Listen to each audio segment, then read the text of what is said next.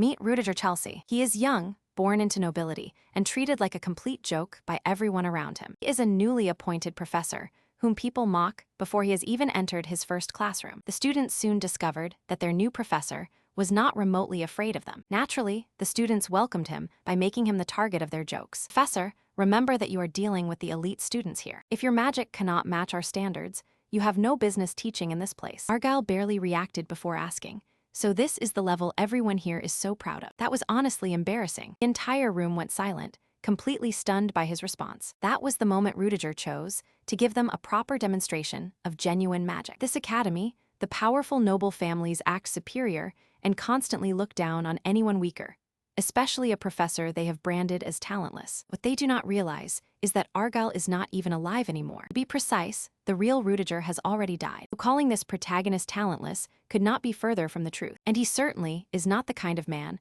who will quietly tolerate their nonsense. While certain students are busy trying to humiliate the new professor, several beautiful teachers cannot stop talking about how handsome and charming he is. And the remaining professors, they are left with nothing but jealousy. Think you are ready for everything this story has in store? Then let us get started and find out. Several weeks earlier, in a small town covered with snow, the academy stood among numerous surrounding buildings. Meanwhile, elegantly dressed passengers gathered at the station and waited for their train. Before boarding, each passenger presents a ticket to the attendant, and Ledger takes his place in the queue. Station master verifies everyone's tickets before greeting them aboard. Once his ticket is approved, Rudiger boards the train. He locates his cabin and takes the seat opposite an elderly man. The train pulls away toward its destination as snow continues falling beyond the windows. Rudiger settles down with a book, while the old man flips through the day's newspaper. The old man brightens when he comes across the announcement that the Civil War has ended. Two share their excitement over the war's conclusion before introducing themselves. Gerard recognizes Rudiger's noble background from his name, and Rudiger admits that his family has fallen from power while explaining that he is traveling to the capital. Gerard is amazed to learn that the young traveler teaches at a magic academy, assuming such a position requires exceptional ability. They continue discussing the Civil War and the central figure behind it, comfortably enjoying the conversation. Without warning, a thunderous explosion shakes the train. The two men are instantly startled and terrified. Rudiger opens the door to investigate, but the corridor is deserted.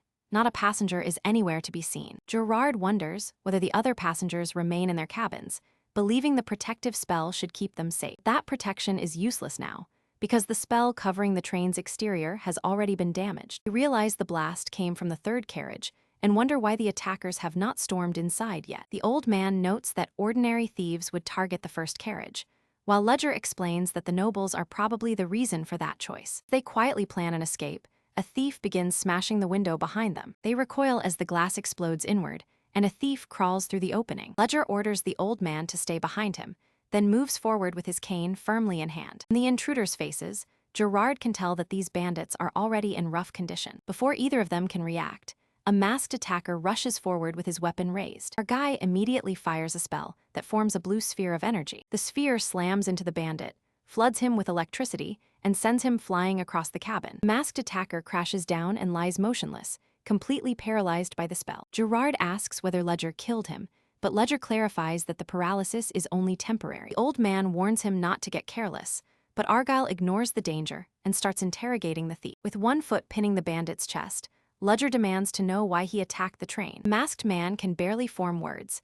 He just groans and mutters before breaking into sudden laughter. Annoyed by the laughter, Argyle orders him to stop fooling around and answer the question. Through his pain and hatred, the thief spits out that men like Ledger deserve to be wiped out. Then he tears open his coat, exposing an explosive strapped directly to his chest. Timer reveals that detonation is just 1 second away. Gerard stares at the bomb in terror and screams for Ledger to run. Ledger has no time to respond before the bomb detonates, obliterating everything nearby. Dense smoke swallows the ruined train, while shattered debris lies scattered across the wreckage. Covered in dust but still unharmed, the old man calls out to check on Ledger, until something strange draws his attention. Inside the thick black smoke, nobody is standing there.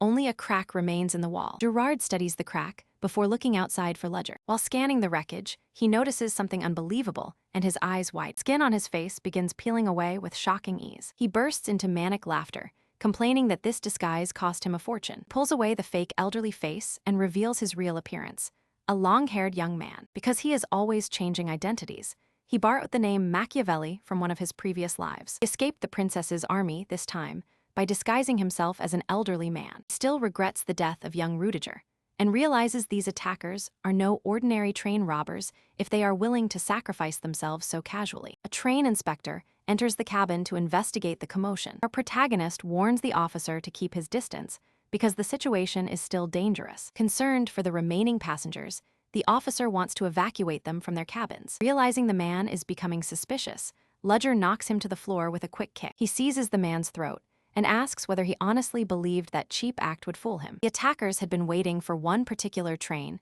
to enter the perilous mountain route. Once the magical defenses were damaged, they required an accomplice within the train. Conductor's frightened face suddenly hardens into one of pure rage. He secretly draws a dagger from his sleeve, but Ludger catches his hand and demands to know who the attackers are and what they want. Keeping the conductor pinned in position, our guy threatens to kill him using his own blade. While the conductor cries out, Ludger detects something unusual moving through the air. Strange noise reaches his ears, and he instantly realizes what is about to happen. Relying on pure instinct, he pulls the conductor directly into his line of fire. A storm of bullets tears through the conductor, leaving his body full of holes. Ludger dives aside, still unsure whether the attackers had fired on a signal. The shooter then kicks through the door and bursts into the cabin. Several masked attackers enter, amazed that anyone survived such a brutal barrage. Ludger mocks the man, asking who gave him the right to speak so casually about life and death. The attackers yell back and prepare to fire another devastating volley. Ludger merely gives them an eerie glance, and every trigger suddenly refuses to move. The bandits panic as they desperately try to shoot,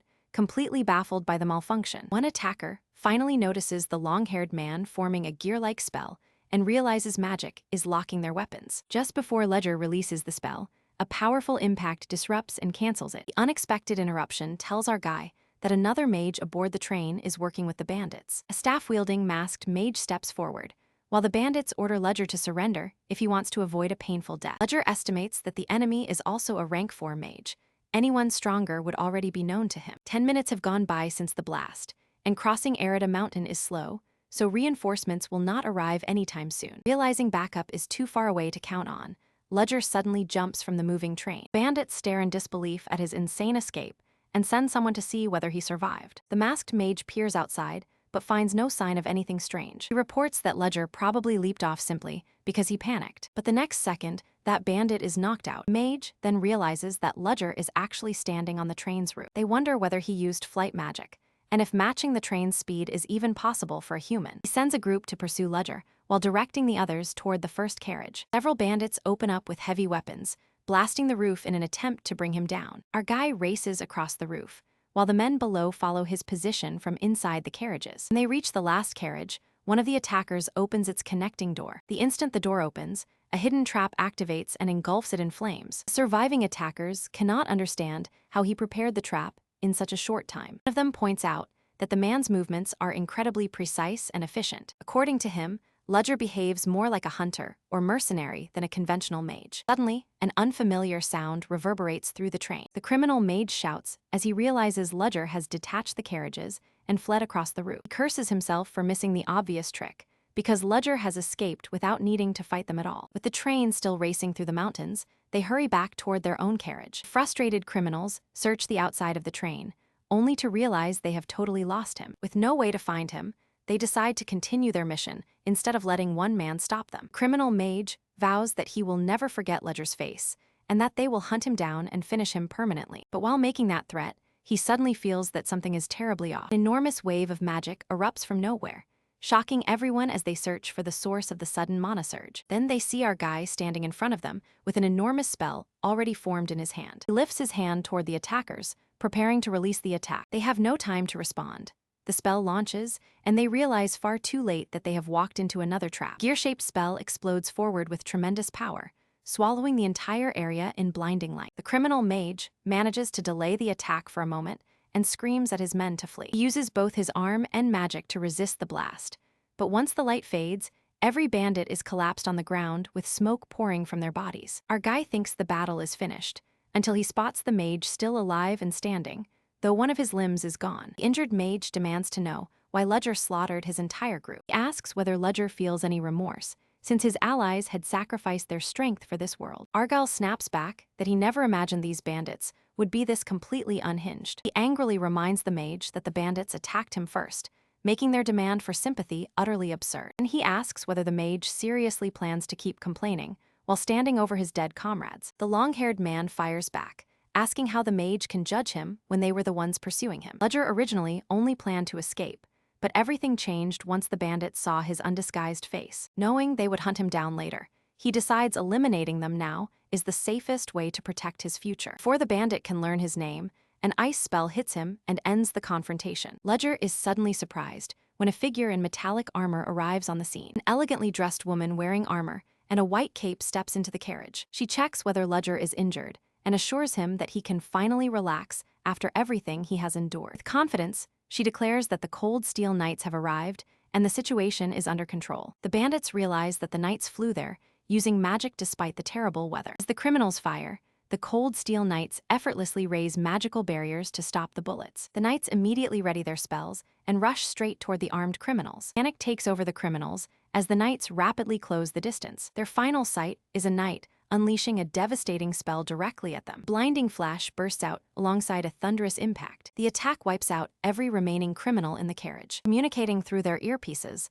the knights sweep through each carriage and eliminate every final bandit. Vice Captain informs her squad that every carriage has been secured. After thanking her troops, she orders them to escort the passengers to the next station. Not long afterward, the train reaches Lethavelk station and the passengers disembark. While Ledger takes a moment to recover, the Vice Captain approaches and checks on him. He assures her that he is fine and thanks her team for keeping the terrorists from harming him. She apologizes for the delayed introduction and finally identifies herself as Veronica DeVille. Before Ledger can introduce himself, someone calls Veronica over and interrupts them. A man asks whether she commands the knights, and she confirms that she serves as their vice captain. He identifies himself as Officer Remius of the city police and questions her about the mountain train attack. Veronica tells him that every terrorist has been dealt with, and Remius thanks her for the assistance. However, Remius says the report contains an inconsistency and asks how the attackers seized the train so rapidly. Intruders somehow slipped past the train's magical security with ease. That makes the authorities suspect that someone inside the train assisted the terrorists. Veronica agrees that the theory is reasonable, even though it has not been proven. Remius promises that once they find the culprit, he will launch a complete investigation. Veronica asks Gerard whether he heard their discussion and assures him that honesty will keep him out of trouble. The guy maintains a perfectly calm smile, but inside he knows the situation has become disastrous. His ticket is legitimate. The real danger is the face he is wearing. Since he clearly does not look like a man in his 40s, any investigation will expose his fake identity almost immediately. At worst, he will be executed or tortured for the truth. Running away is no better, because the station is surrounded by police and knights. And to make matters worse, Vice Captain Veronica appears absolutely merciless with criminals. She is friendly for the moment, but that attitude will disappear the second she suspects him. Remius checks whether he is all right and explains that retrieving the passenger list took some time. He tells him to stay calm because they are only confirming everyone's identities. Remius requests his ticket, and Ledger immediately gives it to him. With a train employee, Remius verifies cabin chat Enos 103 and confirms that Gerard and Ledger were registered there. When Remius asks about the other passenger, Ledger claims that the man died in the blast and fell from the cliff as the train crossed the mountains. Officer Remius weighs the explanation carefully, while our guy nervously swallows and waits for the verdict. Just then, Veronica steps in and declares that Ledger should not be treated as a suspect. She explains that he battled the terrorists before the knights reached the train, which makes it unlikely that he was their accomplice. Remius is shocked to learn that Ledger fought the attackers and quickly apologizes for suspecting him. Remius then calls him Ledger and asks whether Saren Academy recruited him. Their opinion of him changes instantly, and they begin seeing him in a completely different light. Picking up his suitcase, our guy smiles and confirms that Saren hired him. He introduces himself as Ledger Cherish and announces that he is Saren's newly appointed professor. Remius apologizes once more, but Ledger simply thanks them for making the journey safer and more comfortable. The officer offers him an escort to Saren Academy, but Ledger politely refuses and says he will travel there by himself. He adds that he plans to teach the next generation and therefore wants to contribute. In reality, traveling under police and night escort would only make things more dangerous for him. He claims that he has personal business to take care of elsewhere and thanks them for the kind offer. Before leaving, he thanks them for the enjoyable conversation. Veronica thanks him in return and says she hopes their paths cross again soon. And Ledger, the expert shapeshifter, quickly disappears into the crowd. Walking through the streets alone, he feels relieved to have escaped the attention of both the police and the knights. He silently apologizes to the real Ledger, but admits that taking the dead man's place was what allowed him to survive the situation. He is thankful that photography is still primitive in this world, making it nearly impossible to distinguish him from Ledger in a picture. Believing the danger has passed, he plans to disappear and create an entirely new identity. But that plan lasts only until someone suddenly calls out Ledger Chalais and says they saw him speaking with the knights earlier. The elderly man identifies himself as Wilford, a staff member of Saren Academy. Relieved to find Ledger unharmed, Wilford says he was sent to collect him after the train attack. With no alternatives available, Ledger climbs into Wilford's carriage, a horse-drawn-looking vehicle powered by mechanical gears, and they set off for Saren. Seated on the carriage's luxurious red couch, Ledger sinks into serious thought. He quickly understands how risky this situation is, since the man sent for him is obviously far more than a regular employee. The man's powerful stance was suspicious enough, but Ledger had not sensed him approaching at all, which suggested he had once been at least a knight. Ledger knows flimsy excuses would only make Wilford suspicious, so he chooses to keep his composure instead. Besides, with Gerard dead, Ledger is practically a nobody in this country. Even if he vanished, hardly anyone would notice. For now, his safest move is to stay confident and fully commit to playing Ledger. Before long, they reach Saren Academy, where the enormous gates open and allow the carriage through. That gives Ledger his first view of Saren Academy, a breathtakingly huge campus built around an enormous central garden. Staring at the unbelievable scenery, Argy asks whether the entire place truly belongs to the academy. Wilford tells Ledger he will escort him directly to the director and instructs him to leave his luggage there. Soon, Ledger finds himself facing a gigantic structure that resembles a shining white castle. The moment they enter, they arrive in a massive hall whose floors are covered with elegant decorations. Argy presents himself to the director as Ledger Chalais and explains that he came after receiving her summons. At the desk toward the back, a woman watches them with an unreadable, rather gloomy expression. Alyssa Willow, Saren Academy's director, tells him that she has been looking forward to his arrival. Alyssa checks whether he recovered from the train attack, and Ledger brushes it off, crediting the knights for protecting him. She is pleased that he escaped unharmed, adding that any injury to him would have damaged the academy's reputation. Ledger finds it unsettling that the director speaks so openly about reputation, making her seem slightly unbalanced. In truth, the disguise expert has felt uneasy about this entire arrangement from the very beginning. He starts questioning whether Alyssa has failed to uncover his true identity, or if she never personally met the real Ledger at all. She remarks that Ledger is rather handsome and admits this is their first face-to-face meeting, prompting him to thank her for the compliment. She warns that the students may be unruly when the term begins, then gives him a document anyway, just to make everything official despite having mentioned it before. Willow offers him a 2-year deal that includes meals, accommodation, and the promised salary, while Ledger reads it and secretly plans his earliest escape. The contract reveals that his payment will be 30 imperial gold coins. Converted into the continent's currency, that fortune equals 30 million dinars, roughly $300,000.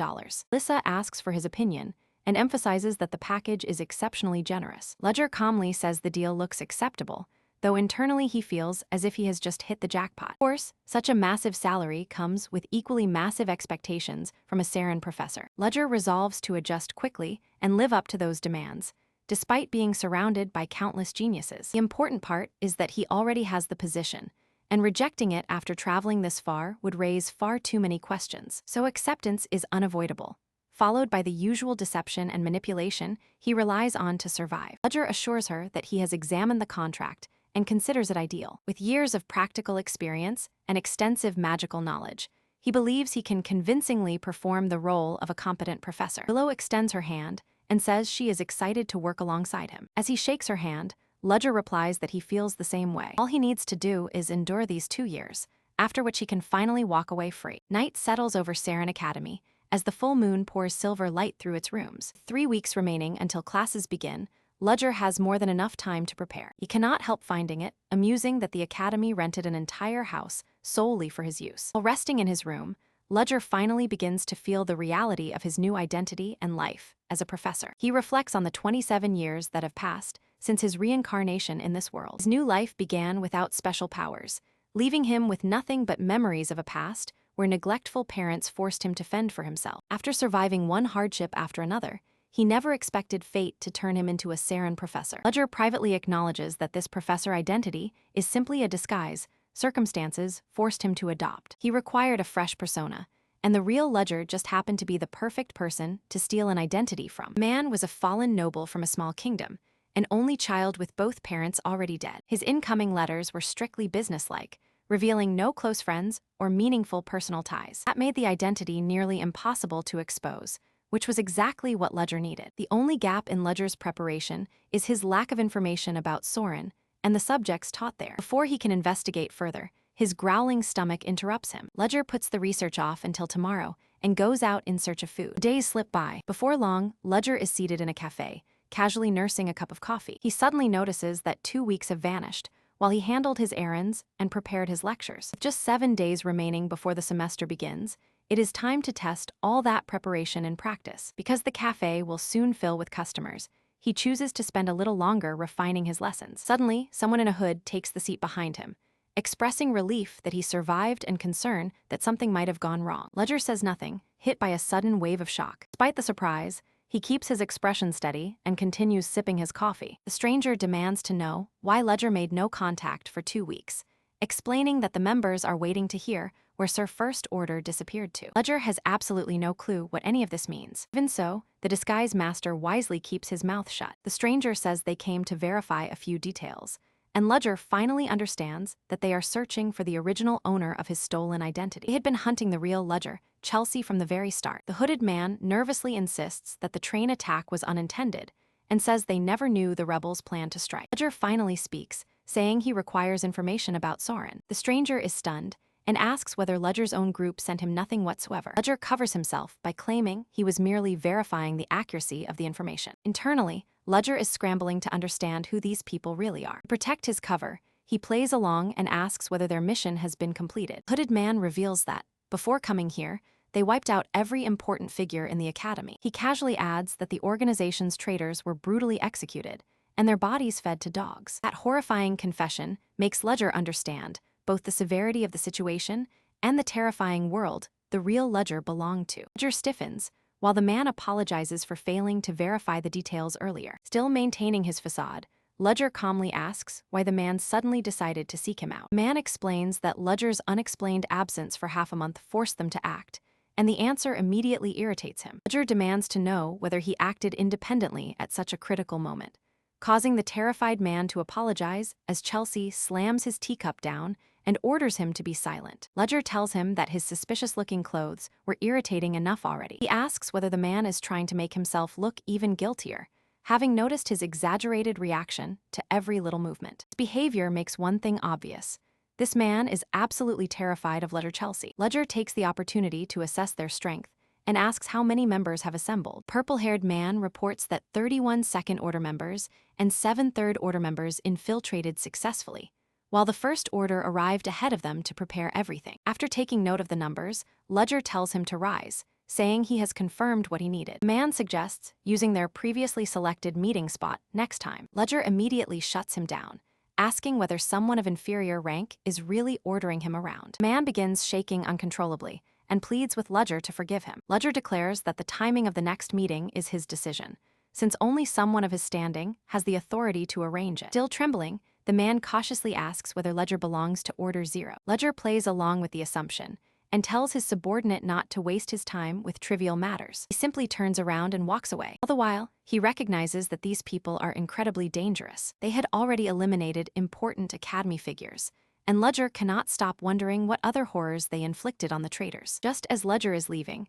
the hooded man suddenly calls out for him to stop. Ledger grows uneasy and pauses, yet chooses to hear the purple-haired man out. The man wants to know when Ledger will summon them next, and what signal he intends to use. Ledger is internally lost because he had never planned beyond this point. Instead of exposing himself, he applies quiet pressure by asking whether that question truly needs an answer. Eventually, Ledger returns home and investigates his borrowed identity, discovering that Ledger Chalazi is a fallen noble with no surviving family. Records also identify him as a Karen professor, who achieved rank 4 quicker than anyone before him. Ledger is annoyed with himself for not realizing something was wrong much sooner. The real Ledger had seemed so perfect because that persona was deliberately crafted for infiltration.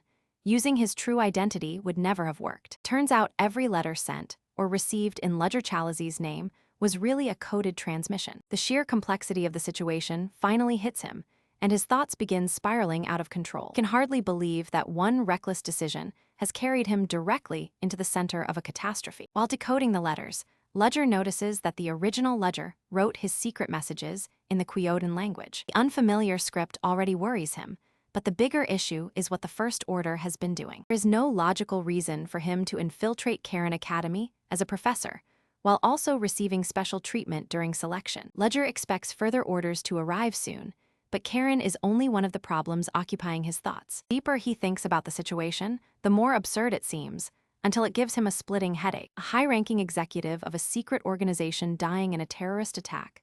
The whole idea sounds ridiculous. The original Ledger was an executive of a secret society that had embedded dozens of spies within Karen. Someone of his caliber should have easily survived both the train hijacking and the later terrorist assault. And Ledger remembers that complaining about a dead man will not solve anything. Even so, he is now responsible for concealing both his real identity and the existence of an entire secret society. After considering his options, Ledger decides that contacting the organization today could be worthwhile. Based on what he has discovered, the organization is divided into 4 ranks, with Order 0 at the top. He knows Order 0 is real, but so far he has not found a single clue about its members. His most urgent objective is discovering whom Order 0 has dispatched. If that person had met the real Ledger, they could expose him as a fraud immediately. For the moment, protecting his fabricated identity is all that matters. His perfect solution would be to manipulate Karen into destroying the entire order on his behalf. Karen possesses overwhelming power, and the secret society would be helpless if the Academy chose to intervene. At the same time,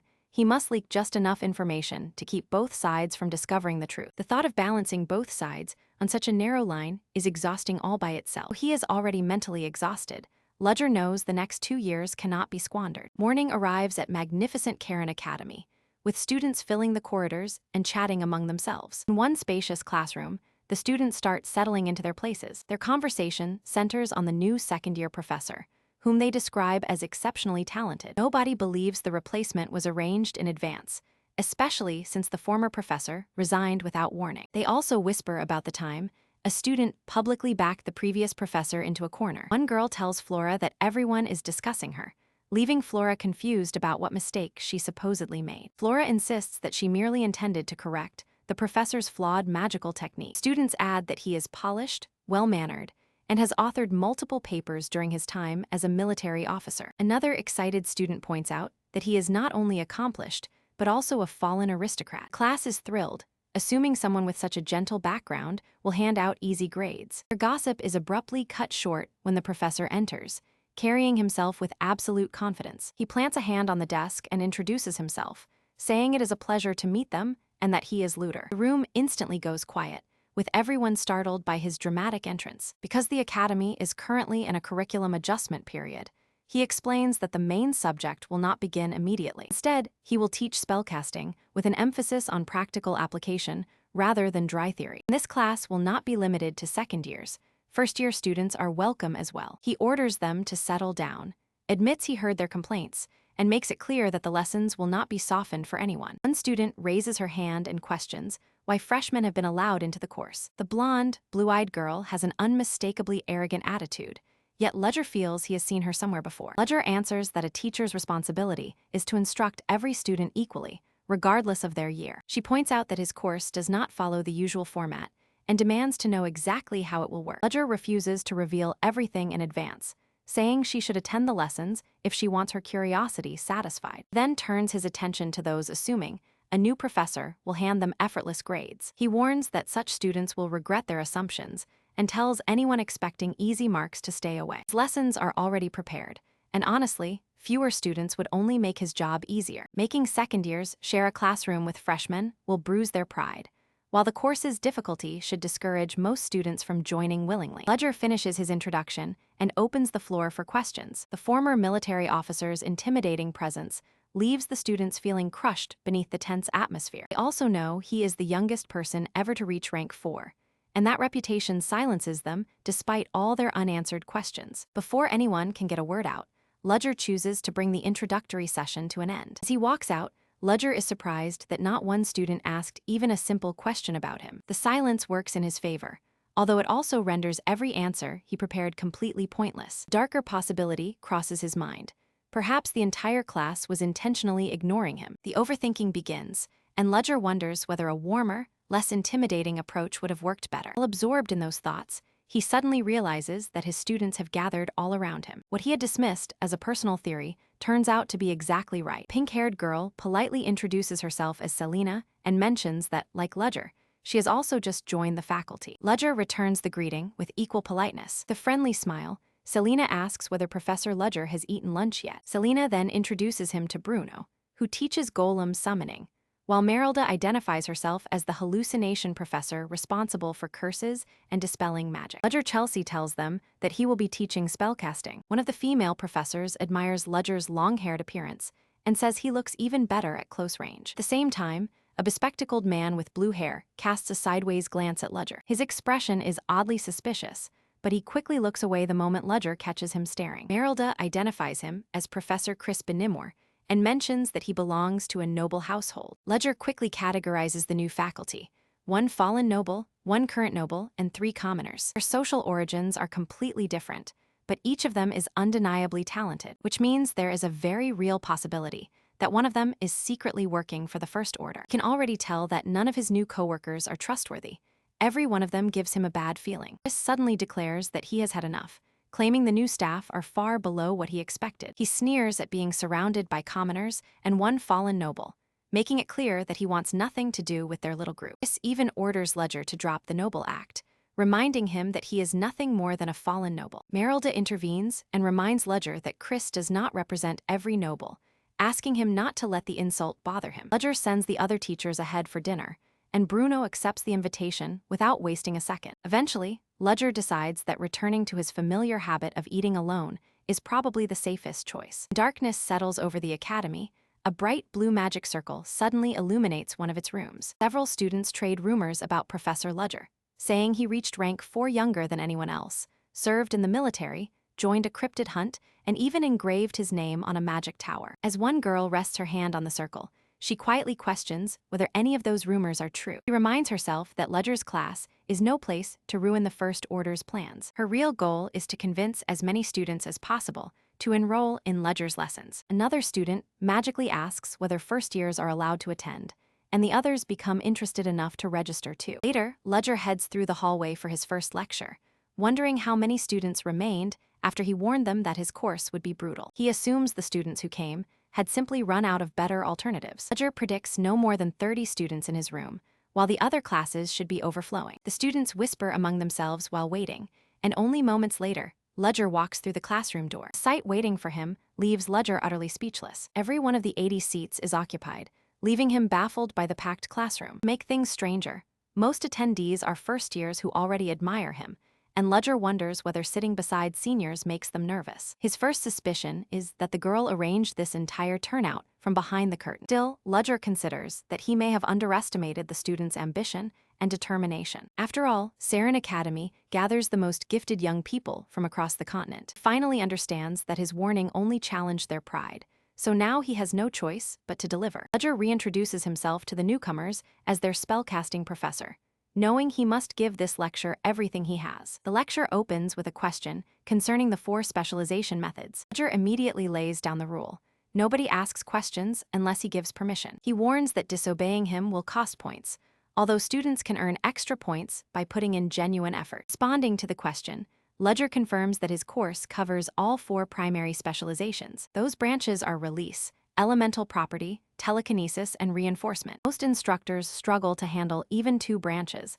yet this new professor is expected to teach the entire set. A blue-haired student silently dismisses Ledger's claim as nothing more than ridiculous overconfidence. Since this is his opening lecture, Ledger chooses to begin with a demonstration they will not forget. He introduces the rank 3 fire spell Flickering Flames, created by triggering combustion with release before compressing, expanding, and speeding up the flames. The spell depends on 7 separate components working together. Ledger claims he can teach them how to launch the spell 3 times quicker. The students immediately wonder whether a spell's casting time can truly be reduced. Blonde student asks Flora whether she believes him, but Flora bluntly says the feat should be impossible. The scroll method can store a spell inside a component, while memory reverberation offers another shortcut, but neither technique is without serious limits. Flora warns that using either shortcut would leave her deeply unimpressed. Expecting an avalanche of questions, Ledger finally gives the class permission to speak. Students from both years bombard him with questions, especially about whether he altered the technique. Ledger explains that changing the technique would make it a different spell altogether. He clarifies that the technique itself remains untouched.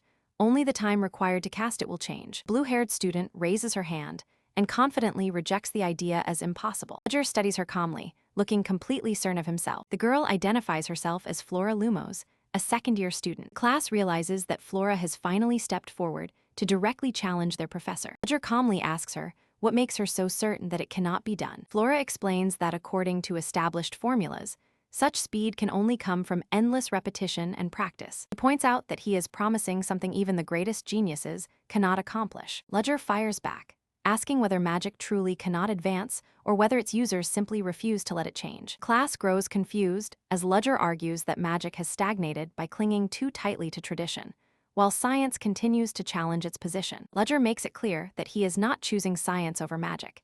He simply believes magic still has room to evolve. He tells Flora she is wrong and boldly declares that he will be the one to push magic into its next stage. Flora is stunned by his confidence and wonders aloud whether he truly believes his own outrageous claim. Since words are not enough to prove his point, Ledger turns to a demonstration and asks for the spell's average casting time. Flora answers that the time varies by rank, though the usual range is 5 to 10 seconds. Ledger says he does not like limiting people by mage rank and would rather use methods suited to each student. Flora narrows the figure down and confirms that 5 seconds is the usual average. She confidently adds that she can cast it even quicker than that. Noticing her certainty, Ledger invites her to prove it before everyone. Flora rises from her seat and prepares to display the spell. With a sweep of her wand, the flickering flame starts taking shape. A few seconds later, the fire spell's magic circle materializes above her. Students are impressed by her speed, though nobody is completely surprised coming from a Lumos. Ledger clocks her at 4.78 seconds, an exceptional result for someone in their second year. He admits that her execution was perfect, then immediately ruins her confidence by calling it too slow. Ledger reminds her that the rank 3 record stands at 4.41 seconds, meaning she has not even reached the best mark yet. Then he casually drops the real bomb. Even 4.4 seconds is far too slow for him. The entire class freezes, now desperate to know what kind of speed Ledger can achieve. Ledger tells everyone to watch carefully and volunteers to perform flickering flames himself. As soon as he raises his wand, Flora realizes that his motion is nothing like the usual casting pattern. Before anyone can process what happened, the spell is finished, and the classroom falls into stunned silence. He completed the entire cast in less than 1 second. Flora points out that no casting process was visible at all, and Ledger offers to repeat the demonstration for anyone who failed to see it. He repeats the spell, and once again completes it almost instantaneously. No one says a word. The students can only stare in disbelief as Ledger studies their reactions. After checking the timer, Ledger announces that his result was 0.24 seconds, putting him dramatically ahead of the current record. Flora is puzzled because the method he used was clearly not the standard flickering flames technique. Ledger reveals that he accelerated one spell by using another, making the students even more amazed. He creates precise conditions that allow the desired result to activate immediately. He compares the process to a programming diagram. The mage is biological hardware, mana becomes data, and the technique functions as a program that launches magical software. Ledger names the concept source code, a term Flora has never encountered before. Ledger asks whether that settles her question, and Flora reluctantly admits that it does. He then reprimands her for interrupting without permission, simply because her own assumptions blinded her. Asked whether she accepts that she was wrong, Flora gives a reluctant admission. The professor declares that her behavior amounted to an unacceptable challenge to his authority. For that offense, Flora Lumos is docked 10 points. The severity of the punishment leaves Flora's friend stunned. Flora fights back tears and returns to her seat, looking like a scolded rich kid. But because her flickering flames execution was flawless, Ledger awards her 10 points back as a reward. Ledger has nothing against talented students, after all, and Flora's performance genuinely impressed him. Flora quietly thanks the professor. Class relaxes once everyone realizes that the bonus completely canceled her penalty. Cheryl checks on Flora, who assures her that she is fine and thanks her for caring. Cheryl is surprised by how quickly Flora bounces back after being reprimanded. Inside, however, Flora is caught in a fierce mental struggle and falls into thoughtful silence. Once the exchange ends, Ledger removes his coat and announces that the real lesson is about to start. He plans to select students capable of keeping pace and teach them source code, warning everyone that serious effort will be required. The entire classroom is blown away. Ledger's rumors had made them expect a disastrous lecture. Instead, the lesson turns out to be so impressive that it lives up to the elite reputation of Sharon Academy. After covering this much, Ledger decides that today's advanced lesson has gone far enough, dismisses the class, and instructs everyone to review the material on their own. Still amazed by source code, the students continue discussing the lecture excitedly. An arrogant noble scoffs at their excitement and calls the students idiots. The blonde noble sneers that this childish behavior proves why commoners are useless. The commoner he is insulting does not even realize that the noble's words are aimed at him. Irritated, the rich student demands to know whether the commoner is making fun of him, but the boy quickly denies it. Enraged, the noble asks how an insignificant commoner could dare disregard Jevin, Baron Filio's eldest son. Leo casually asks whether the Filio barony is tucked away somewhere on the empire's distant edge. Jevin responds with an even cheaper insult, asking whether Sharon now admits absolutely anyone. Leo fires back that even that would be preferable to admitting a stupid minor baron's son. The insult pushes Jevin over the edge, and he begins forming a spell. Leo looks Jevin up and down with open contempt and tells him to go ahead and test his luck. Leo doubles down on the provocation, challenging Jevin to cast the spell immediately and face the consequences. He reminds Jevin that nobility will not protect him from the rules, and asks whether he ever bothered to read them. Leo also notes that Jevin started yelling despite the classroom still being packed with witnesses. Jevin clenches his teeth and glances around, furious but cornered. Unable to act, he storms away after warning Leo to prepare for what comes next. A grateful student wearing glasses introduces himself as Aiden. Leo gives his own name and says Aiden need not thank him. Jevin's typical noble behavior had simply annoyed him. Aiden completely ignores that modest reply and excitedly announces that Leo is the greatest person alive, just because he gets to stand beside him. Leo starts walking away, but Aiden follows stubbornly despite having no idea where they are headed. Aiden spots the alchemy textbook in Leo's hands and mentions that he attends the same class. Barely interested, Leo simply tells Aiden that he can do as he pleases. Leo also warns him not to repeat that strange gesture, though Aiden has no clue what he means. Aiden wonders whether Leo means Connor's signals or the awkward gestures of someone who has not mastered magic. Leo tells him to learn how Shirin operates, since second years already possess a strong magical foundation. To make the point clear, he brings up Flora Lumos, the standout student from today's class. Leo adds that Flora's personality is frightening and tells Aiden to keep his distance, since rumors claim the previous professor quit because of her. The third princess, Elendil von Exilian, is another person Aiden should be careful around. Leo warns that commoners like them rarely benefit from approaching her. Finally, Leo mentions Freuden Wolberg, the leader of the second-year noble faction. Aiden asks whether Leo means the Wolberg family, one of the Empire's 3 strongest ducal houses. Leo confirms it and explains that the family treats commoners like bugs, making them people best avoided. Worse still, Jevin belongs to that faction and has already singled Aiden out as a target. Aiden claims he does not care about any of them, leaving Leo unsure whether the boy is fearless or completely crazy. Leo says several other nobles belong on Aiden's avoid at all costs list and promises to explain while they walk. While they continue talking, a white-haired noble keeps a close eye on them. Elsewhere, Ledger walks the corridors and reflects on how surprisingly well his lecture turned out. He observes that this world's society feels similar to 19th century Earth. Despite having magic, its development still falls behind 21st century science. That gap inspired him to merge magic with science and create source code, though he never imagined the students would embrace it so enthusiastically. When his master first witnessed the invention, he validated Ledger's theory, but offered almost no praise. His master acknowledged that Ledger could cast faster, but pointed out that he remained limited to rank 3 and that inventing magic was incredibly difficult. Ledger knows that using source code repeatedly would eventually expose his secret. He stops before an ornate door and wonders whether this is supposed to be his private office. Behind it lies a huge room, occupied by a white-haired woman. He greets the professor and asks whether he approves of the room's elegant design. She explains that Soren provides professors with private spaces where they are free to do whatever they want. Impressed, Ledger asks what she normally does in her own office, and she teasingly responds by asking whether she is forbidden from entering his. Ledger says he is only trying to understand why she came to see him. Director explains that Ledger is an important asset to Soren, and therefore merits special attention. The moment Ledger meets her sharp gaze, his whole body starts trembling. She questions why he looks so cold, expecting a more obvious surprise, though Ledger feels he has suffered enough shocks for a single day. Ledger thinks even a midnight encounter with a ghost would not have startled him this badly. The director says that the other professors have already been stunned by his abilities. Ledger wonders whether she inspected the other offices as well, trying to uncover her real intention. He fears that she may have detected something connected to his hidden identity. Even with a secret organization involved, someone holding the director's position would naturally notice unusual activity inside Soren. Ledger considers that she may have pieced things together and started suspecting him. Yet the thought feels unfair, because the original Ledger belonged to that society, while he does not. He brings up the large number of students he accepted, and Ledger explains that he refused to reject anyone just because they were from a certain year. Ledger soon realizes that she is not criticizing him at all.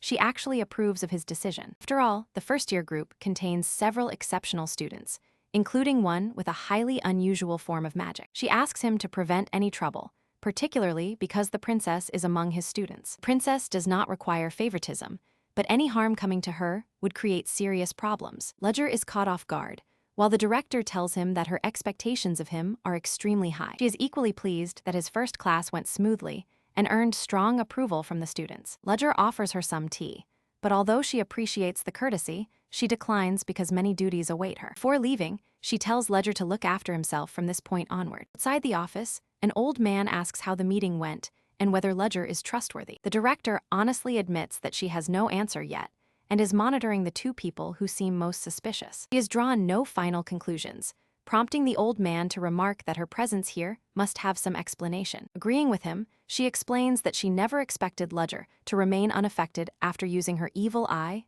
Viscania, on him twice. She knows a genuine rank 4 mage should have succumbed to the ability, yet Ledger resisted it through sheer willpower without revealing even the slightest reaction. In her eyes, Ledger is unquestionably an extraordinary man. With the train attack and the group hiding in Sturen still on her mind, she knows no detail can be dismissed. She considers that the attack may have been nothing more than a distraction, and that the real Ledger was replaced. She turns to Mr. Wolfert for his opinion, and although he cannot confirm the theory, the old man agrees that Ledger is undeniably strange. The director may be relying on an old man's instincts, but she trusts her ability to judge people's character. She decides to observe the professor a little longer, before judging what kind of person he really is. Once he returns to his private office, Ledger collapses onto the sofa, utterly drained. Irritated, he finally admits that the meeting was never a casual chat.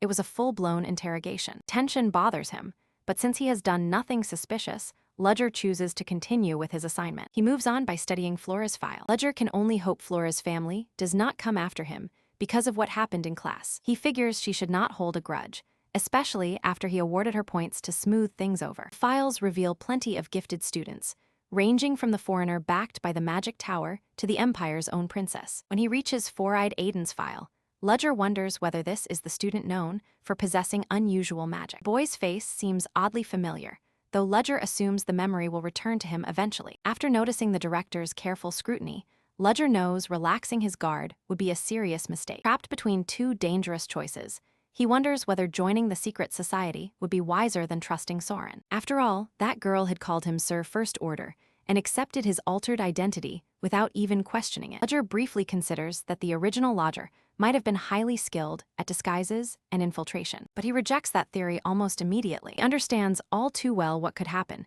if he throws his lot in with the secret society. Even if he became useful to them, there would still be no promise that they would keep him safe. For the moment, Ledger decides to simply play the role of a capable professor until a sudden knock interrupts him. A courier is waiting outside with an official order assigning Ledger to patrol duty. Ledger remembers that his contract did include a clause about assignments like this. Apparently, today's unlucky volunteer is Lugger. The messenger drops off the document and immediately hurries away. Ledger is clearly not thrilled about being forced to carry out patrol duty. Elsewhere, night arrives, and inside a training room, an aggressive blonde student starts causing trouble. Another girl refuses to move, pointing out that the room belongs to everyone and is not reserved for her. Blonde snaps that anyone who dislikes the situation should leave instead, then sneers at the girl for being a commoner. The other girl fires back that Sharon Academy does not rank students by their social standing or noble blood. Inma scoffs at her, insisting that such statements are nothing more than empty words meant to flatter commoners. The nobles laugh at her for daring to reach their level,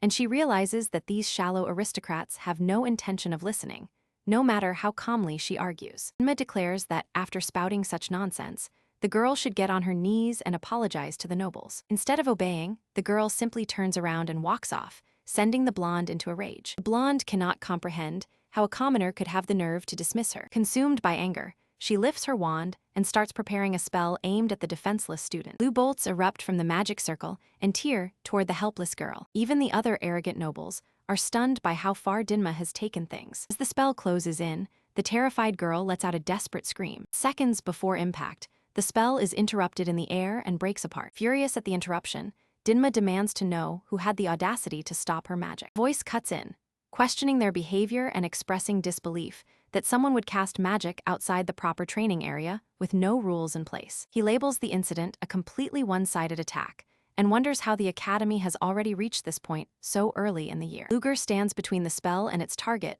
wand ready, and remarks that they must think Esren Academy is some kind of joke. The quiet girl visibly relaxes when she sees him arrive. Luger explains that a warning might have been enough for a minor offense near the training grounds, but this was an intentional assault. Dainma demands to know why he is getting involved, arguing that she was merely defending noble authority. Luger answers firmly that every student at Esren Academy stands on equal ground. He makes it clear that noble birth will not save anyone from punishment. He orders Dainma to come with him immediately. Irritated by his command, she throws an insult at Luger, calling him a fallen noble. The moment the words leave her mouth, fear grips her, while the other students stare in disbelief. Luger slowly turns toward her with fury in his eyes and asks her to repeat herself. His grim expression and oppressive aura leave her absolutely terrified. With a voice full of rage, he orders her to say it again, making everyone in the room freeze. Towering over the room, the professor asks whether she truly had the nerve to call him a fallen noble. One student hurriedly summons Professor Selena, hoping she can prevent the situation from escalating. Selena arrives in shock, points toward Luger, and shouts to make him stop. When Luger raises his hand,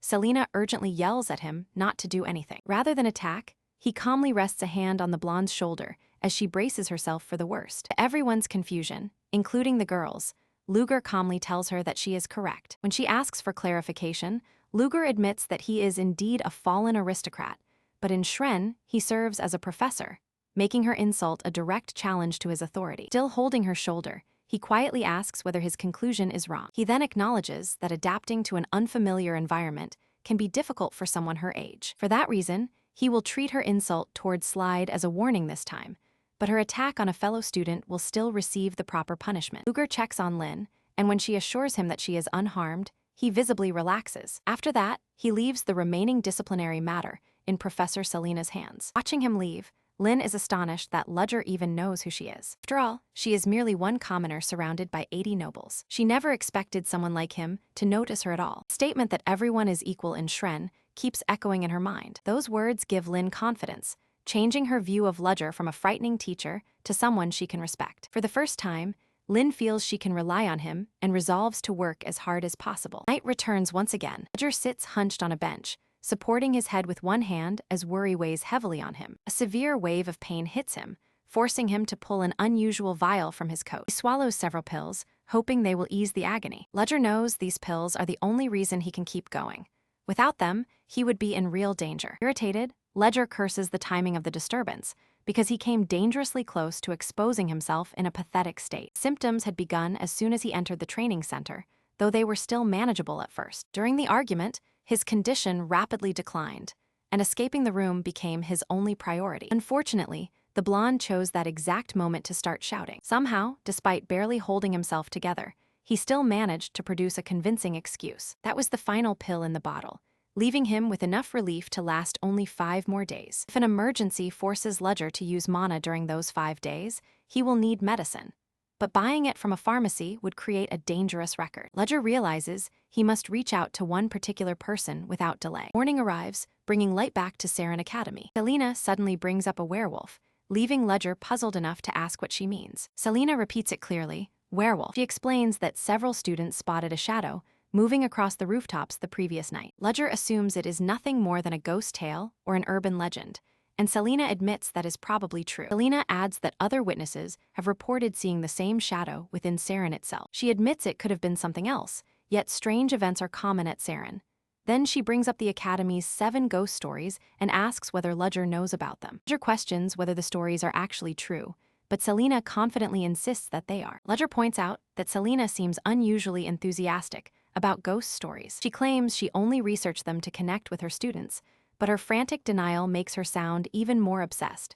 So Luger tells her to relax. Merylda walks over and asks about the subject Luger introduced during his very first class. Technique shortens casting time, and before Merylda can hear its name from Luger, Selena excitedly blurts out that it is called source code. Her sudden announcement makes the entire moment painfully awkward. Now that the name is out, Merylda asks whether the technique truly exists, and Ledger confirms that it does. Both professors are amazed that a spell could actually modify the nature of magic itself. Professors in the dining hall begin staring at Ledger, and all that attention immediately makes him uneasy. Merylda points out that once the rumor spread, the entire faculty became curious about his technique. Merylda asks whether showing the technique at the academy could cause trouble, while Selena suggests applying for a patent through the magic tower, an option Ledger knows he must avoid. Without powerful protection, the tower could steal his invention or silence him, so Ledger worries about the danger of letting them investigate too closely. Still, his biggest immediate problem is the faculty's intense curiosity,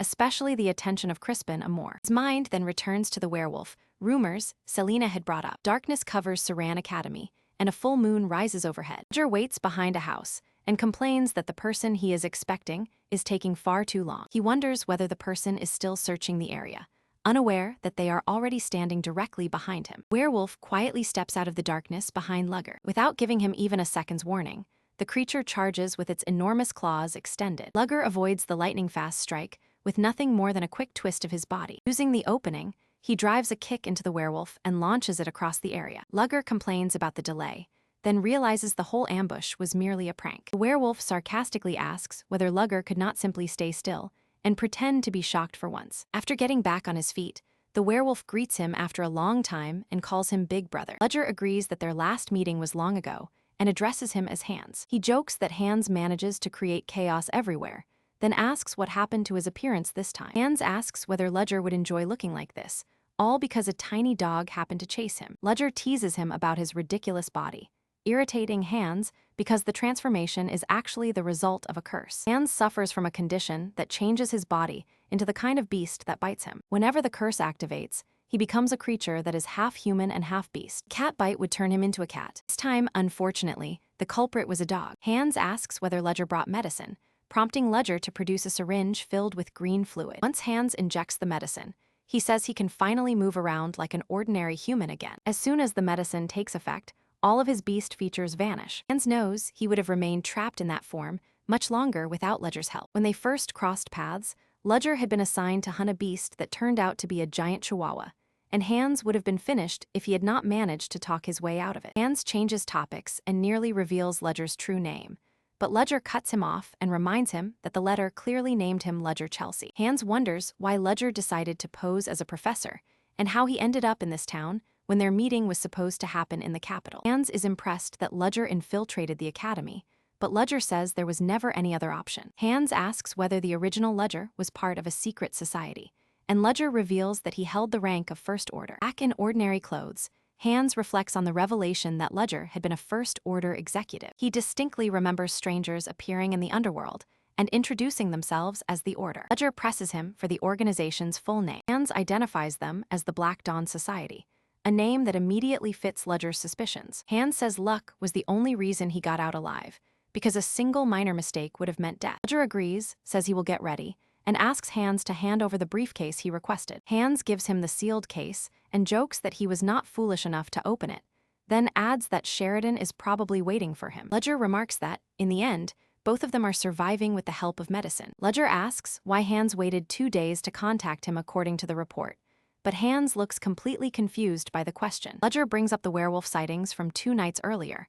but Hans insists he entered the city only today. The conversation dies as an eerie silence settles over the area, and both men sense something unusual above them. To their disbelief, the friends see a genuine werewolf standing beneath the full moon. They look up at the monster crouched on the rooftop directly overhead. The supposed legend has become terrifyingly real. Hans notices that the creature has not spotted them and suggests making a run for it before that changes. Ledger refuses, reasoning that a hunting beast will detect any abrupt movement. Then Ledger spots something that changes everything: a collar around the werewolf's neck. He tells Hans that he wants a closer inspection, leaving his friend stunned by such reckless courage. The collar convinces Ledger that someone deliberately set the werewolf loose. Hans wonders who could be controlling the situation, and Ledger decides to find out as he reaches for his revolver. Hans says he has not seen Ledger use that weapon since their old monster hunting days. He also remembers Ledger wearing a mask back then, though the exact design has slipped his mind. In that era, Ledger operated under the name Abraham Van Helsing, the vampire hunter. The werewolf detects his movement and turns around,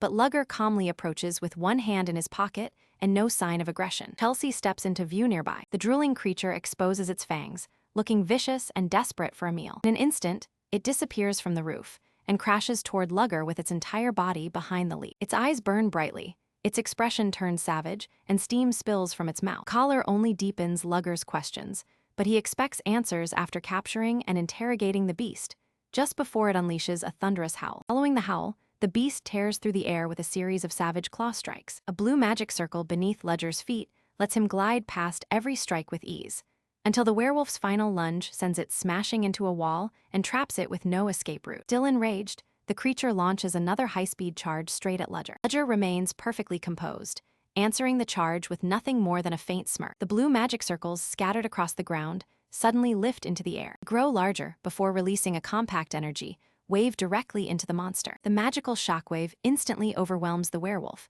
dropping it to the ground in a daze. The beast desperately covers its ears, stunned and temporarily deaf from the blast. From his hiding place, Hans stares in confusion and wonders what Ledger just did to it. Ledger explains that he triggered ultrasonic waves, a frequency ordinary humans cannot hear. With a syringe ready in hand, he points out that wasting expensive silver bullets would be completely unnecessary. Ledger intends to discover who made the werewolf, but just as he is about to inject it, he hears the police arriving at the worst possible moment. At the same time, the werewolf suddenly shakes off the effects of the shockwave. The monster springs back up to the rooftop in one enormous jump. Ledger deploys the concealed grappling hook beneath his sleeve and immediately pursues it. The metal hook locks onto the rooftop, allowing him to scale the building rapidly with the attached chain. From the rooftop, he sees the creature fleeing on all fours at incredible speed. Ledger keeps his eyes locked on it, determined to prevent its escape. Below, the police notice movement across the rooftops and begin searching the area for suspicious individuals. Meanwhile, Ledger continues pursuing the beast over the rooftops. Beast races ahead on four limbs,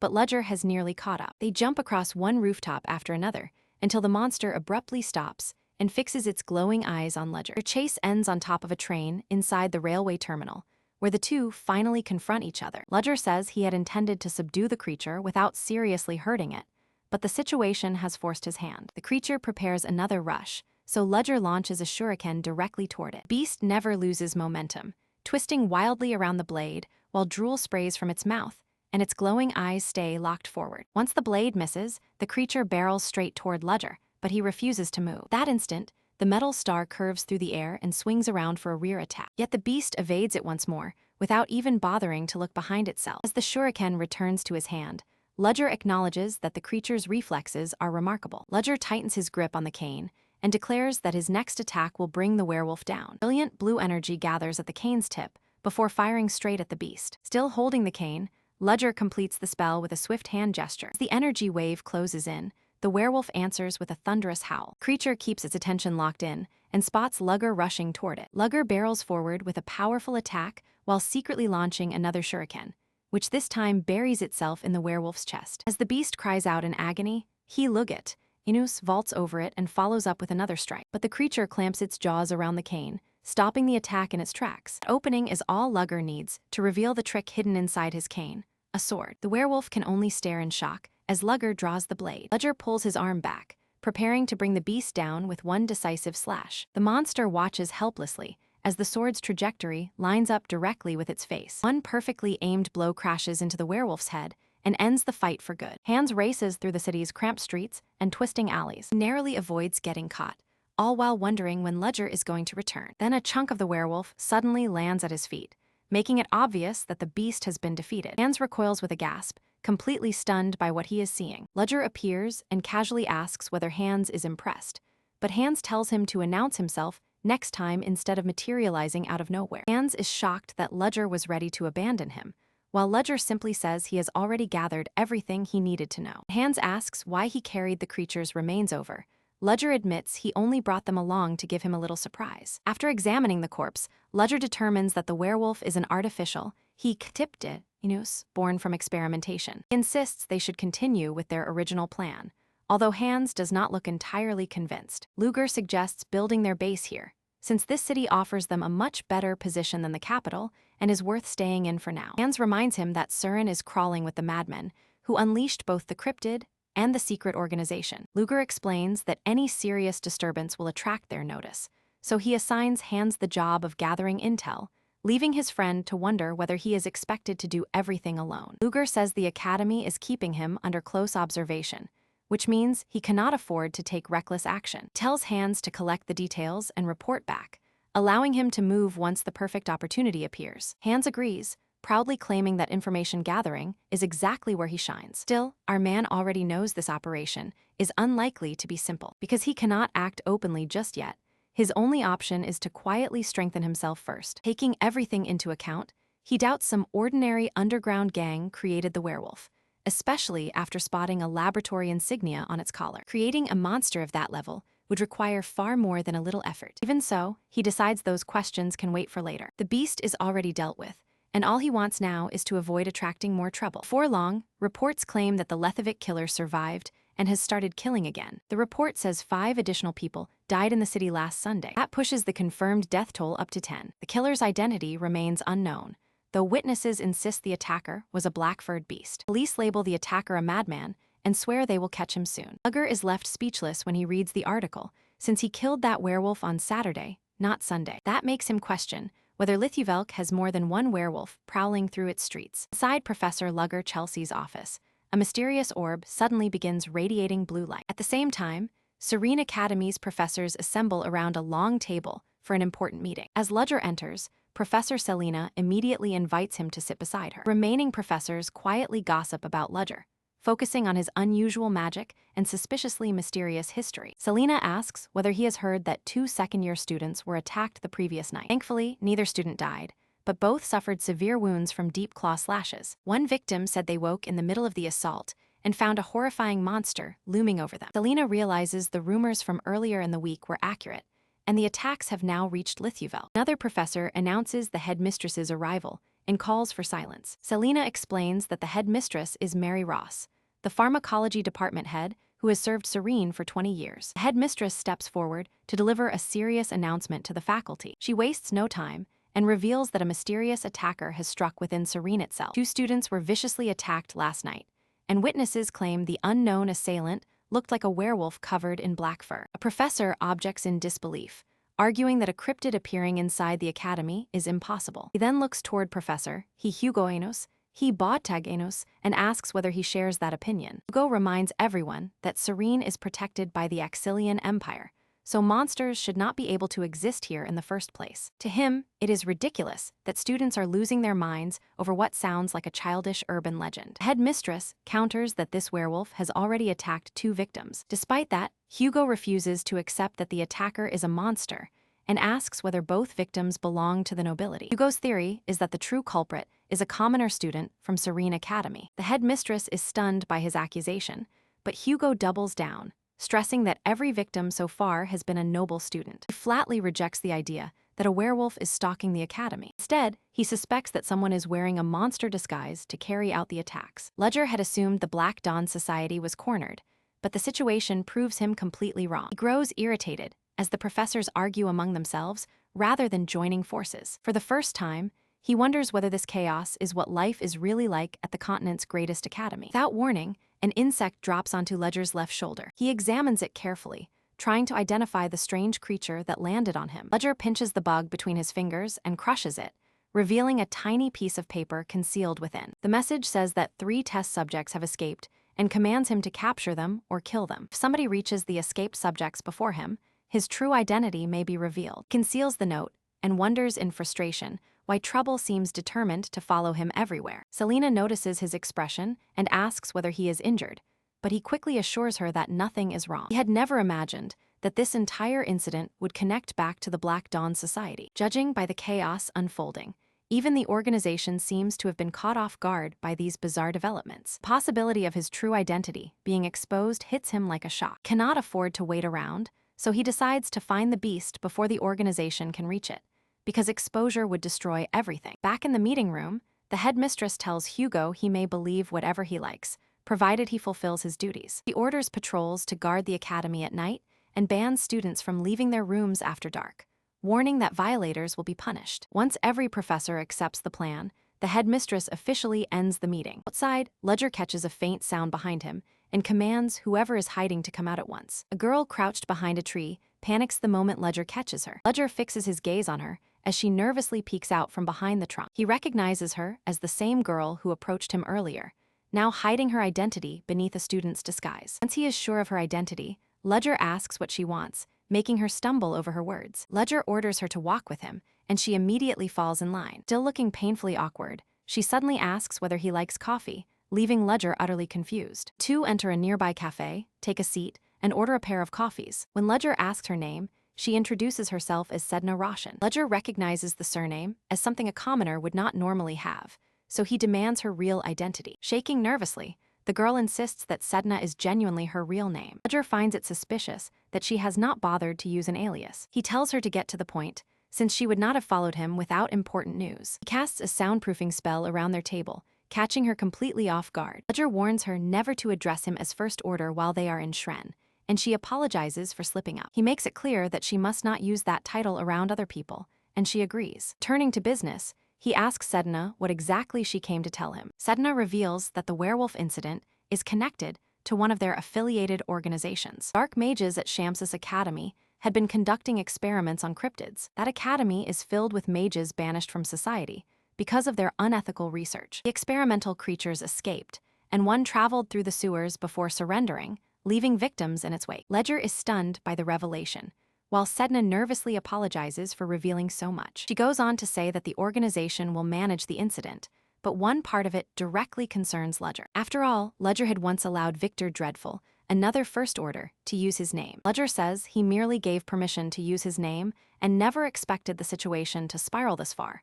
admitting he had practically forgotten Victor existed. Sedna says all 3 experiments must be eliminated, but Ledger corrects her. There are only 2 left. He then produces the identification collar belonging to the other werewolf, shocking Roshan. He explains that 2 days earlier in Lethevec, he encountered one of the test subjects that had escaped the laboratory. Ledger cannot understand how a girl talented enough to infiltrate the academy as a student remains stuck at the Third Order. It makes no sense to him that the secret organization has left someone like her on the bench. He suspects her aristocratic background may be the reason, since a group opposed to society would probably distrust nobles. Sedna may simply be a disposable tool to them, destined to be abandoned the moment she stops being useful. He had recently discovered a weakness inside Siren Academy, but he never imagined finding that same flaw within the Black Dawn's secret society. Perhaps this incident can give Ledger a way to gain something from Sedna Roshan. After learning that the creatures emerged from the sewers, Roshan decides to send more people to search that zone. Ledger points out that Siren has not received those details yet,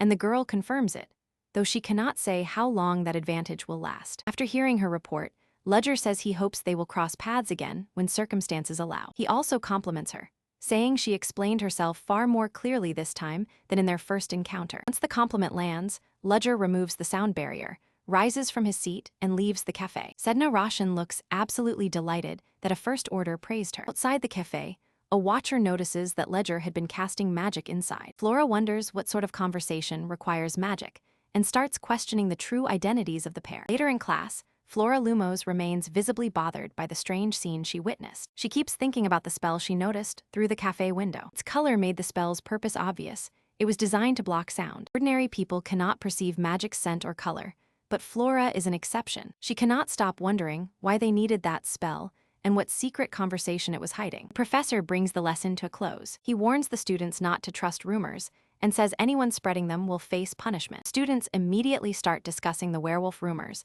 and consider hunting the creature themselves. One student reminds them of the teacher's warning, pointing out that anyone caught will be the one punished. They decide they can avoid trouble by capturing the werewolf secretly and collecting the city's reward. Leo asks for Aiden's opinion, but Aiden says he would prefer not to get involved. Leo was expecting Aiden to chicken out, so he asks what his friend intends to do instead. Aiden refuses to participate, reminding them that people have already been injured and the professors are dealing with the matter. Suddenly, a red-haired girl smacks both hands onto the table and forces everyone to look her way. Aiden politely wishes Tessie good morning, but the irritated girl refuses to acknowledge him. Leo tells her to accept that she lost, but Tessie insists the match ended in a draw and orders him to stay out of it. Tessie demands a full-power rematch, but Aiden turns her down, saying he has afternoon classes and the werewolf crisis matters more. Tessie accuses him of inventing excuses because he is afraid to face her. With no better excuse left, Aiden simply admits that she is right. Tessie proposes a different way to decide the winner, prompting Aiden to ask what she has in mind. She declares that the first person to capture the werewolf will be declared the winner. Leo considers the challenge fair and accepts it on the spot, leaving Aiden staring in disbelief. Tessie challenges Aiden not to flee in fear, while Leo jokes that he should not cry after losing. Once Tessie leaves, the bespectacled boy asks Leo why he accepted such a ridiculous challenge. Leo explains that he only agreed because the professors will probably catch the beast before them anyway. Aiden can tell Tessie is serious, but Leo reminds him that she will not be hunting alone. Aiden knows she will follow through, mainly because Tessie is reckless enough to do something this foolish. Worried that she may genuinely be hunting the monster, they get up to investigate. They spot Tessie outside and assume she is simply heading back to her dormitory. They relax, believing she cannot be reckless enough to chase the beast, until she abruptly turns another way. Her determined change of direction makes the truth obvious. Tessie is heading straight for the beast. Night settles over Shren Academy as Ledger Chelsea patrols the surrounding streets. Ledger is well aware that numerous people are watching his every move. Hugo asks him to remain near the noble students and avoid treating them too harshly. Ledger assumes Hugo must be desperate to approach a fallen noble, and nearly points out that siding with the headmistress would be the more sensible choice. Ledger tells him that Shren has no distinction between nobles and commoners. That is the rule he follows. Just as Ledger turns away to continue his patrol, Professor Hugo calls him back. Our man knows working with Hugo could put his fabricated family at risk, and he has no real reason to oppose the headmistress. Ledger detects something suspicious nearby and discovers several students hiding in a bush while spying on him. He asks whether they forgot the dorm rule, then deducts 5 points when their excuses start flying. He realizes that at least 20 students have already left to chase the werewolf reward, making individual punishments pointless. Expecting the situation to deteriorate, he decides to find the monster himself before even more students get dragged into danger. Our man makes his way toward the sewage treatment station near Shren. Using the sewer information Sedna provided, he carefully finds his way through the area. Ledger locates the only water pipe through which the monster traveled, channels magic through his cane to illuminate the surroundings, and confirms that nobody else has entered recently. That is when 2 separate sets of werewolf tracks catch his attention. One set belongs to a large creature and the other to a smaller one,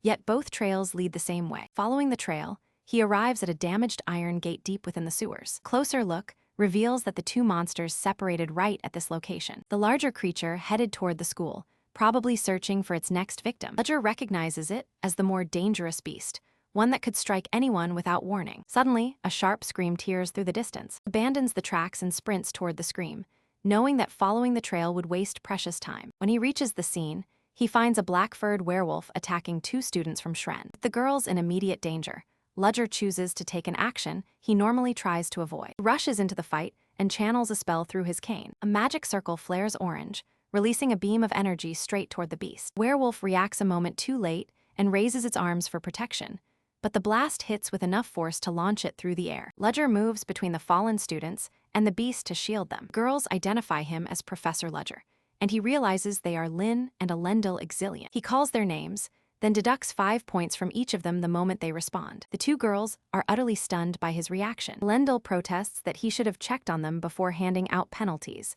but Ledger asks whether she is shouting because she believes she handled the situation well. He adds that she is being awfully arrogant for someone who could not even protect herself. Elendil asks him to cancel Lynn's penalty, explaining that Lynn's only offense was falling asleep while studying. Before she can complete her defense, Ledger tells her that she should have thought about the consequences first. At that moment, Elendil senses the atmosphere suddenly change. Ledger orders her to return to the dorm and look after Lynn, promising to erase both penalties if they obey. When he sees her displeased expression, he warns that next time the penalty will remain. Meanwhile, the werewolf rises again and snarls viciously at him. The girls alert him that the monster has gotten back on its feet, but he had already seen it. Smoke pours off the creature, proving the spell did little more than graze it. The werewolf suddenly bolts and he lutigat enos, he tudantenos, he oskeanos, he picheanos, he dor, enos, he partaenos, he haenos. He orders the 2 girls to leave the area and find somewhere safe. Ledger races after the terrified werewolf without holding back. The beast scrambles up the walls and reaches the academy rooftops. Ledger fires his grappling hook once more and swings up after it. Watching him glide across the rooftops, Lynn figures out that Ledger is using levitation magic. 2 fighters stop near the rooftop towers, prepared to clash. They dart between rooftops in a zigzag, exchanging attacks almost perfectly in sync. Even while leaping from building to building, neither of them lets the fight slow down. Their battle gradually carries them lower toward the ground. The werewolf suddenly rushes at Ledger in a burst of fury. Its claws nearly tear into him, but Ledger slips aside and immediately answers with a spell that strikes the beast head-on. As the beast reels in shock, Ledger vaults over it. Midair, he begins charging another spell, this one shining with blue light. Students stare in amazement, getting a first-hand look at how a true mage handles real combat. Still enraged, the werewolf launches another rush followed by a brutal claw swing. Before those attacks can connect, Ledger channels another spell through his staff. A powerful burst of blue energy slams directly into the beast's chest. The impact knocks it off the roof, yet the beast catches the ledge with its claws before it can fall. While the creature struggles to climb back, Ledger prepares the spell that will end the fight. A magic circle forms above it and releases 2 bolts, blasting the beast away from the building. On the rooftop, Ledger watches the monster slide down before dropping toward the ground. Fatigue begins to hit him, and he realizes that spending mana this recklessly could backfire. Problem is, with the students watching, he cannot afford to fight without relying on magic. He wants the battle over immediately, but then he notices the beast is somehow still moving below. The creature snatches up a loose chunk of concrete and hurls it at Ledger before he has time to properly react. His instincts kick in, allowing him to conjure a shield moments before the debris hits. Ledger is stunned that the werewolf is clever enough to turn its surroundings into weapons. The monster leaps high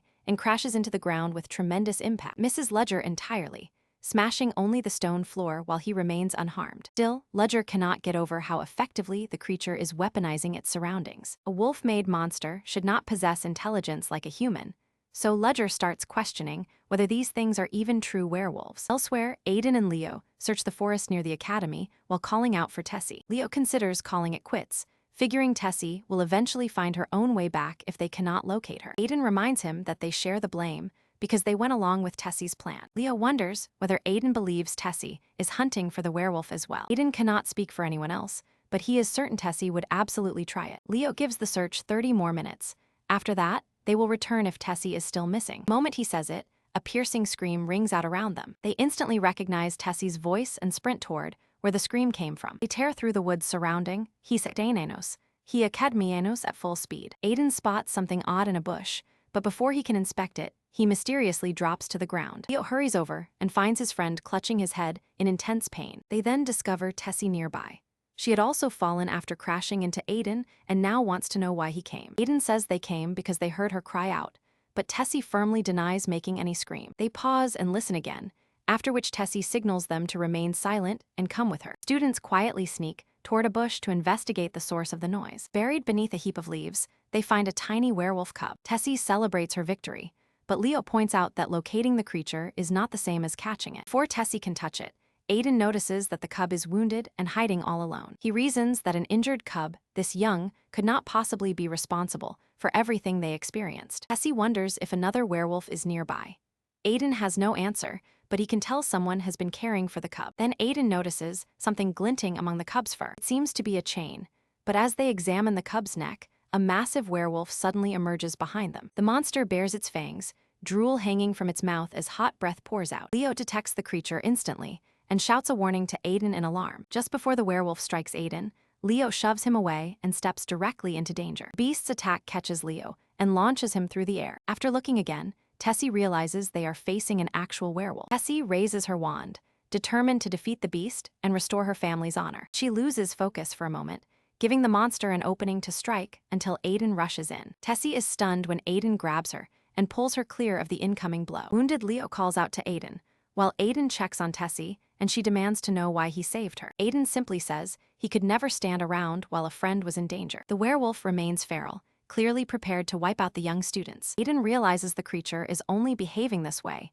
because it is defending its injured child. He asks whether his theory is wrong, but Tessie argues that the werewolf cannot understand him anyway. Aiden stands by his decision and promises not to hurt the werewolf's cub. Instead of attacking, the monster freezes and slowly becomes less hostile. The beast no longer moving, Aiden insists its earlier attacks were meant only to protect the cub, though his friends remain unconvinced. Argy begs them to put their faith in him just this once. Carefully approaches the beast, signaling that everything is all right and he has no intention of harming it. Aiden points to the cub and offers medicine that could relieve its suffering. The werewolf appears to understand him and carefully extends a hand toward the vial. Before its fingers can reach the vial, a spell tears into the werewolf and wounds it mercilessly. Magic spreads around its body, locking down its arms and forming a prison-like restraint. Ledger arrives and demands an explanation from the 3 students as the restrained werewolf struggles nearby. Tessie panics at the sight of Professor Ledger, but he tells them their explanation can wait. Aiden steps in and asks Professor Ledger to hold on for just a moment. He explains that the werewolf can understand human language and pleads with Ledger not to kill it yet. Ledger dismisses him, asking what kind of nonsense he is spouting during a situation like this. Aiden begins suggesting that the werewolf may be human, but Ledger cuts him off with a cold look and pushes him away. That grim expression on Ledger's face leaves Aiden genuinely terrified. Ledger raises his staff and summons a blazing spell against the werewolf. Flames swallow the creature while Ledger remains motionless, his back facing Aiden. Ledger warns that Aiden will answer for his reckless behavior, as Aiden can only stare fearfully into the flames. With dawn nearing, he orders the students back to their dormitories. The trio feels miserable knowing they were the only students caught by Professor Ledger. Tessie notices Aiden staring blankly ahead, sadness plainly visible in his eyes. At last, the headmistress walks in and asks whether they have been waiting long. The three students are startled when they realize the visitor is Soren's headmistress. Her appearance alone tells them this punishment will be far from routine. When she asks what they expect, they admit this clearly seems worse than simply losing penalty points. Ledger confirms their fear and reminds them that yesterday's actions were obviously reckless. He points out that one small mistake could easily have cost one of them their life. Headmistress tells them not to act as if everything is over and asks Ledger to be less harsh. One of the students immediately objects and tries to explain himself to the headmistress. Although the headmistress says the incident ultimately ended safely, Aiden gives her a complete account of what happened. He insists that what happened is far too serious to be brushed aside. The headmistress then asks whether Aiden risked himself to save Tessie, leaving him visibly embarrassed. As punishment for their recklessness, the headmistress deducts 10 penalty points from the trio. She also awards them 20 merit points for stepping up during a crisis, leaving the trio stunned and thrilled. She checks whether Ledger objects, and once he accepts her judgment, she encourages the students to keep showing that same determination. Students sincerely thank the headmistress for encouraging them. Aiden silently keeps an eye on Ledger, wondering whether the professor is finally satisfied. The headmistress is surprised that Ledger wanted her involved, but he says his reputation would suffer if anyone learned he had requested it. She understands his reasoning and asks whether anything about the werewolf seemed unusual, but Ledger claims he noticed nothing. She concludes that nothing else can be done, thanks Ledger for preventing any deaths, and says she expects great results from him going forward. Later, alone in his office, Ledger reflects on the incident and remembers the werewolf cub. He realizes the cub's body had been human and was still only partially transformed. The madmen behind these cryptids never used wolves as the starting point. They abducted human beings and transformed them into monstrous werewolves. Still, Ledger does not regret killing them, because failing to do so would have put his own life at risk. They had also hurt innocent people, and that reality cannot be ignored. That is ultimately why Ledger chose to end them. But the sight of the cub desperately trying to save its father still refuses to leave Ledger's mind. Ledger takes a magical communication orb from his coat, contacts hands, and says he needs a favor. Meanwhile, the classmates chat about the merit points they received. Tessie checks on Leo's injured arm, and he assures her it should recover within a few days. Seeing the odd look on Aiden's face, Tessie asks what is troubling him. Aiden initially brushes it off, but then mentions the unusual collar he saw around the cub's neck. Tessie cries out in shock, forcing Leo to remind her that she needs to keep her voice down. That collar was exactly why Aiden stopped the professor. He had begun suspecting the creatures were artificially made. Leo remembers the rumors about mysterious people hiding in Saren. He cannot confirm them, but admits a werewolf wearing a collar is definitely suspicious. Students then discuss Ledger and the strange glance he gave Aiden the night before. Aiden is convinced that Professor Ledger noticed something important that night. He wonders whether Ledger is keeping a secret. Leo agrees, saying the professor has to know more than he admits. Even so, Leo would rather believe he is imagining things, since a professor at Saren should not be hiding such a secret. But Leo still cannot completely dismiss the idea that Ledger belongs to the secret group mentioned in those rumors. Tessie accuses Aiden of reading too much into it and brings up the headmistress's explanation. She argues that Ledger told the headmistress everything, so she would not have defended him if he were truly suspicious. Though she acts uncertain, Tessie actually believes Ledger protected them and genuinely helped. Despite her argument, both Leo and Aiden remain wary of Professor Ledger. Aiden agrees to leave the issue for later, announcing that he is hungry and suggesting they grab something to eat. But when Aiden specifically invites Tessie to lunch, her response catches him off guard. She says friends are supposed to eat together, but the moment Aiden agrees that they are friends, her face turns bright red. She happily accepts the invitation, and Aiden becomes just as thrilled. Meanwhile, Hans asks whether Ledger reviewed the documents, and Ledger confirms that he went through them. The information lists people missing from Leifilwick, along with locations where suspicious groups are known to gather. Several key figures were spotted around an abandoned factory, leading Hans to believe that it is their hideout. Hans also learned that workers vanished outside the city. So Ledger asks whether a family of 3 was included among the missing. Hans confirms that the entire family disappeared, convincing Ledger to investigate the location himself. That night, in the industrial district beyond the city, 2 men grumble about the boredom and question how long they must remain there. They discuss how the captives escaped and wonder who had been supervising things at the time. One man explains that the kidnapped boy was not properly sedated and fought wildly when they attempted to inject more drugs. He never expected the boy's parents to react after witnessing it, though one of them questions whether werewolf parents still care about their child. The other man confirms that they do, which explains why the parents escaped and began attacking people. In the end, they blame the entire mess on the kidnapped boy. Suddenly, footsteps begin echoing from inside the tunnel. Men exchange a nervous glance and grab their weapons. Before either man can react, an unseen attacker drops them in an instant. Their bodies hit the floor, followed by heavy footsteps as Ledger emerges through the sewer. He wears dark clothing, with a hood and mask concealing his identity. Before Ledger left, Hans had commented on the outfit he chose for the mission. Hans asked whether Ledger planned to go alone and offered backup, but Ledger refused, even after hearing that 40 armed men, including 2 mages, were about to depart. Hans then showed him a sewer grate that would let him slip inside unnoticed. Before departing, Ledger returns to the missing family and asks Hans how old their young son was. Hans tells him the boy is only 7. The answer weighs heavily on Ledger, filling him with guilt over his actions. Back at the Black Dawn Society's base, Ledger continues pushing deeper into the facility. More enemies cross his path, and the noises afterward make their fate obvious. By the time he passes through the long, shadowy corridor, bodies are scattered behind him. Then a bee crawls out from one of the corpses and watches the aftermath in a deeply disturbing manner. Further inside, several organization workers move crates around the facility. 2 men realize an intruder has entered the base and initially assume he belongs to security. Watching through the bee's eyes, one of them realizes the intruder is not actually part of security. They take that as good news, figuring nobody will make a fuss if they kill an outsider. Elsewhere, the men are ordered to fire, and a storm of bullets is unleashed on the intruder. A magical barrier absorbs the attack, leaving the henchmen stunned. Once they realize he is a mage, they abandon the guns and draw their swords instead. Ledger draws his own weapon, prompting the men to laugh because they believe the silent zone has disabled it. Before they can process what is happening, Ledger has already shot one of them dead. The bullet was charged with magic, which is why it functioned even inside the zone. The surviving subordinates quickly realize that Ledger's ammunition is infused with mana. Terrified, the men try to escape, but an armored soldier carrying a huge weapon steps in front of them. The armored man boasts that one direct hit from his BAZ Hindi, he hu enos Hindi, he ka enos Hindi, he hajase enos, he haitake enos, he hutiyat enos will finish Ledger. The confident laugh, the armored man fires a laser straight at Ledger, but his confidence disappears when Ledger stops the blast with a single spell. He recognizes that Ledger's spell has metallic qualities created through alchemy. Believing the spell's metal-like nature will conduct his high-voltage current,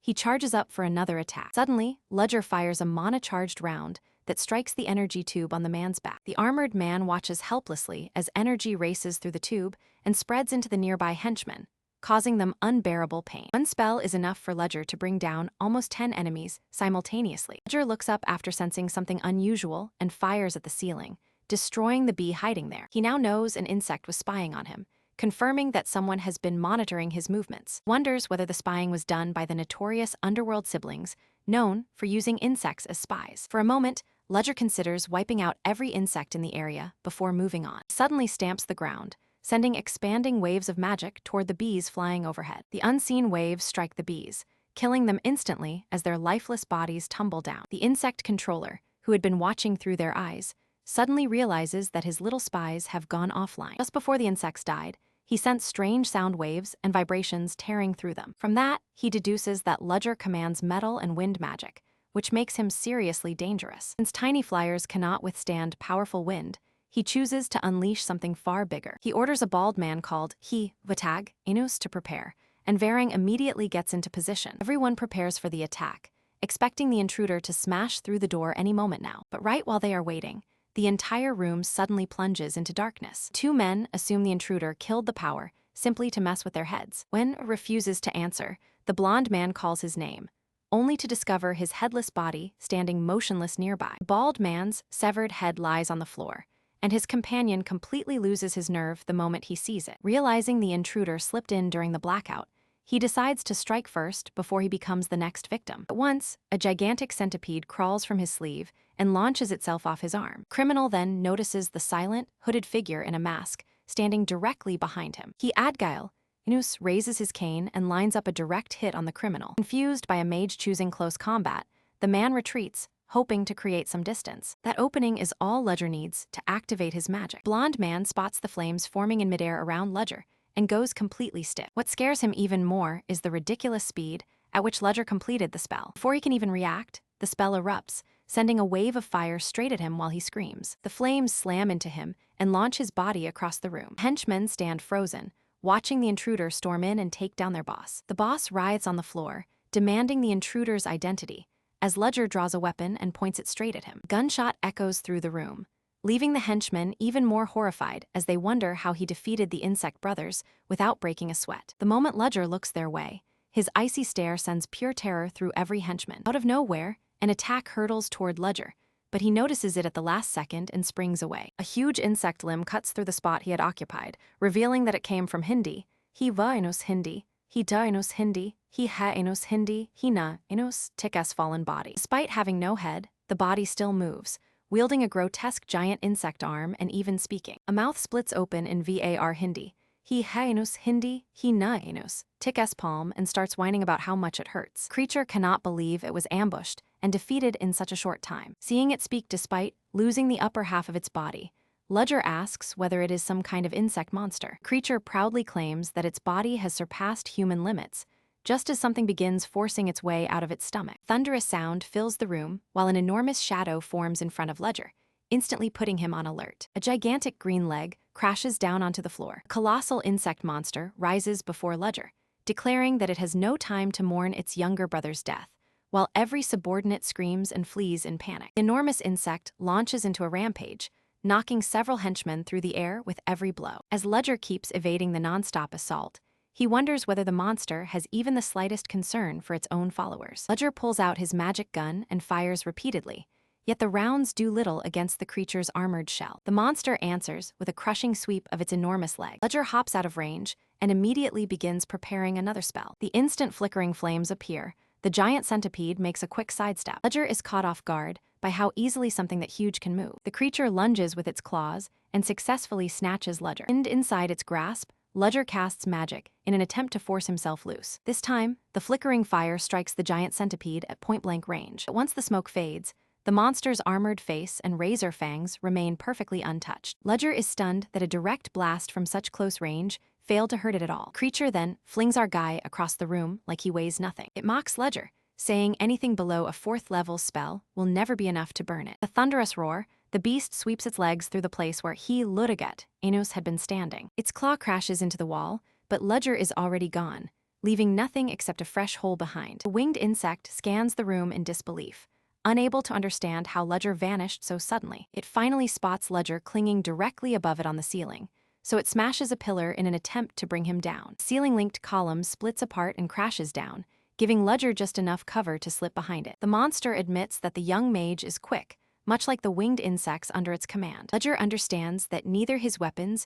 nor 3rd-level magic can hurt it, while the monster will never allow enough time for a 4th-level spell. Ledger's expression hardens as he admits that he had hoped not to use this option. The beast detects something unusual, but Ledger declares that he has no alternative and starts casting. Outside, Hans trembles in the freezing air and regrets leaving without a coat. He assumes the battle should be finished by now, since dealing with 2 dark mages cannot be easy. When Hans glances at the factory, a blinding glow suddenly bursts from within. Colossal flash erupts from the building, followed by a violent surge of energy. As the whole factory goes up in flames, Hans understands that Ledger has unleashed his ultimate option: true magic. To Hans, every overwhelmingly powerful spell counts as true magic, so he wonders what Ledger actually cast. When Ledger returns, Hans immediately asks how the battle went. Ledger says the entire matter has been handled, including the test subjects. Hans asks whether they could have been saved, but Ledger replies that it was impossible, leaving elimination as the only option. They establish that the drug transforms humans,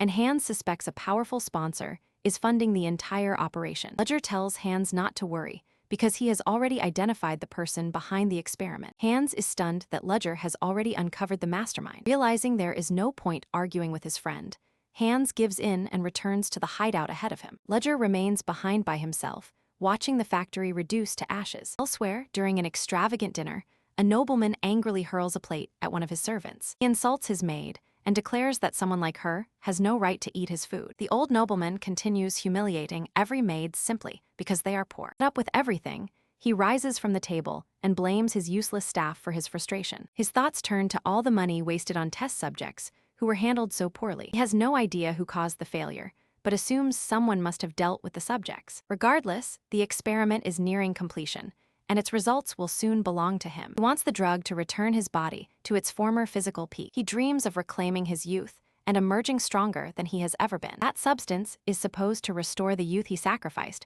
while creating his enormous fortune. On the old man's balcony, a masked Ledger suddenly calls out the name Belfort Rickson. Nobleman demands his identity, but Ledger instantly slams him down and holds him there. The old man screams for his guards at the top of his lungs. Ledger calmly tells him that no one will hear him because a sound barrier already seals the room. Ledger informs Belfort that he has something to ask him. He brings up the 7-year-old child who was transformed into a monster together with his parents. Even while being killed, the child smiled at the person responsible, almost as though he was thankful. Ledger asks Belfort what he believes the killer felt at that exact moment. Pinned beneath him, the old man chuckles as he realizes that Ledger was the one who disposed of the test subjects. Belfort pretends there has been a misunderstanding and tries to negotiate with him. He tells Ledger not to feel guilty, dismissing the test subjects as worthless trash nobody would miss. Belfort insists that he offered wretched people another chance to advance humanity, shamelessly asking whether that should not count as noble sacrifice. Ledger tells him to stop talking,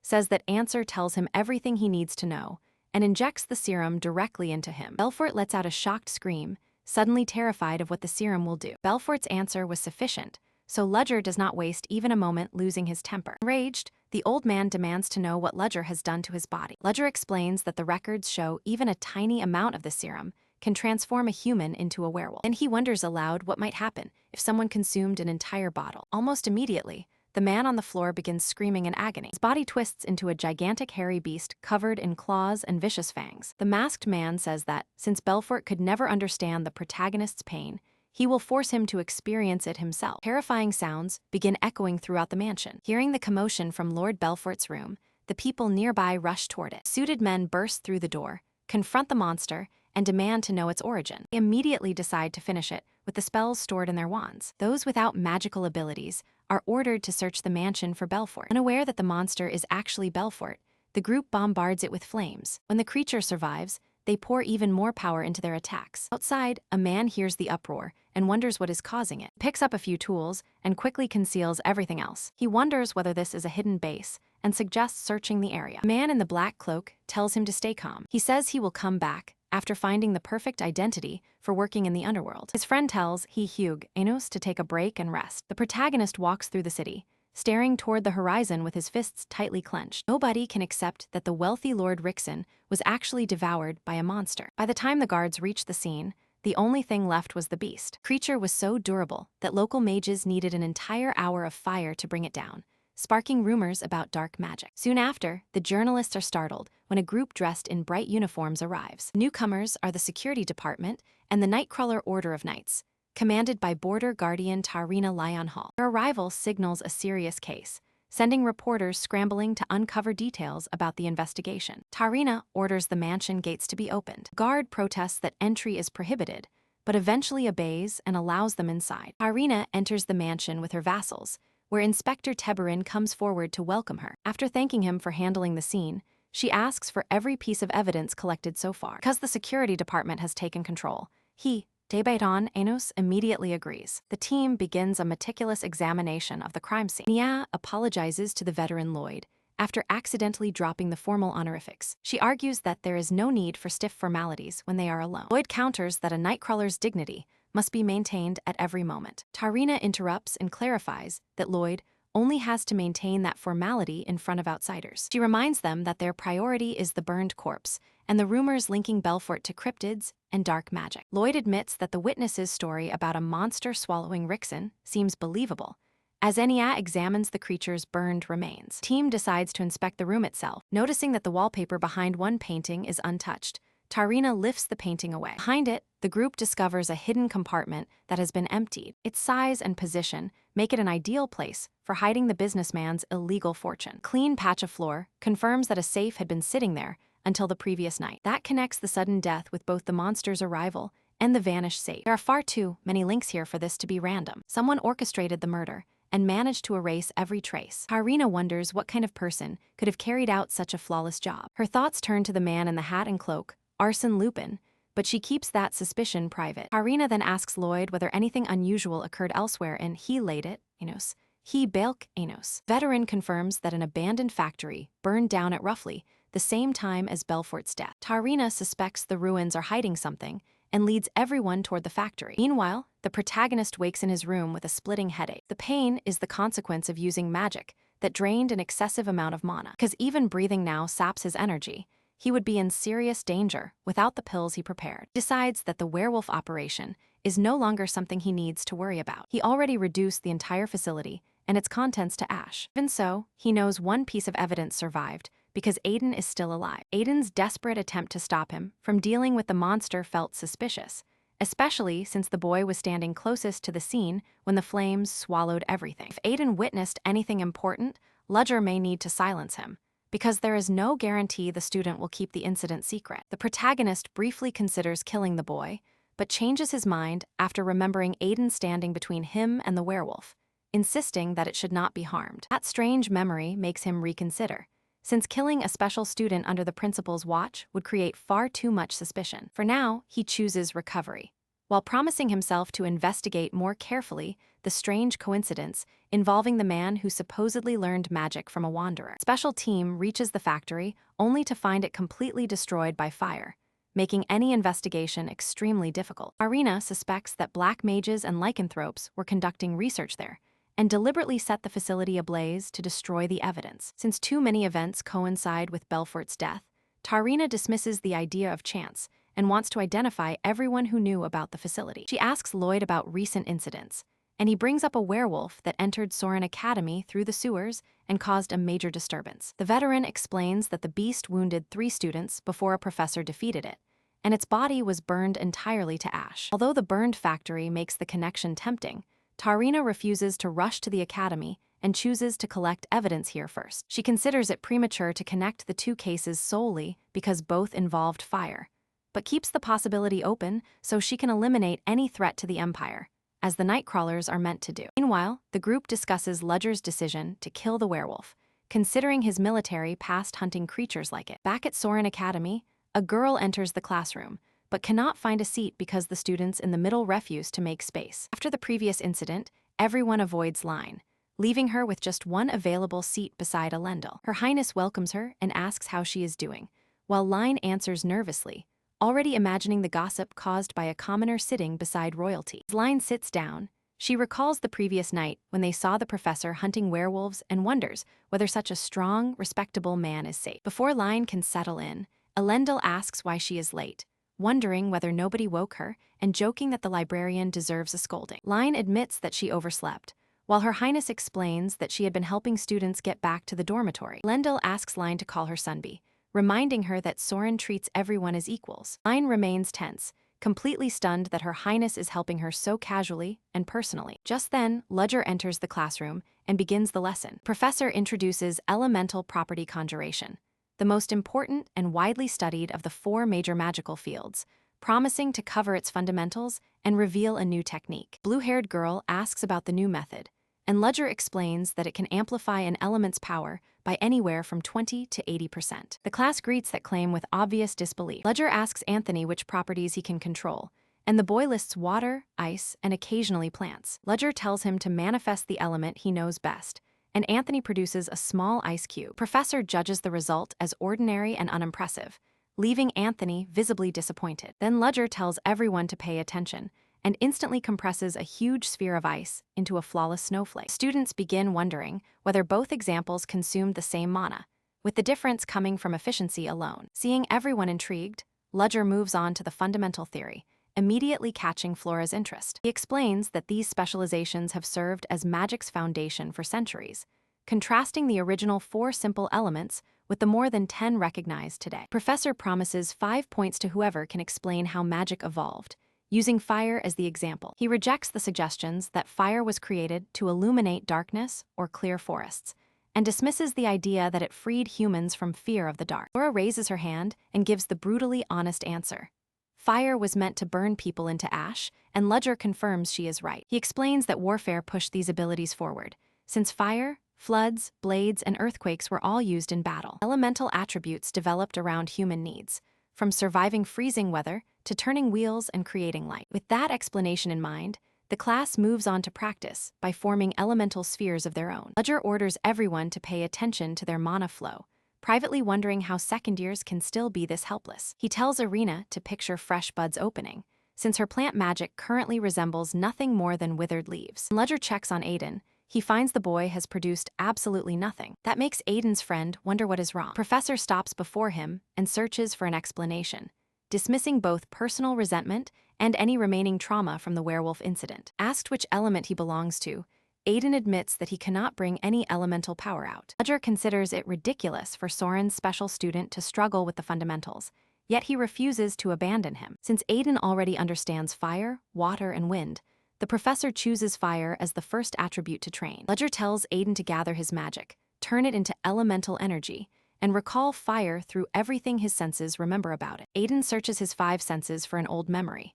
A flame glowing inside a clay jar 8 years earlier, the snowy day, burning wood, hot stew, his sisters crying, and his father returning home with a smile. Remembering the freezing air cutting through his worn clothes and the fireplace warming him, Aiden finally summons flames into his palm. Aiden is thrilled that his memories helped him succeed. The professor applauds the flawless result, pointing out that Aiden created a comforting flame rather than a destructive one, a reflection of his own memories and magical nature. His friend tells him to hold on to that feeling and never let it fade. Ledger explains that his technique relies on powerful memories and emotions, because even a child already understands what hot and cold feel like. Students quickly see how effective the method is, but Flora refuses to participate, claiming she already understands the theory. She sees no value in Ledger's approach and considers all the special attention given to Aiden's strange pointless. Wanting to prove herself with something spectacular, Flora overlaps her magic and forms an ice crystal wrapped in a spiraling wind vortex. The energy twists into a dangerous form, forcing her friend to warn her that the spell is getting out of hand. When Flora realizes the spell is seconds away from exploding, she orders everyone to flee and shuts her eyes. Ledger intervenes, pressing one hand against the destructive spell while warning Flora to keep it under control. 2 of them force the raging energy down until the spell finally settles. Ledger orders her to remain focused instead of throwing away the progress she has made. Flora accepts the challenge and continues controlling the overlapping energy until the very end. Around her, Flora notices eyes filled with envy, but the real source of her anger is Ledger's resemblance to her father, a man who constantly belittled her. 5-point deduction and public humiliation awaken the same bitter defeat she has felt before. Illumos does not let grudges go, and Flora silently vows to surpass the professor through her own abilities someday. Sphere returns to its normal color, and the unstable magic settles safely in Flora's hands. Ledger reprimands her, explaining that an unfinished spell is acceptable, but risking everyone's lives is simply reckless. Flora lowers her head and apologizes. The professor says she lacks the experience to combine opposing elements, but Flora insists that her fusion worked flawlessly. Without saying a word, Ledger combines fire and ice in his palms, producing a far more stable result than Flora managed. He explains that their creations are worlds apart. Flora merely produced frozen flames, an impressive-looking trick with little practical value. A friend feels sorry after watching Flora get shut down so harshly. Ledger cancels the spell, flooding the room with brilliant light while snowflakes drift down around them. By pairing fire's expansion with ice's freezing power, the professor demonstrates a spell designed to extinguish flames perfectly. His version is vastly more practical, and that demonstration leaves Flora with nothing to say. Ledger clarifies that he is not questioning Flora's talent. In fact, she is the most gifted mage of her generation he has encountered. His objection is directed at the spell's usefulness, not her ability. Although he knows her ambitions are not his to control, Ledger rests a hand on her shoulder and urges her to find a more meaningful way to express herself. As Flora begins doubting her own worth, the professor instructs the class to return to their places. Ledger walks down from the stands. Flora finally understands that Ledger was not mocking her. His concern is something her own father never showed. The excessive mana usage nearly makes Flora collapse, but her friend catches her in time. Ledger also grits his teeth as pain and dizziness hit him after burning through even more power. Quietly thankful he took medicine before class, he acknowledges how difficult Flora's attempted fusion really was, then recalls his own master, humiliating him long ago, and hopes Flora recovers from this setback soon. Class concludes, giving the principal more evidence that this freshman golden generation is unusually gifted. Immediately afterward, Ledger notices Renee casting what appears to be a wind spell. Yet no elemental attribute appears for Renee, and the power she produces does not match any known element. Ledger dismisses the class and assigns everyone a review of the day's lessons as homework. Afterward, he asks Renee to meet him in his office. Renee assumes she is in serious trouble, but obediently follows him anyway. Once inside, Ledger asks her to wait for a little while. Renee begins imagining that he will interrogate her or even remove her from the course. She feels unworthy of continuing because she cannot use elemental attributes, though abandoning the class is the last thing she wants. When Renee notices Ledger studying a document, she assumes it is paperwork to transfer her elsewhere. She immediately apologizes and promises to work harder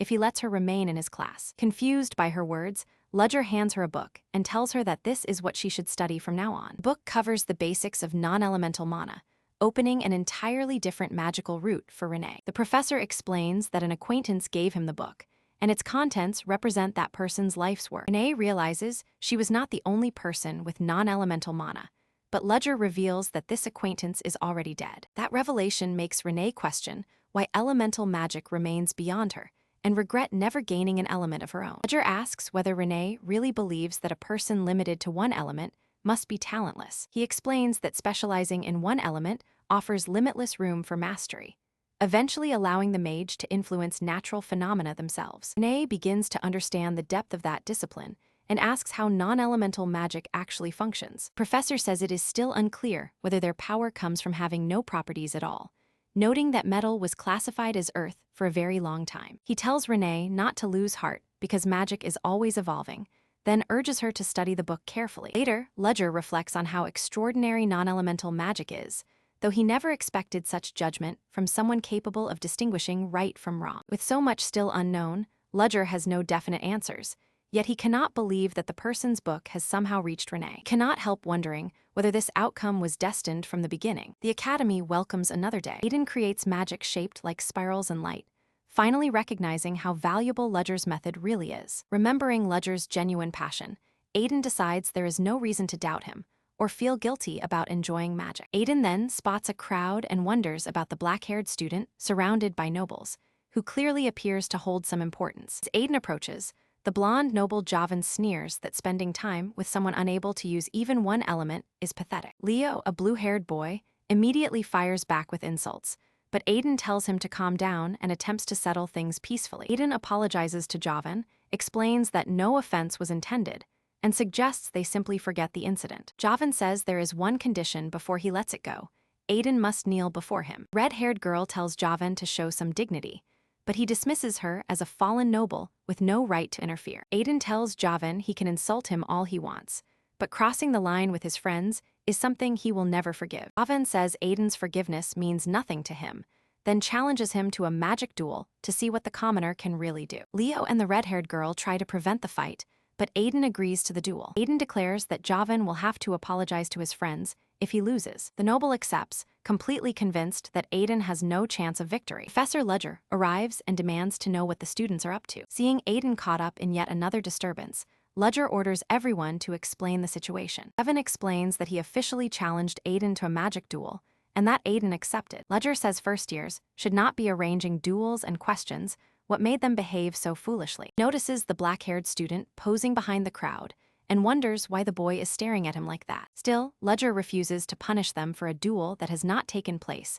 and orders everyone back to the dormitories. That moment, the blue-haired Professor Chris steps in and tells Ledger to stop interfering with the boys. Chris accuses Ledger of misusing his position, arguing that teachers cannot forbid a duel both students willingly accepted. Ledger has no idea what Chris is plotting, but insists they cannot overlook the possibility of students being injured. Chris proposes a simple solution. If safety is the concern, both professors can oversee the duel themselves. Ledger asks both duelists, and Javan and Aiden agree, requesting that the professors supervise their match. Since the students consent, everyone accepts Chris's proposal. Chris then challenges Ledger to make the duel more interesting with a wager, saying the result looks so obvious that betting is only natural. Chris chooses Javan Filio as his winner because of the boy's talent, assuming Ledger will pick him too and leave them with no real wager. Noticing how confidently Aiden accepted, Chris asks Ledger which side he intends to back. Ledger answers that he had planned to support Aiden from the beginning. Chris bursts out laughing, while Ledger asks what he wants to put on the line. Chris suggests wagering their magical research materials, since both of them teach sorcery. Ledger asks whether they truly teach the same subject, and Chris immediately takes that as an insult. Chris declares that he cannot simply overlook such disrespect. Funny part is that Ledger honestly had no idea they taught the same kind of class. Ledger accepts the wager and schedules the duel 3 days later, a timeline Chris considers reasonable. Aiden apologizes for creating the trouble, but Ledger tells him to stop worrying and concentrate on how to win. Ledger explains that Javan's family background does not decide the result, since every duel contains unexpected variables. Aiden asks what those variables are. Ledger says he already possesses the tools needed to use them at the right moment. Aiden believes those advantages could secure his victory, but then he remembers the mysterious man he once encountered. He therefore tells Ledger that he wants to win through his own abilities alone. Ledger is surprised by that answer, while Aiden earnestly asks to be taught the professor's battle tactics. In a memory from Aiden's past, a girl warns him never to misuse the techniques she taught him. While holding a wooden sword, Aiden was told that an important and dangerous event would eventually pull him in. Because that work was her only source of income, he could not allow her to end up starving. Aiden agreed, and she told him that when magic was truly necessary, he must not hold back. She also told him that when life presented its final choice, he should trust his own heart. Back in the present, Ledger struggles to understand Aiden's unusual decision. Ledger had accepted the wager because of Aiden's strange magic, yet Aiden wants to prove himself without depending on it. Seeing an opportunity to measure Aiden's real ability, Ledger agrees to train him in gaining the advantage during mage battles. Ledger warns him that the training will be brutal and victory is not guaranteed, but Aiden chooses to continue. The training begins without delay. Ledger knows the opposing side is already celebrating Javan's supposed victory, which makes him even more curious about the next few days. After an intense workout, Aiden eventually drags himself back to his room completely exhausted. He can barely believe he is expected to survive the same routine for 2 additional days. Aiden wonders why Ledger is so confident in his victory through that mysterious magic, especially when nobody else knows about it. He eventually falls asleep, still questioning whether Ledger knows a secret he has missed. Meanwhile, Chris assumes Ledger is desperately clinging to any chance of victory. Blue-haired professor summons Javan and says the student must understand why he called him over. The noble answers that the meeting is about guaranteeing his win over the commoner. Chris tells him that a simple victory will not be sufficient. They must make the gap between aristocratic power and commoner ability painfully obvious. To guarantee the outcome, Chris gives Javan a mana potion and orders him to drink it before the match. Javan Falio points out that being caught would mean disqualification, because the potion is a restricted Benimor family product. Chris claims the commoner will use every trick available to win, so they should not hesitate to do the same. Javan accepts the reasoning and, despite the blow to his pride, decides cheating is preferable to suffering defeat. Chris assures him that choosing this path was the correct decision. Duel day finally arrives. Students fill both the training ground and every seat in the stands. Everyone debates whether aristocratic advantages will decide the fight, while admitting that the rookie commoner from the werewolf incident is no pushover. With Aiden trained by Ledger and Javan backed by Chris, the crowd naturally compares the 2 teachers who share the same specialty. Chris intends to shatter Ledger's confidence by beating him publicly through his student. Not long afterward, Soren Academy's principal arrives and greets both professors. She brings up their wager and asks Ledger for his prediction, prompting him to confirm that he backed Aiden. Principal reminds everyone that safety comes first, while another female mage assures them that a barrier will absorb the attack's impact. Aiden enters in armor as his friends cheer him on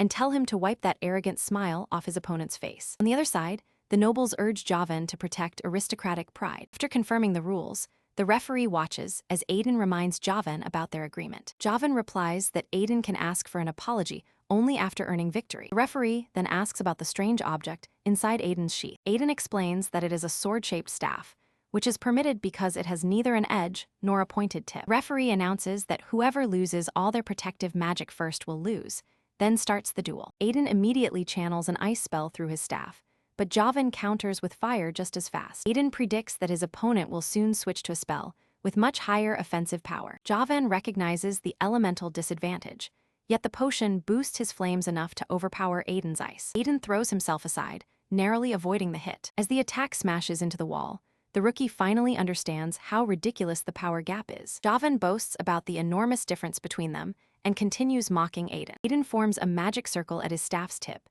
and launches a fire spell directly into the noble's attack. Leo sees that the force of the clash is gradually driving his friend backward. Remembering Ledger's lesson, Aiden charges in to short the distance, leading Javan to assume the commoner has abandoned the magical exchange. Chris initially thinks the duel is already decided, until he spots Aiden charging at Javan with another magic circle forming on his staff. Chris recognizes the mobile casting technique and cannot believe Ledger taught Aiden something so advanced in only 3 days. He is stunned that a commoner managed to master such a difficult combat skill so quickly. Knowing that casting while moving makes concentration difficult, Javan completes his spell and aims to interrupt Aiden's technique. Aiden slips past the attack and destroys the noble's spell without losing control of his own. Once within range, Aiden releases the spell from his staff and drives it straight into Javan's forehead. Javan drops to his knees as Aiden aims the staff at his head and tells him the tables have turned. Javan completely panics, begging Aiden to stop for a moment before screaming in terror. The referee declares the commoner victorious and lifts his arm while the crowd erupts, and his friends celebrate the payoff from all that training. The aristocrats are furious, branding the Baron a shame to noble society because he is always clinging to them. His pride shattered, refuses to accept the loss, accuses Aiden of casting while moving, and attacks him from behind the moment his guard is down. The audience is outraged by the cheap shot and desperately yells at the boy to get clear. With the flames racing toward him, Aiden recalls his master's advice to trust what his heart tells him. Aiden cuts straight through the blaze with his sword, shielding both himself and his teacher. Everyone is stunned by how effortlessly he wipes out the attack, leaving Flora Lumos wondering what allowed him to cancel the magic so easily. Ledger points out that his student relied on more than mobile casting. He also used anti-magic, a rare technique capable of erasing other spells. Javan is still frozen in fear when Aiden closes the distance and plants a punch directly on his face. The commoner drops the noble unconscious and condemns him as garbage for choosing a cheap back attack over accepting defeat with dignity. Nobles can barely hide their disgust, while Freud and Wolfsburg remarks that the Baron never mattered to him. Aiden, however, deserves attention after proving himself far above an ordinary aristocrat. Immediately afterward, Henry and the girl leave the venue. A little later, Freuden encounters the protagonist and tries to get his attention, only to look away instead. Ledger returns to his conversation with Chris and reveals that he was already aware of his student's anti-magic ability. He reminds Chris that supervising the rookies was his responsibility and that he failed to study their profiles, although anti-magic was not what ultimately decided the match. Because their wager was tied to their research, Chris asks Ledger whether he wants some other form of payment. Ledger refuses, explaining that Chris's research was never something he wanted in the first place. He adds that taking someone else's results as a wager prize is not how he operates, then walks away. That rejection feels like a direct insult, leaving Chris Banamore convinced that Ledger is treating him as beneath notice. In the corridor, Ledger meets Sedna, who congratulates him for coming out on top in the wager. She points out that training a commoner will now put him directly under Soren's scrutiny. Still, the professor sees that attention as an advantage. Principal already suspects him and has been watching the pair for quite some time. Ledger knows this incident will not erase him from the suspect list overnight, but the good publicity slowly shifts the balance in his favor. Ledger asks Sedna for cooperation, explaining that a professor meeting a completely unrelated student looks suspicious, whereas approaching a top student is perfectly natural. He tells her to play the part of an exemplary student as convincingly as possible. Sedna accepts the priority assignment and vows to complete it no matter what it takes. Ledger only tells her not to push herself too far or get killed, but her bizarre claim that she would not die even after dying makes him give up on the conversation. Since the recent event made him look aligned with the principal, Ledger informs Black Dawn that he can no longer act recklessly. He realizes that the only solution is to build an organization of his own. Just then, his communication orb rings. Hans reports to Ryung about the surrounding districts, but admits he has no information on the back alleys. Ledger decides the moment has arrived to reveal his strength, tells Hans he is coming, and promises to resolve the matter in no time. Meanwhile, a scarred red-haired man angrily bangs his mug on the table and admits that business is going terribly. He says Belport was supposed to hand over the investment after the death, but the delay ended up costing them the entire fund. He gathered everyone to discuss a new way to use the money and expand their business on a massive scale, especially after Black Rose ruined their original plans. Black-cloaked stranger enters, but the red-haired man keeps telling him over and over that the bar is shut. Ledger identifies the man as Duduri, head of the Red Society, apologizes for the interruption, and presents himself as James Moriarty. Name means nothing to Deutery at first, but then he recalls the legendary crime consultant who once ruled Delica Kingdom's back alleys. Wanting to verify the stranger's identity, Deutery says he has heard plenty about Professor Moriarty, but has no way to know whether this man is telling the truth. Ledger asks whether he is being accused of impersonation, and the red-haired leader says the suspicion is natural since he appeared suddenly in such an unfamiliar location. Protagonist calmly tells them to put their weapons down, warning that their little intimidation routine will accomplish nothing. Deutery ignores the warning and orders his men to fire at the visitor's shoulders. The gunmen squeeze their triggers, but the revolvers remain useless because Ledger has secretly activated silent fire gear magic without anyone noticing. A moment later, the bar door explodes inward and a massive werewolf steps through, taking position beside Ledger. Gang members demand to know whether he has been raising werewolves and whether he was behind the recent incident. The beast, however, simply asks them to explain what is happening before anything else. Hans had already explained that 4 organizations control the Black Alley, with the Red Society standing as the biggest group and handling most of the dirty work. Ledger decides this major gang should be their first target. Instead of climbing up from the bottom, he would rather break the leader and force the rest to submit quickly. Hans warns him that the timing could not be worse, since the entire group has gathered immediately after Belfort's death. The pieces finally connect for Ledger. Belfort, the Red Society, and the incidents surrounding Rickson are linked through the gang's dirty work, while the investor's death has left everyone furious, making this the ideal moment to strike. Hans estimates that the gang members fight at roughly the level of mercenaries or inexperienced knights. Ledger knows knights are not automatically dangerous, but still asks Hans to use the beast to make their entrance terrifying. Hans says he will flee the instant a fight begins, but his friend merely wants him to establish the right atmosphere. The Red Society's leader chooses to treat the intruder as a serious threat. Expected James to possess magic, but the werewolf servant surprises him, so he assumes James must be the real noble and apologizes for failing to identify him sooner. The leader asks what business James intends to establish in the city and offers the Red Society's assistance. James says he has no patience for their filthy operations and announces that the Red Society ends today. The leader sends his men after James's servants and lunges at him with a sword, only for James to smash him with his cane. Gang draws its daggers,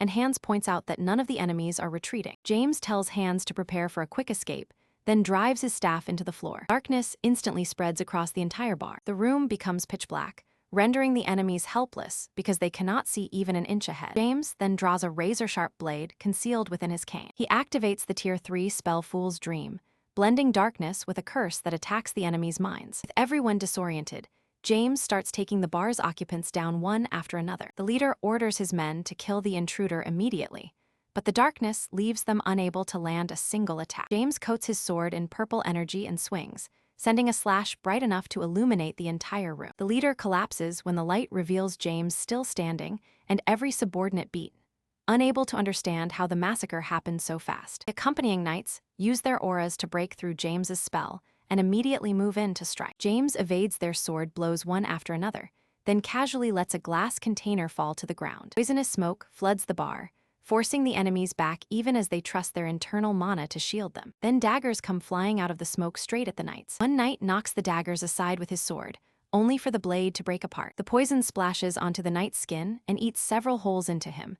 Direct contact was the real attack, while the daggers were merely bait. As the knight searches for James, the intruder rises from a shadow beneath him and plunges his sword into the man's body. James yanks the blade from the dead knight's head and tosses the body aside. The final Red Society member asks whether he truly is Professor Moriarty, stunned by the man's frightening combat ability. James says he has no reason to justify himself, since everyone in the bar will be dead shortly anyway. Convinced victory is within reach, the opponent relaxes and unknowingly leaves his weak points exposed. James suddenly closes in at full speed, sword ready, while hurling another vial filled with purple poison. The knight dismisses the attack and swats the glass vial away with his sword. But the moment he tries to move, he discovers that the vial's sludge has glued his weapon to the floor. James immediately draws a firearm and points it at the trapped knight. The knight abandons his sword and uses his reflexes to evade the bullet, only for a dark blade to pierce his stomach. James's arm emerges from the enemy's shadow on the floor and impales him, shattering his belief that magic can only be cast through a mage's physical body. And just like that,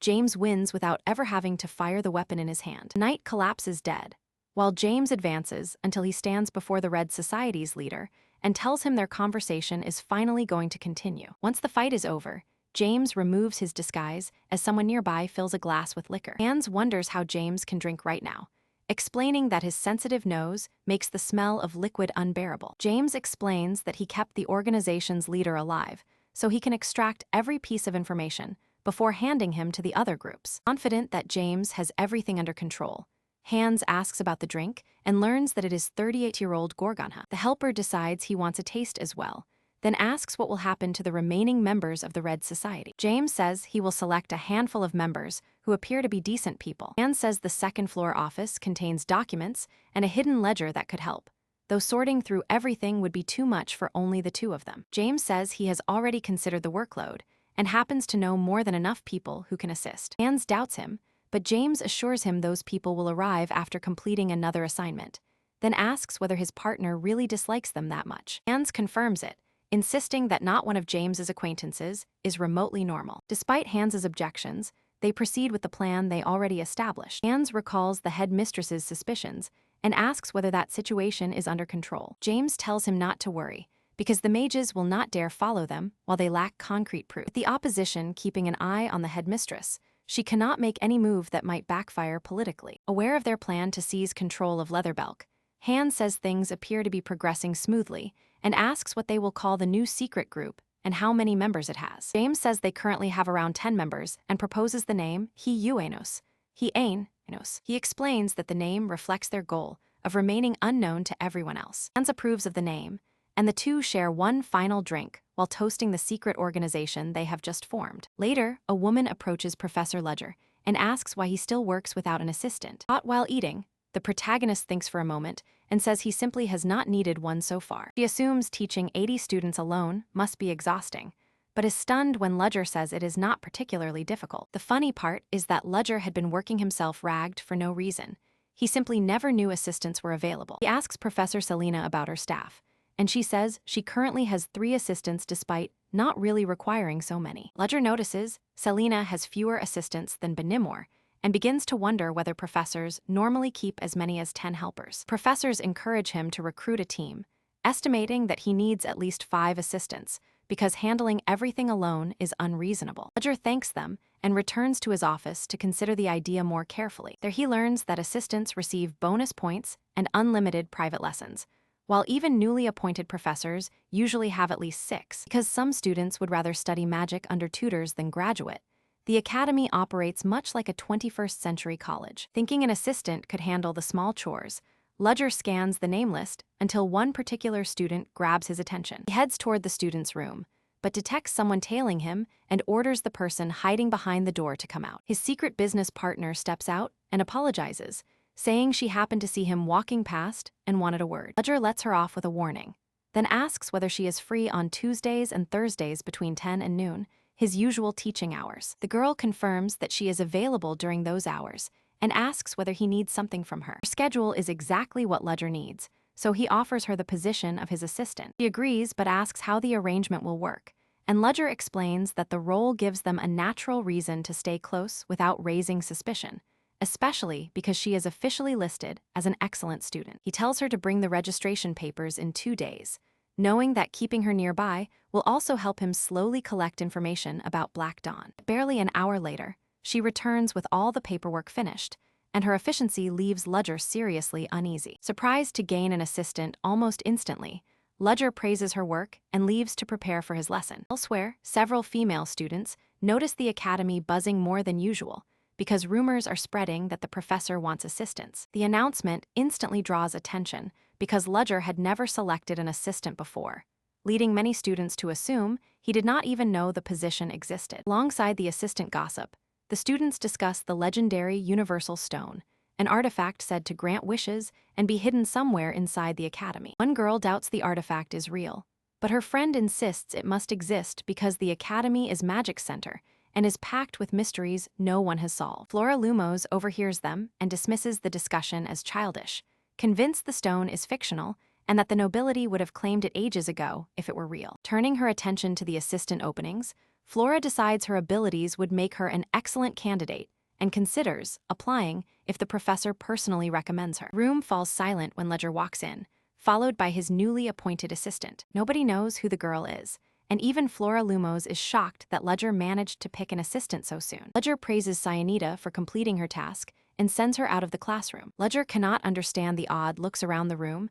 and simply tells everyone to pay attention because the lesson is beginning. At the end, the professor reminds them that today's material will appear on the next exam and orders them to revise it properly. That is when Julia Plumhart, the entrance exam's top-ranked student and a Mage Tower favorite, raises her hand with a question. Julia seems pleased that Ledger remembers her name, then asks what method he used to select his assistant. Having anticipated the question, Ledger calmly says that he selected the assistant entirely by himself. He explains that he was not looking for exceptional magic talent and asks whether he would truly need to recruit someone so famous that the entire academy already knew them. Ledger immediately realizes that Julia's question is driven by more than simple curiosity. Professor says character is his only real criterion, and anyone with strong morals is welcome to appear for an interview. Then he cuts Julia off by saying she can skip the interview entirely, since she has already proven herself unsuitable for the position. After effectively branding her dishonest and receiving no further questions,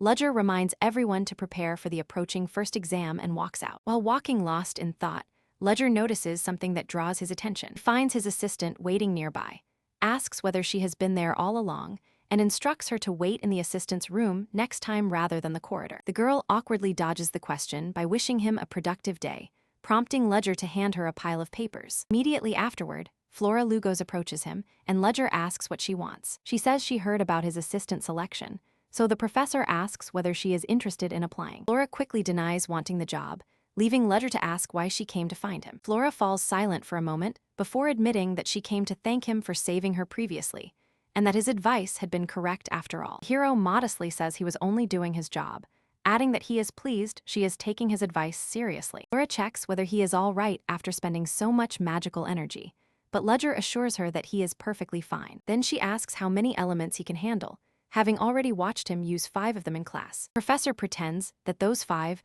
are the only elements he has mastered. The truth is that he can wield all 10 elements, though that also means he resembles a side character who never truly perfects any single one. Since revealing the truth would put him in a troublesome position, he sticks with the safer story about knowing only 5. Flora seems impressed, and once her questions run out, the hero sends her off while reminding her that she can still apply for the assistant job if she reconsiders. She wants to add something, but the words refuse to come out, and she grows frustrated with her own inability to speak honestly. Later, inside Soren Academy's Great Hall, Ledger asks the principal whether she was the one who summoned him. The woman asks whether he has heard the latest whispers about a universal stone being hidden somewhere within the academy. He confirms that he has, though he assumes the students simply made the whole thing up. Principal corrects him, revealing that the wish-granting object is genuine and has been around for many years. The hero realizes it must be a relic, and she confirms his guess, explaining that its origin is unknown and its power is hundreds of times greater than anything made by even a great mage. She further discloses that the Academy has possessed this relic for a very long time. Because the relic's existence was supposed to be a major secret, the rumors indicate that someone leaked the information, most likely while it was being moved for maintenance. The rumor is far too precise to ignore, so the principal asks the professor to look into the leak. The assignment immediately catches the hero's attention. It appears that the principal is simply placing her confidence in him, but she would never hand him such a task without a hidden reason. Ledger suspects she may be using the assignment to dig into his mysterious past. The principal orders Ledger to report any suspicious findings and assist with the relic's upcoming transportation. She warns him that another professor will take part as well, although their assigned areas will keep the two from crossing paths. Ledger quickly understands, guessing that she is deliberately keeping him away from Crisp and Nimor. With the transportation still some time away, Ledger chooses to behave normally despite the leak in Soren, the Black Order's activity, and Sinita's continued silence. He cannot tell whether another First Order is involved, or if some separate threat is about to trigger an incident. The possibility of discovering a relic at the Academy reminds him of all the identities he had adopted across the world. Ledger had wandered from place to place as a mercenary, criminal consultant, and merchant, all to track down the missing piece of one particular relic. He had entered the Academy after hearing that the Empire possessed such an object, never imagining it would turn up in Soren itself. Even though this is not the relic he seeks, he figures the Universal Stone could still help locate the one he wants. Soon afterward, Hands contacts Ledger through his globe. The informant reports that the 3 remaining organizations have gone quiet since the Red Society fell, but all of them are desperately scrambling to claim its position. The professor promises to help within a week, and when Hands asks what is going on, he reveals that the Academy is hiding a relic. Hands remarks that Ledger is always caught up in bizarre trouble, then jokes that the principal probably has a hidden dungeon. Ledger reprimands him, prompting Hands to complain about his partner's terrible sense of humor before mentioning a woman they should both visit. Ledger would leave immediately if circumstances allowed, but the principal's orders force him to stay in place. Universal Stone may be an incredible chance for him, because locating relics is anything but simple. After all, his travels had led him to only 3 pieces. Judging by their size and form, the relic still needs 4 more pieces before it can be completed. Ledger encloses the relic in his hands and begins planning what he will do once all 7 pieces are finally assembled. Meanwhile, Princess Erendir is asked whether she requires anything else, and she sends the staff away. Tired of never getting a moment's peace because of her status, the noble student wishes for an ordinary life, until she is informed that someone is calling. Tarina apologizes for contacting her so late, explaining that the matter concerns the recent werewolf incident at the academy. Princess explains that the new teacher, Ledger Chelsea, resolved the incident, while Tarina reveals that she is investigating a confidential case and intends to meet him soon. Tarina then adds that the first princess is upset about the silence and is waiting for a call, a hint Erendir understands immediately. After ending the call, the noble returns to rest, relieved to realize that her sister had used Tarina to express her concern, though meeting the new teacher still makes her uneasy. Elsewhere, Tarina asks Enya for an update on the factory investigation. Enya explains that she examined the half-burned documents, which suggests someone was researching or developing something, but the exact details were destroyed beyond recovery. Tarina asks whether they found any additional clues, insisting that they cannot move forward with so little evidence. Enya reports that the Red Society, an organization rooted in the back alleys, disappeared from Leatherbelk overnight. Tarina asks how that relates to the case. Enya admits there is no clear connection, though the information may still prove useful later. Tarina decides there is no point in overthinking it, and orders more searches around the area before they leave for Soren Academy. Back at the academy, rumors about Ledger have been circulating for several days. Because the students are free to do whatever they want, the teacher knows plenty of trouble is still waiting for him. When he catches the students fooling around, he brings a book down hard on the desk to snap them back to attention. Teacher declares that if they are bored, he has just the interesting demonstration to fix that. Ledger explains that mages normally form magic around their own bodies because the energy originates from the caster, but insists it does not have to work that way. He then produces a flame directly in front of one student who is fast asleep. This proves that magic can be shifted after forming, leaving a small gap within the manifestation. Under normal conditions, that movement can cover only 1 meter. But if they are willing to burn through far more magical energy, they can extend the range beyond that limit. Teacher reveals that he has named this method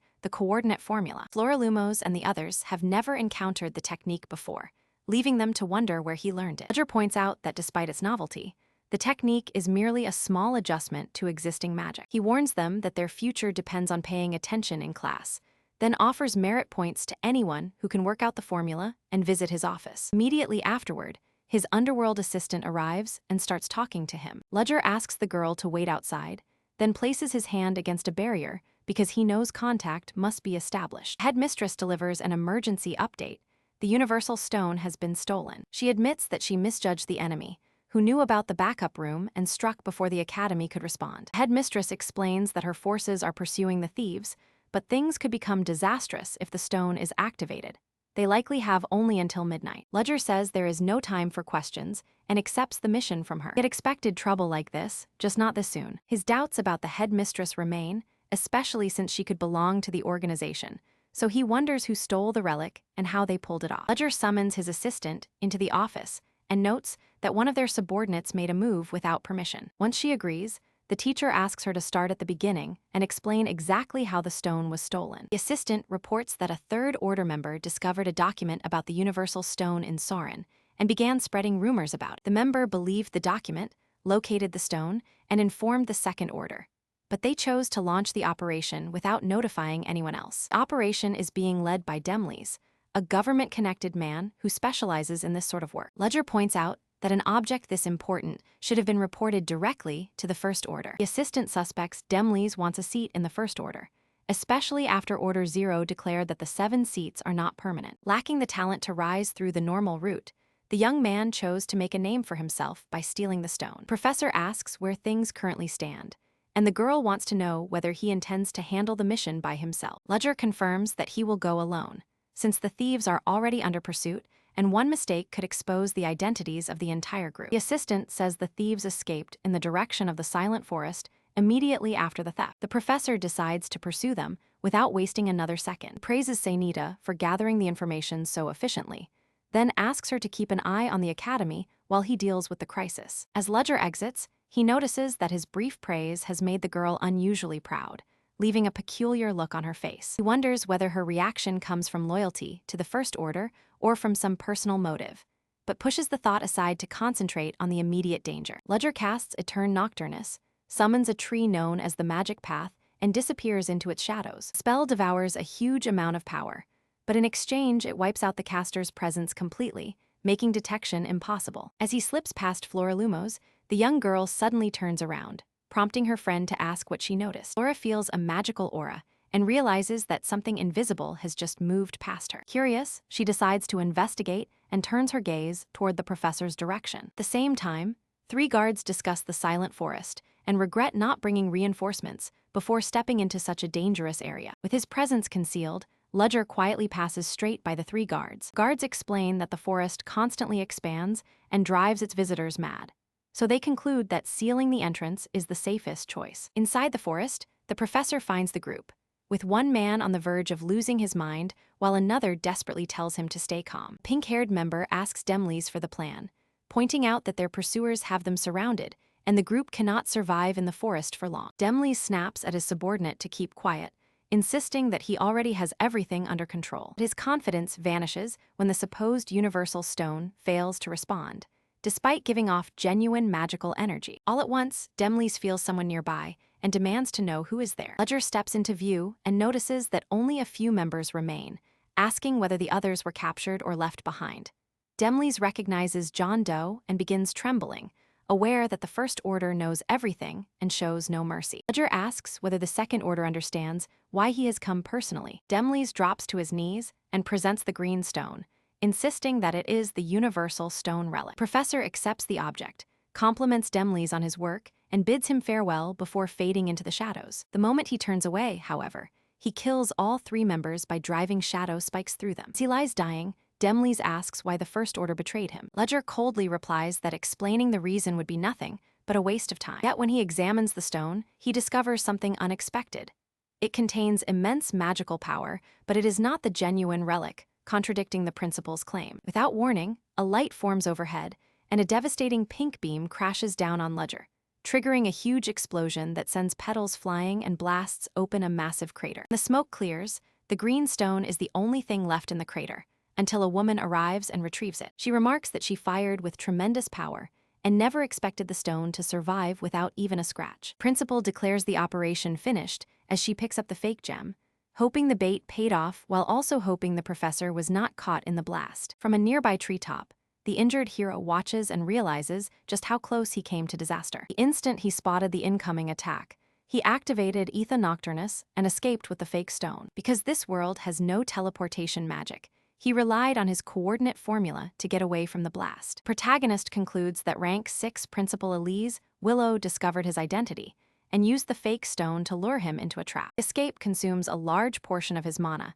and leaves him with a vicious headache. Desperate to recover, he quickly swallows several pills. Professor realizes that the woman chose to act alone for maximum efficiency, concealing the truth even from her allies, proof that she is far from ordinary. Sensing someone coming closer, the hero turns and aims his cane at Flora Lumos. He demands an explanation for why the student entered the Forbidden Forest. Flora immediately counters by asking why he is in the forest and what caused that enormous magical blast. Ledger warns her that the area is too dangerous for students and orders her to leave, but Flora insists that she can handle herself. The hero realizes that the girl saw nothing suspicious and simply slipped inside by avoiding the guards at the entrance. Meanwhile, Flora struggles to explain that she only followed an unexplained hunch and somehow ended up finding the professor. Suddenly, Flora's blonde friend cries out her name in fear, so the protagonist tells both girls to follow him toward the exit. Instead of answering, Flora notices the teacher staring at his trembling hand beside 3 pills on the tree, making her wonder what medicine he took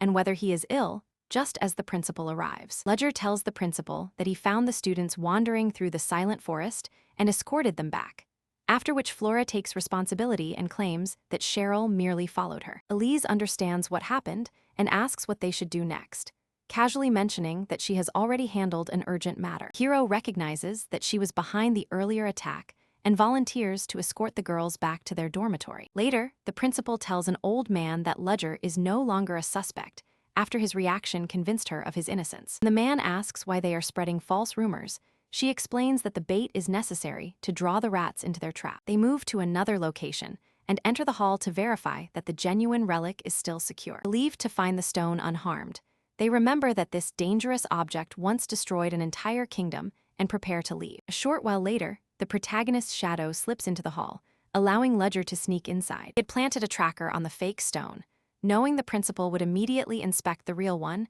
and unknowingly lead him to it. Real stone's power is vastly stronger, and its force begins pulling Ledger in, but he knows it has a definite limit and cannot fulfill his deepest wish. The hero places his hand on the relic and uses it to search for the locations of his artifact's remaining pieces. A tremendous wave of energy erupts from the relic and attempts to force its way into his body. Ledger orders the stone to remain still and chooses to overpower it, knowing that the object will break no matter what wish he makes. His blue energy collides with the stone's green force and gradually begins pushing it back. He successfully restrains the raging power and uses his wish to locate the remaining pieces. As he expected, the universal stone cannot show him everything, but he is still shocked by how close it brings him to the missing artifacts. Afterward, Ledger meets Hans, who immediately asks about Ryung's condition. The protagonist says the matter is settled and that they will continue the plan tomorrow night, which Hans agrees is wise given their deadline. Ledger admits that the operation was far from perfect and retrieving the relic will be difficult. Hans says that makes sense after everything that happened,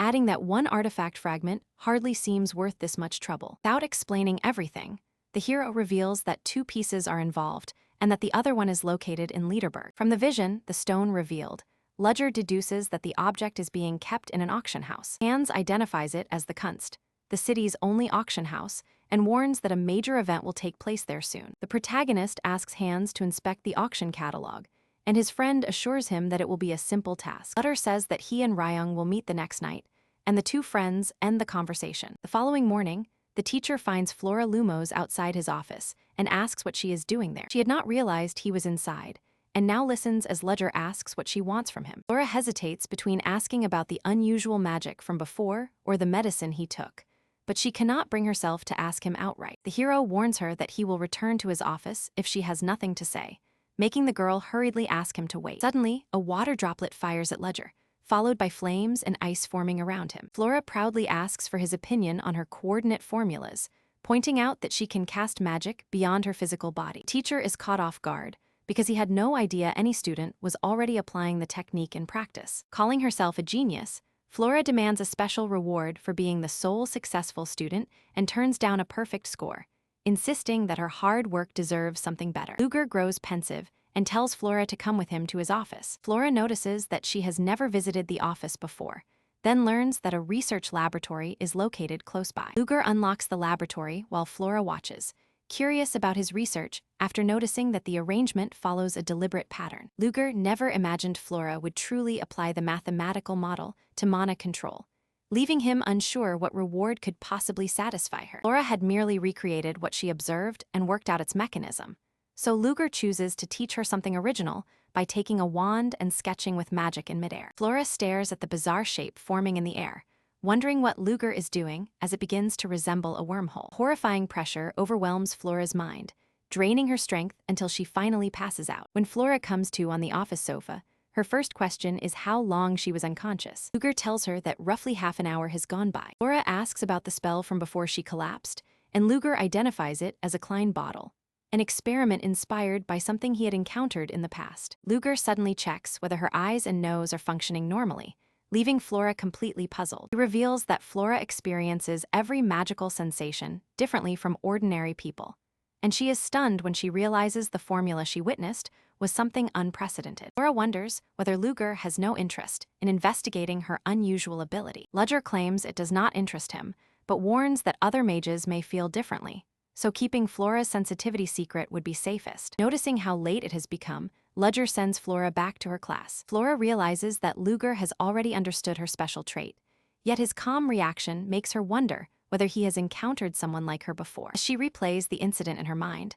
Flora still believes her reward was nowhere near enough. Later on, Luger admits that Hans's formal appearance still looks strange to him, no matter how often he sees it. Hans asks whether Luger plans to keep dressing that way, and Luger proudly confirms that the top hat and monocle are staying permanently. Luger asks about their vehicle, and Hans explains that he borrowed it from the high society elites, selecting a luxury model because this event called for something grand. The pair climbs into the car and heads toward the auction. At the elegant venue, they are greeted by packed crowds, loud music, and dazzling decorations, a far better setting than some grimy back alley hideout. Ludger asks where the meeting will take place, and Hans points him toward the 4th floor. Guards stop them at the staircase and request their authorization, but Hans produces the required document, allowing them through. 4th floor has a completely different atmosphere, serving as a meeting ground for secret organizations bound by an unspoken rule. Hans explains that violence is forbidden on that floor, making guards unnecessary. Luger suspects they were deliberately summoned there to see whether they would respect the rule. When they enter the meeting room, several people are already seated around a dining table. The attendees insist that James Moriarty would never dare lie in such a place, especially after vanishing when his attempt to ignite a war in Lika failed. A veiled woman named Violetta demands to know why he came, and how he intends to accomplish the very goal that defeated him before. Ludger dismisses the accusation as ridiculous and says he never had such intentions, but Violetta fires back that an innocent man would not have demolished the Red Society immediately after entering the city. Hero says he was simply taking out the trash, while the dwarf Pinion asks what he really wants, assuming Luger accepted the invitation for his own agenda. James compliments Pinion's perceptiveness, before announcing that he intends to rebuild his influence from that very place. Pinion wonders whether James plans to establish another Red Society, as Dion of the Old Boys silently observes the exchange. Feeling the tension rising, Ludger suggests resolving their misunderstanding before discussing anything else. The old man demands to know what misunderstanding he means, but Luger asks for a private conversation, making everyone else suspicious. Dion's granddaughter Marcella suspects Moriarty has discovered something important, though people normally dismiss her words because of her young age. James explains that his life has been too harsh to let him underestimate anyone, even a child. He then clarifies that he is not building another Red Society, but launching an entirely new business. His proposal is straightforward.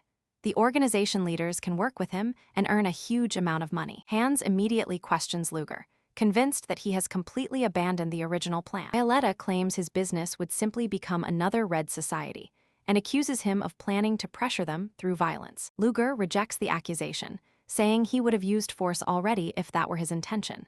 Even if they refuse, he promises to give them a share of the Red Society's former territory. Marcella asks whether he truly intends to share the business even after being rejected, trying to uncover his real motive. James says his current position makes deception pointless, adding that meaningless battles offer him nothing because all he needs is enough power of his own. He does not expect anyone to trust him and insists that refusing carries no penalty, but he still wants their decision right away. His offer leaves the entire table in stunned silence. Pinion finally breaks the silence and asks James to explain exactly what kind of business he has in mind. After all, getting involved in something dangerous could put them in serious trouble. James assures them that the business will not put their lives at risk. When James asks what nobles enjoy, Pinion brings up opera and musical performances. James says he wants to create something more refined, an entire story conveyed through music. Jan studies the document and notices how thoroughly everything has been prepared, while James openly expresses his desire to work with leader Pinion. The veiled woman then asks Moriarty what exactly he plans to do with that location. James says he intends to transform the area by removing its factories and forges, arguing that they currently offer nothing but gray skies and a bleak future. In his view, people deserve to raise their eyes toward the sky instead of spending their lives staring into dirty alleys. James presents another business proposal designed for the other organizations and asks them to review it before making up their minds. The leaders are impressed by the proposals, and all three organizations agree to support James. Later, James tells Hans that other people's ideas merely inspired his proposal. Then he turns toward an alley and asks the person there what they want from him. The visitor is the veiled woman, who has come alone without any guards and requests a private discussion. James tells Hans to continue without him, while he deals with the woman's request. She admits that the proposed business seems viable and asks whether James truly believes it can succeed. She asks whether she could have a place in it, explaining that nobles and powerful merchants currently dominate the clothing industry. James explains that they will be aiming at an entirely different group of customers. Their plan is to create light, comfortable everyday clothing, and let changing demand shape the fashion naturally. The woman points out that clashes with the other organizations will still be unavoidable. James tells her that she must face that obstacle instead of hiding in the darkness for the rest of her life. He promises that, should she accept the deal, he will personally ensure her sisters remain safe. Once the business launches, she will even be free to use her magic in the clothing production. James explains that mages can identify one another, and he had already detected magic woven into the garments. He adds that if they become partners, keeping that secret hidden forever will no longer be possible. Woman answers by lifting her veil and exposing a severe scar beneath her eye. James recognizes the wound as a magical burn, and she reveals that her former magic teacher inflicted it because he was obsessed with possessing her. She arrived too late for proper medical treatment, and even the Lumen's healing apostles eventually abandoned her case. After revealing the scar, she says she intends to leave. James catches her by the hand before she can walk away. He says that because she trusted him with something she hated showing, he should repay that trust in kind. James gently cups her face and moves his hand across the damaged skin. Within seconds, the scar disappears, and James tells her to see the result in the mirror. In the reflection, she finally sees the beautiful face she thought she had lost. James calls this true magic, and tells her that hiding such a beautiful face over one scar would be a terrible waste. Still, he understands that keeping her face covered may remain the more comfortable choice for now. Violetta promises to handle the work as instructed, and says the meeting turned out wonderfully. Suddenly, James orders her to stop and pulls her aside just before something strikes. Violetta realizes that an arrow aimed at her has buried itself in the wall instead. James checks on her, and Violetta says she is safe only because he intervened. James immediately starts wondering who arranged the ambush. He has several possible suspects, but is certain that more than one or two people are involved. Several men approach, remarking that an important person is wandering without protection. James recognizes them as Red Society survivors and assumes they have not yet heard about the organization's collapse. The men reveal that they know exactly what happened, which is why they came prepared for this showdown. James detects diffusion incense and tells Violetta to avoid magic, since controlling her power under its effect would be extremely difficult. Hearing James's voice, one Red Society member realizes that this attack could eliminate two major targets in a single move. Violetta is irritated by the situation because close-quarters combat is hardly her specialty. With enemies surrounding them and no clear way out, James asks whether Violetta can fight, and then teasingly asks if she knows how to dance. Violetta replies that her dancing skills are good enough for her not to feel jealous of anyone else. James immediately turns his back toward her and charges straight into the Red Society fighters. A fierce battle erupts in Netherbell, and the enemies soon discover that the pair is terrifyingly powerful, even while the diffusion prevents them from using magic. The battle wears down both Violetta and their attackers, prompting James to remark that everyone should work on their stamina afterward. The archer who fired the first shot is nowhere to be found, so James assumes he is concealed nearby. The rare incense and the attacker's concealed killing intent convince James that a trained professional is part of the group. After informing Violetta of his suspicion, James scoops her up and breaks into a run. Seeing the nobles retreat, the Red Society fighters lose their temper and pursue them. James warns Violetta about the concealed assassin and explains that continuing the battle in the open leaves them exposed. When Violetta looks behind them, she spots two masked dagger users and identifies them as the Kazulpa assassins, mercenaries from the southern desert. James instantly launches a grappling hook from his sleeve, carries Violetta up the building, and reaches the rooftop with the assassins close behind. One assassin hurls a pair of daggers, but James and Violetta narrowly evade both blades. Violetta raises an umbrella as a shield, only for the material to begin melting immediately. James identifies a special Kazulpa poison coating the weapons, one that no defense can stop. Their choices are simple: force the assassins to exhaust their daggers or escape. Violetta chooses escape, so James lifts her once more and sprints before leaping from the rooftop toward the street below. Both assassins follow them off the building, though one suddenly orders the other to hold back. From above, they spot Violetta shouting that James is a coward and demanding to know whether he has abandoned her. One assassin briefly thinks James left her behind, then realizes the scene is probably bait and that James must be concealed somewhere close. Even after realizing the danger, he throws two daggers at Violetta and yells that he has located her. Blades strike the wall, but Violetta disappears without a trace. A moment later, James steps out of the darkness and drives his blade into the assassin's back. When the assassin asks how that was possible, James reveals that he exploited the diffusion incense to use a limited amount of magic. The incense concentration was low enough not to interfere with his mana, letting him generate distracting sounds. James withdraws the dagger-like cane from the man's back, finishing him off. Just then, Violetta warns James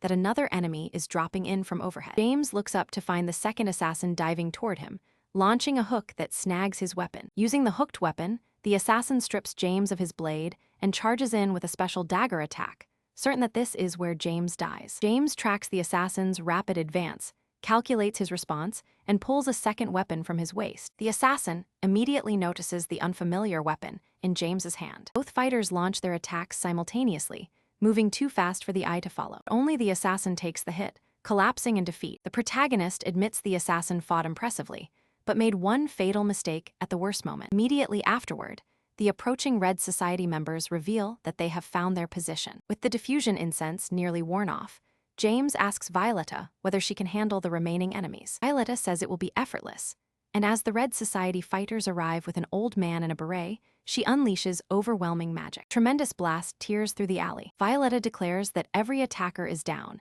and admits she never expected them to assemble a strike team after the organization's collapse. James suspects the Red Society survivors were commanded by whoever hired the assassins, and he is certain that person was not Belford Rickson. Violetta learns that James killed Rickson, and James explains that Rickson financed atrocities and violated human dignity, leaving him no reason to spare the man. Protagonist intends to let his new recruits decide the fate of everyone behind the incident. In return, they will be tasked with tracking down the true mastermind. Violetta realizes her schedule is about to become hectic because she must also oversee the new business. When James asks whether the workload might overwhelm her, Violetta confidently promises to manage both responsibilities and give them everything she has. Satisfied with her answer, the hero says goodbye and reminds Violetta to stay safe. Elsewhere, Sheridan the dwarf engineer harshly summons her assistant and orders him to appear at once. The protagonist hears the commotion as Hans cries out for someone to rescue him. James tells the dwarf to quit bullying Hans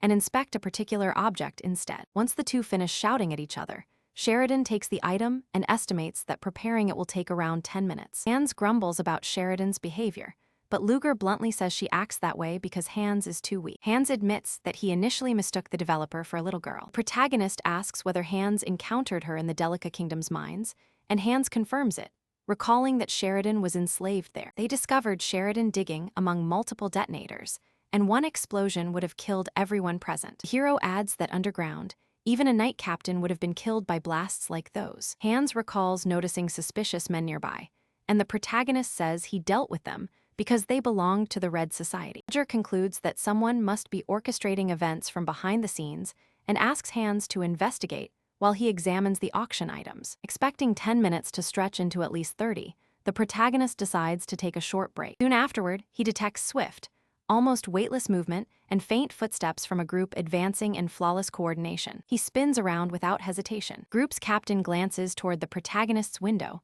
but Luger slips out of sight before being spotted. Once certain he remains undetected, he catches sight of the woman's distinctive silver hair. Ledger recognizes the woman as Tarina Lionhall, protector of the Nightcrawler Night Order. He assumes Tarina was placed in charge of the Belford Rickson murder investigation and may be linking it to the recent attacks. After eliminating every trace that could connect him to the case, Luger wonders why Tarina has appeared in Letterbelt. The dwarf builder returns with the repaired device and explains that she took extra time to check every component carefully. Ledger notices that the device has become slightly more compact and slimmer. Following her instructions, he straps the hook to his wrist and tests it indoors. The device smashes through the wall, proving it has twice its former strength. Sheridan has also added a hidden dagger mechanism that activates when he closes his hand and bends his wrist. Builder says she added it based on one of his earlier remarks, then points out a hole on the left side designed to fire paralyzing projectiles. She compliments Ledger's choice, joking that only a fearless person could handle such a dangerous weapon, but he says it is simply the standard equipment for a Sauron professor. She then admires his outfit, saying he could easily pass for either a knight or a nobleman. Ledger thanks her, assures her that he will look after the device, and prepares to head out. Before leaving, he brings up the recent magical attack and asks whether a gang clash might have happened nearby. Meanwhile, Tarina identifies one of the corpses as a Red Society member. The three knights discover 2 additional bodies and their captain removes an arrow lodged in one corpse. Sharp, sour odor catches her attention, but she finds no trace of the signature poison used by Kazalpa assassins. Tarina's assistant wonders whether the massacre involves the Fatima dynasty's assassin network or is merely an internal conflict. Tarina makes it clear that poison was not what killed them. They likely belonged to the same faction and were all taken down by one devastating attack. The assistant points out that another victim was struck from behind in an identical manner. From the wounds, they conclude the assassins fought at close range, because they assumed their opponent was a mage incapable of using a dagger. That leaves one frightening possibility. The culprit is a mage skilled with blades who managed to cripple the Red Society. The case becomes far more serious when they realize that the supposedly disbanded Red Society had hired Kazalpa. Tarina links the Belford money sent to the group with the murdered members, the burned factory, and the Soren professor who slew a werewolf. Having pieced everything together, she declares that the crime scene has given her all the information she needed. When someone asks whether the investigation is finished, she rejects the idea and says she already knows where the next clue is waiting. Following morning, a female professor visits Ledger's home and points out that he never showed up at work. He tells her that he had no classes scheduled and asks why she came to see him. She warns him that a knight from the National Security Association wants to speak with him, and a bespectacled young man soon arrives to verify that he is Ledger. Ledger offers him a seat and some tea, but Lloyd politely refuses, saying he is currently on duty. When Ledger asks why he came, the knight casually requests a detailed account of the werewolves that appeared on campus. Ledger had been expecting Tarina, so realizing this was someone else makes him think the conversation should be easy enough. Once Ledger finishes recounting everything, the knight thanks him, and Ledger responds that speaking with a national agent was an honor. Lloyd takes his leave, and the exchange ends with both men maintaining a friendly tone. The moment the agent is gone, Ledger quietly studies the hand that had just met Lloyd's. Later on, Lloyd reports back to Tarina. Tarina asks whether he uncovered anything, but Lloyd says no. They lacked a search warrant and found nothing worthwhile. He insists that he carried out her instructions exactly as ordered. Tarina asks whether the professor seemed properly trained, and Lloyd reveals that he sensed something the instant their gloved hands touched. Lloyd removes his gloves and lays them across the table. He says Ledger's hand felt like that of an average mage who had never touched a knife, and swears he could not have misread it. Tarina is disappointed because she had believed this meeting would finally give them a lead. With the case still unresolved, she refuses to halt the investigation and tells Enus to watch for anything unusual. However, she reminds them that their first priority is finding Prim, because that was the agreement they made. Rector and Chancellor, Alyssa Willow, arrives to speak with Tarina, leaving the assistants curious about their apparent familiarity. Alyssa lightly complains that her friend could at least greet her, without acting so formal. Tarina shoots back that the director is only pretending to be thoughtful after preventing her from properly meeting Ledger. Chancellor tells Tarina not to scare the Academy's newest professor, explaining that she has begun to like him and knows Tarina has a habit of crushing people. Offended by the remark, Tarina says she knows how to leave and walks away. By interrupting Tarina, the Chancellor effectively shielded Ledger from a more serious conversation. Ledger still cannot figure out their relationship, but he is grateful that the director's intervention saved him from the confrontation. He thinks Lloyd was far too perceptive to relax around, and the agent's behavior has already revealed several useful clues. Since Lloyd inspected himself for dust and looked unnaturally spotless, Ledger concludes that he is obsessed with cleanliness. A man terrified of dirt would never request a bare-handed handshake without having something specific to test. So asking for Sheridan's artificial skin as a precaution turned out to be a smart decision. Ledger removes the imitation skin and admits that Lloyd made a clever attempt, though he had prepared even more carefully. With that matter settled, he chooses to unwind and get the exam ready. A cautious week goes by, with everyone minimizing contact and arranging secret meetings away from Soren, probably because of the recent investigation. Ledger asks for further updates, and his assistant tells him that 3 Third Order members were arrested 2 days earlier. She had not mentioned it sooner because it seemed insignificant, but 2 boys and a girl from Ledger's class helped capture the criminals. Ledger instantly suspects Aiden, Leo, and Tacy, and his assistant confirms that they were the students involved. They had gone outside the city to escort someone and ended up joining the arrest during a commission, a job poor students take to cover their tuition fees. Ledger realizes that the students had taken down Third Order members right under his nose. His assistant asks what should be done. Ledger tells her to forget it, saying he has no use for subordinates defeated by ordinary students. She agrees and adds that their current orders are simply to remain calm and avoid unnecessary moves. The first examination period begins, so Ledger dresses for work and hopes his assistant actually prepared herself. In class, Ledger announces that only the top 5 students will learn the source code formula, which he has split across 4 separate exams. He warns that anyone caught cheating will receive an equally severe punishment, then begins the test. As soon as the bell sounds, Ledger calls time, confident that the class has performed reasonably well. The exam was technically open book, but it was so brutal that the students barely had time to glance at those books. While coming down the stairs, Renee stops Ledger to give back the book he had lent her. Ledger refuses to take it back, explaining that she will need the book later and that this particular edition suits her studies perfectly. He asks Renee to keep it as a sign of respect for its former owner, saying he believes it will be safe with her. A blonde classmate comes over and asks Renee why she had been rushing. Renee changes the topic by claiming the exam was not especially difficult, directly disagreeing with her classmate, who thought it was nearly impossible. After reviewing Ledger's questions, the director observes that they demand strong fundamentals and steadily increase in difficulty, like a carefully hidden trap. An older man asks how Ledger's exam stacks up against Professor Chris Benimore's, since both professors teach manifestation. The director finds the comparison insulting, saying Benimore hides behind complicated terminology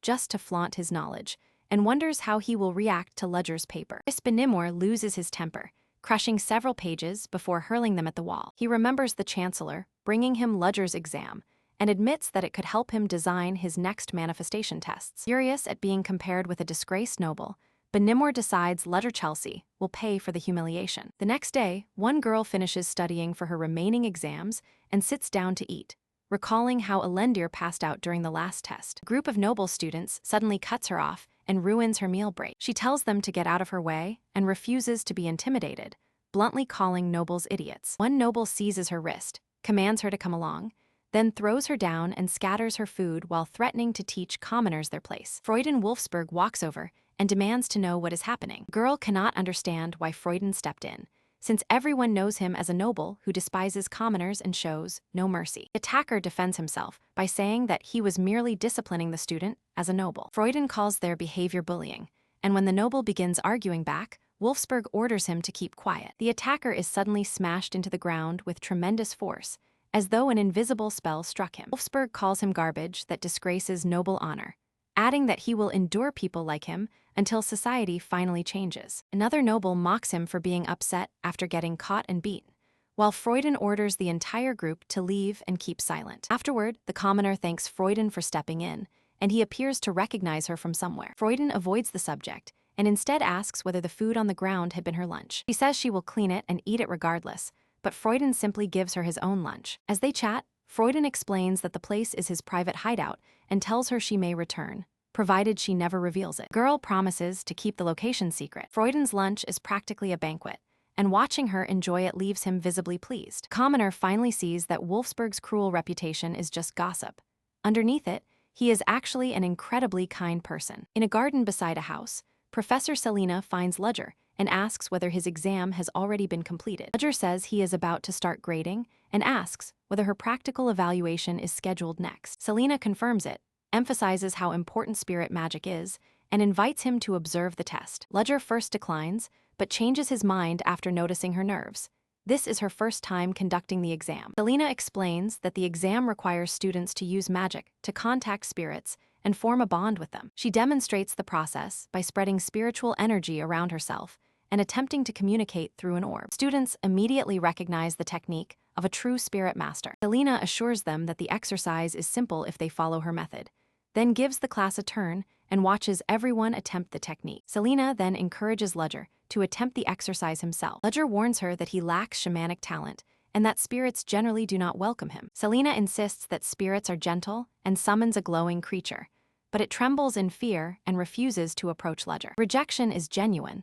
The spirit gods simply do not protect or favor Ledger. Selina is visibly puzzled by the creature's response. She explains that spirits ignoring someone is normal, but being this terrified is something else entirely. Ledger simply says that he is an unusual exception. He explains that only low-ranking spirits keep their distance, while mid-ranking ones stay perfectly composed. Selina apologizes, clearly feeling sorry that he cannot connect with spirits. Ledger brushes it off by saying that the world contains all sorts of people. Selina turns her attention back to the exam, briefly leaving the students without supervision. Ledger calculates that he has enough energy to suppress the mid-level spirit's reactions, but doing so would immediately arouse Selina's suspicion. He knows the spirits are not afraid of him personally.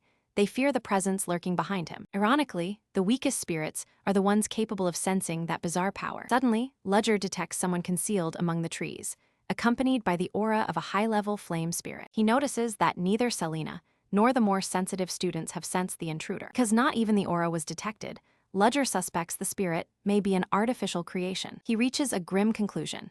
A first-order agent is operating in Soren, and Ledger is clearly the target. He wonders why they acted after such a long silence, and whether someone has uncovered his fake identity. Taking it as an opportunity, Ledger claims the area has become too hot and walks away, noticing that the temperature genuinely rises as he speaks. He leaves the class behind and heads into the forest. Once alone, Ledger studies the spirit and its motives, determined not to waste this chance to learn more. Flame suddenly materializes before him and writes a fiery message across the ground. The message orders Ledger to come back to the same place that night once classes are over. That night, Ledger returns to the forest and searches for the mysterious entity. Flame Spirit appears and teasingly asks why he showed up ahead of schedule. Ledger notices that the summoner's real body is nowhere nearby, exactly as he had anticipated. He skips the small talk and demands to know what the entity wants. Spirit says it summoned him because it requires Ledger's assistance. Its purpose is to spread destruction and throw Soren into chaos, but the Academy's mages keep extinguishing the fires it starts. Ledger asks whether the spirit wants him to assist with the fires,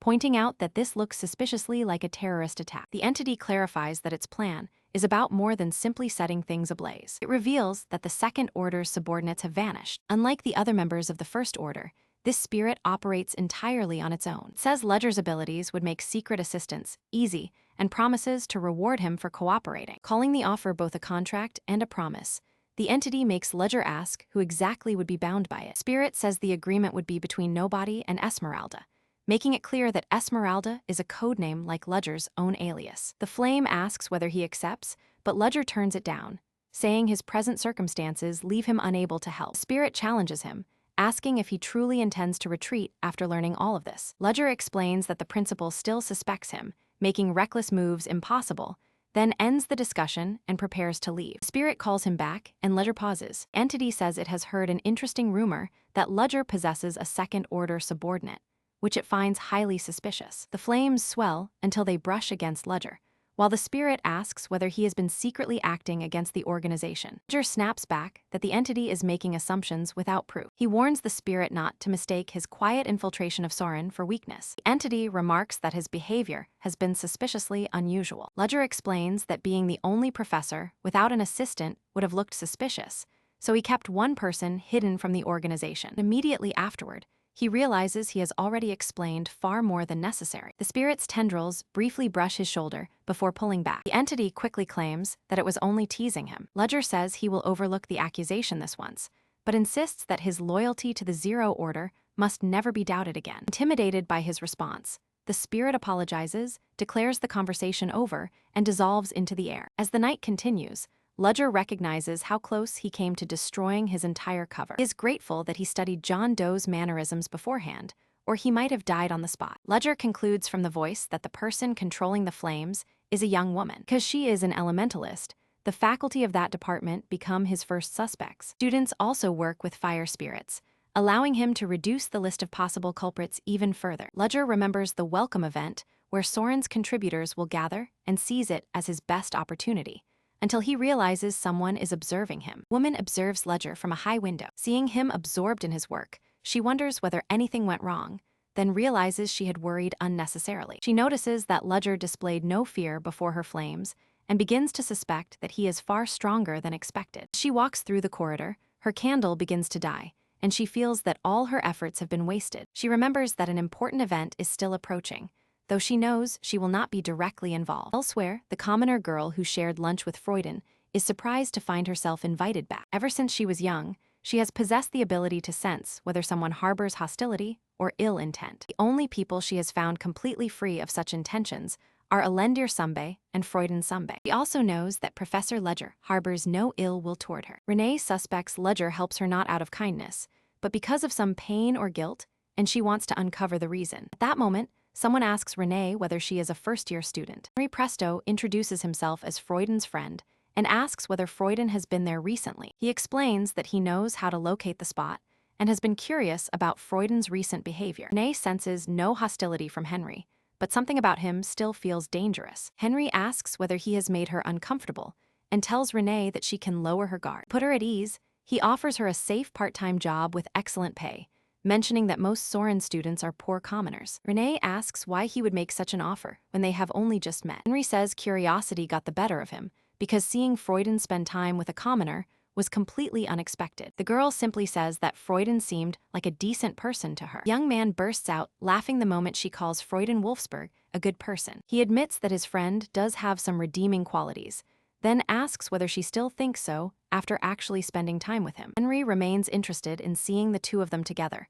and offers to explain everything before she makes a decision about the job. Day soon gives way to night, and the social gathering Ledger planned to infiltrate finally begins. As the guests discuss the impressive abilities of Soren's new teachers, Ledger Chelsea makes a stylish entrance, and the teachers immediately identify him as the person behind the rumors. While Count Chris Benimor chats with Professor Merrilda and Congressman Charles, Ledger observes that every teacher is occupied entertaining their sponsors. Seeing his opening, he decides to investigate and start searching for Esmeralda. At that exact moment, Count Deckers approaches with an introduction, but Ledger makes it clear that he has no interest in small talk. The Count is immediately intimidated and apologizes for disturbing him. Ledger figures that frightening one person will discourage the others from approaching him, so he uses the moment to continue looking for Esmeralda. Meanwhile, Professor Selina apologizes to a green-haired man and explains that dealing with strangers is difficult for her. The man continues defending her anyway. Ledger intervenes and orders the man to back off,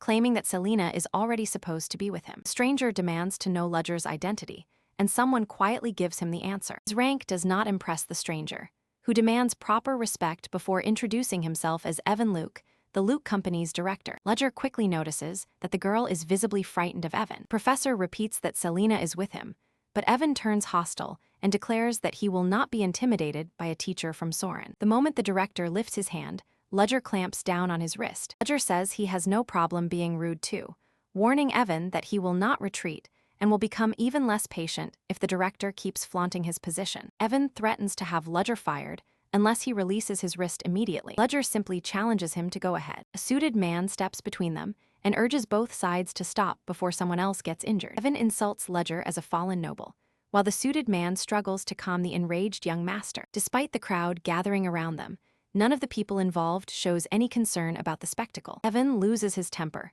screams that everyone should address him as director, and slaps the suited man, insisting that he will stop holding back after being treated like garbage. Ledger realizes the whole scene has spiraled beyond control, ruining his plan to quietly leave by using Selina as an excuse. Principal Alyssa arrives after hearing the disturbance. Evan accuses Alyssa of running Soren's teachers badly, claiming that a fallen noble attacked him, and demands Ledger's dismissal to protect the Luke Company's sponsorship. Principal challenges Evan's authority, reminding him that Theodore owns the company and that a director cannot issue threats without first consulting his father. Evan fires back that his father would make the exact same decision. Just then, President Theodore arrives, and Alyssa asks him directly whether he supports his son's claim. Theodore apologizes to Alyssa for Evan's foolish behavior, thanks her for being understanding, and then reprimands his son. Alyssa points out that the incident cannot simply be brushed aside, and suggests resolving the dispute through a fair duel before the entire gathering. Ledger cannot figure out why she suddenly suggested a duel,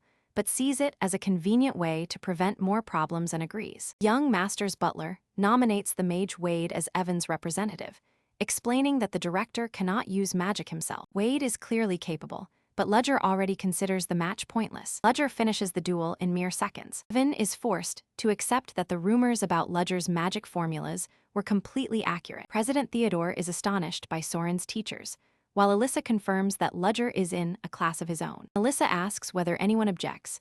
Theodore accepts the duel's outcome and promises to correct Evan's behavior. Theodore then starts to make a request, but Alyssa cuts him off because she already knows he wants an introduction to Ledger. Once the argument is settled, Ledger returns his attention to the real objective. Professor Selina later thanks Ledger, explaining that the Luke Company president apologized to her and invites him to meet the animism professors with her. Ledger recognizes a useful opportunity and agrees to accompany her. When they reach the group, the professors immediately notice that Selina has brought along the rookie teaching the second-year classes. Ledger remarks that someone like him probably does not deserve such a position, The women take it as modesty and react normally. His careful observation reveals nothing useful, but it does confirm that the severe Esmeralda is not part of this group, forcing him to explore other leads. Thirsty, Ludger heads over to grab something to drink. He recognizes the blue-haired waitress as Renee and asks what brought her to this job. Renee explains that a senior noble recommended this part-time work to her and her classmates. After taking a drink and considering the matter,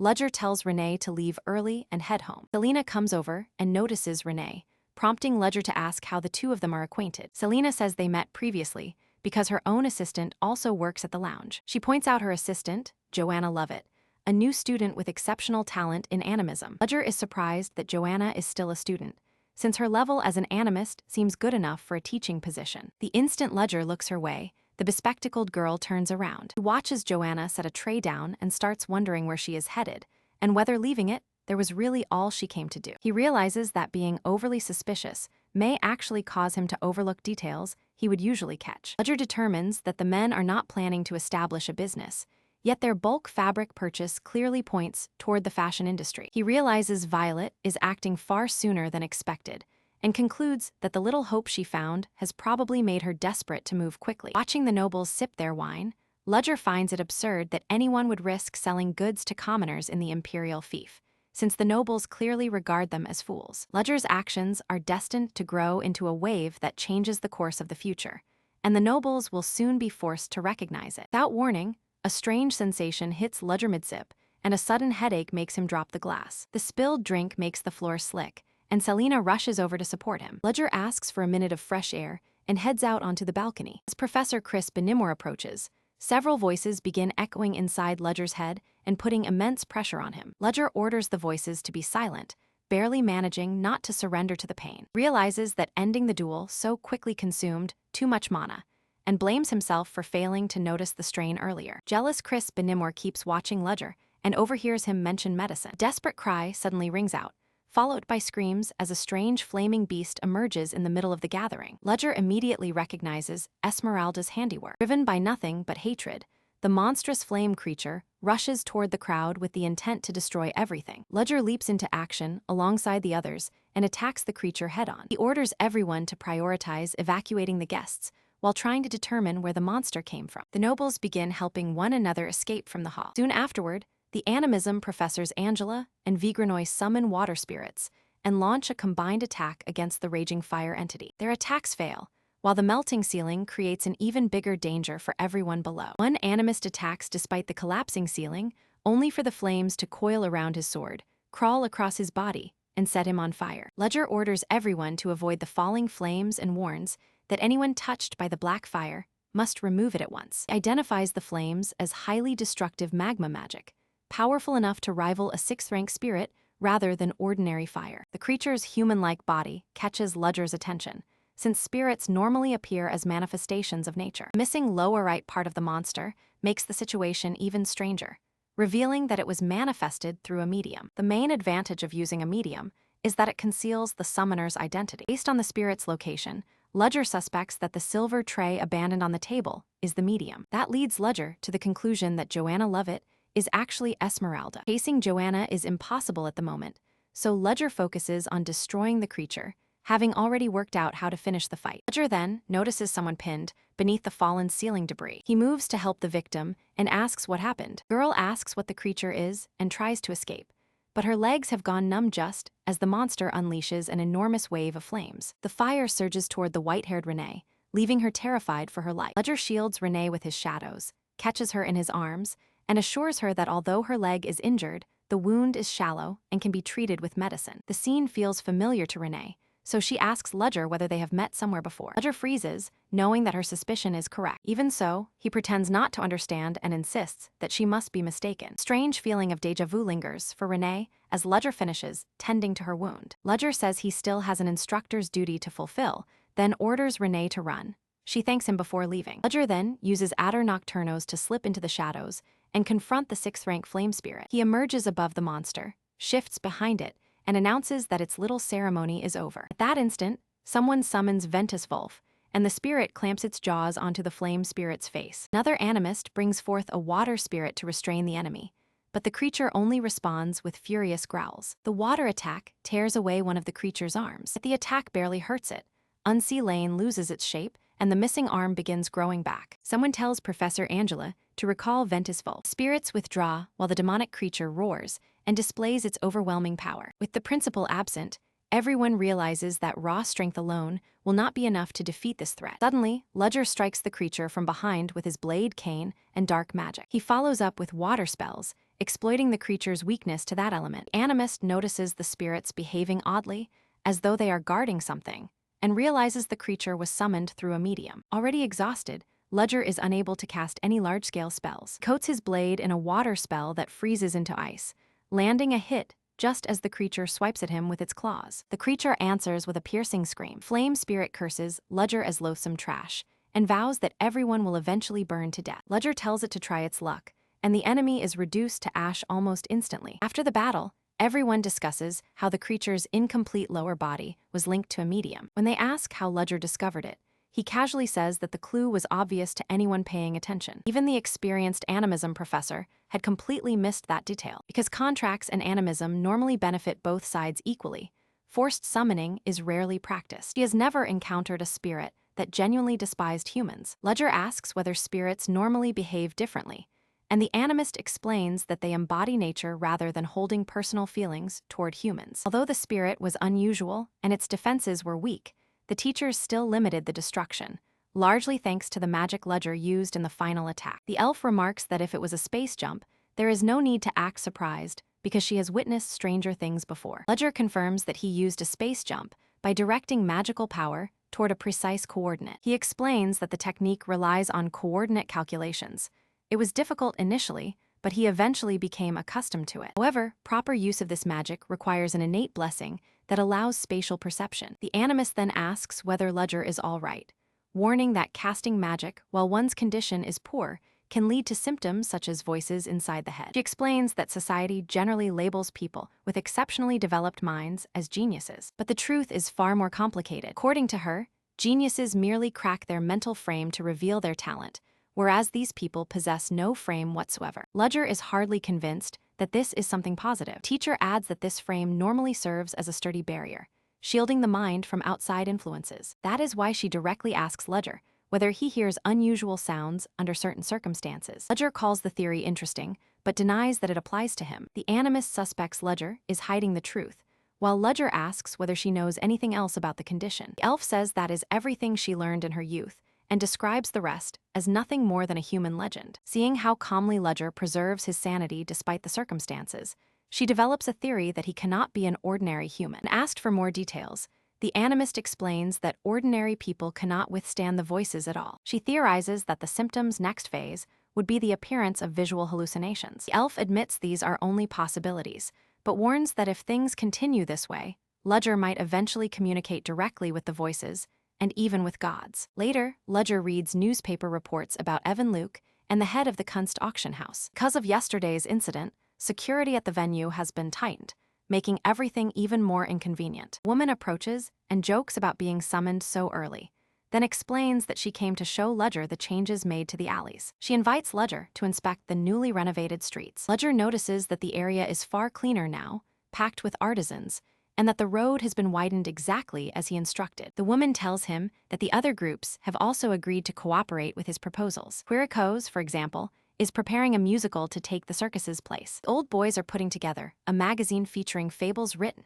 by unknown authors. She admits that the children are struggling to spread the rumors, but Ludger says failure is acceptable as long as they give the promotion their best effort. They next visit a new workshop that plans to begin with affordable clothing before moving into luxury fashion. Ludger notices how confident Violetta has become, and she says she has spent her entire life dreaming of this moment. Ludger tells her that everything is progressing well, and together, they decide to meet the people who will be joining their project. Soon, they come across a man trying to invite a woman out for the evening. The teacher cuts in, apologizes to the woman, and tells the man that he is coming along to discuss something important. Ludger remarks that this was a terrible place for their meeting, but leaving the man alone might have caused an unnecessary delay. The man introduces himself as Alex from the Owen Group, insists that he is not a bad person, and immediately asks about Violetta. Irritated by Alex's behavior, Violetta doubts whether he can truly work with them, but Ledger assures her that the young man is highly capable despite his appearance. Alex keeps flirting and asks whether the job comes with treasures or women,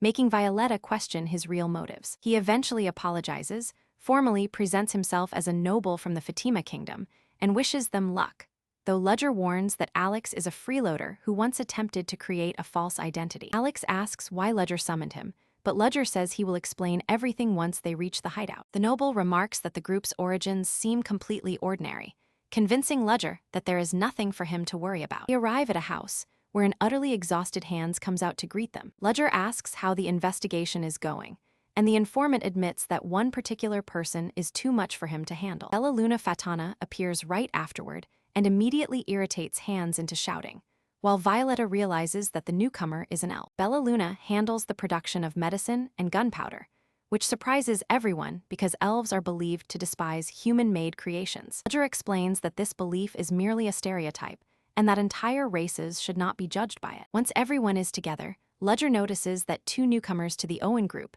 Phantos and Arfa, have arrived as well. After Alex gives his introduction, they enter the house, and Ledger asks the remaining newcomers to introduce themselves. Arfa thanks the silent Phantos, then asks everyone to understand that he has no family name and introduces himself simply as Arfa. Hans points out that the two do not seem particularly remarkable and asks how they first met the leader. Arfa explains that Ledger is not his biological father, but he treats him like one because the professor has taught him about the world ever since his birth. Finally, Phantos is asked to remove his hat, revealing that he is a beastman. Hans learns that the newest recruit hunts whales, a surprising profession for a beastman who would normally avoid water. But Arfa assures him that Phantos is both powerful and highly skilled at it. Ledger adds that Phantos was once strong enough to lead his own people, even though the beastmen had defeated him years ago. Regardless, Phantos is being assigned as the team's primary combat specialist, and will probably rank as its second strongest member. Last, Violetta gets her turn to speak for herself. Ledger asks her to keep working alongside them, pointing out that their business operation is already prepared. Violetta says the offer interests her, though she notices that every person on the team is exceptionally capable. The professor tells her he would never have invited her without believing in her ability, adding that she is the one most likely to benefit the group. He extends his hand and plainly asks whether she will join the Owen team. Violetta accepts his handshake, agrees to the offer, and sends the team her best wishes. Looking over the beastmen, the boy, Violetta, and Hans, Ledger realizes that the required team is finally complete and far stronger than he had expected. Before the meeting begins, Ledger reveals their objective. Within the next few days, they will strike the Kunst auction house. The team discovers that their leader intends to retrieve a particular item from the auction house and pick up a few extra gifts while leaving. The boy quickly raises his hand and asks how difficult the raid will be, reminding everyone that hundreds of attempts have failed during the past 20 years. Security has also been tightened after the recent incidents, and rumors say an artifact keeps the entire storage area under constant surveillance. One member concludes that Ledger must already have a solid plan if he sounds this confident. Ledger confirms that assumption, then orders Hans to bring out the blueprint and tells everyone to study it carefully. Once the map is opened, he points out the exact room containing their target. Morning arrives over the city, now restored and rebuilt. While walking through the streets, Ledger spots Professor Selena and Joanna Lovett speaking with a blonde man. As Ledger comes closer, Selena invites him into the conversation and notes that they have not met since the banquet. Meanwhile, the blonde man politely departs. Ledger asks whether their discussion was serious and learns that they were concerned about the events at the banquet. He apologizes for waiting so long to ask about Selena's condition, and she assures him that she is fine. Selena's assistant then thanks him for rescuing the students. Ledger notices Esmeralda.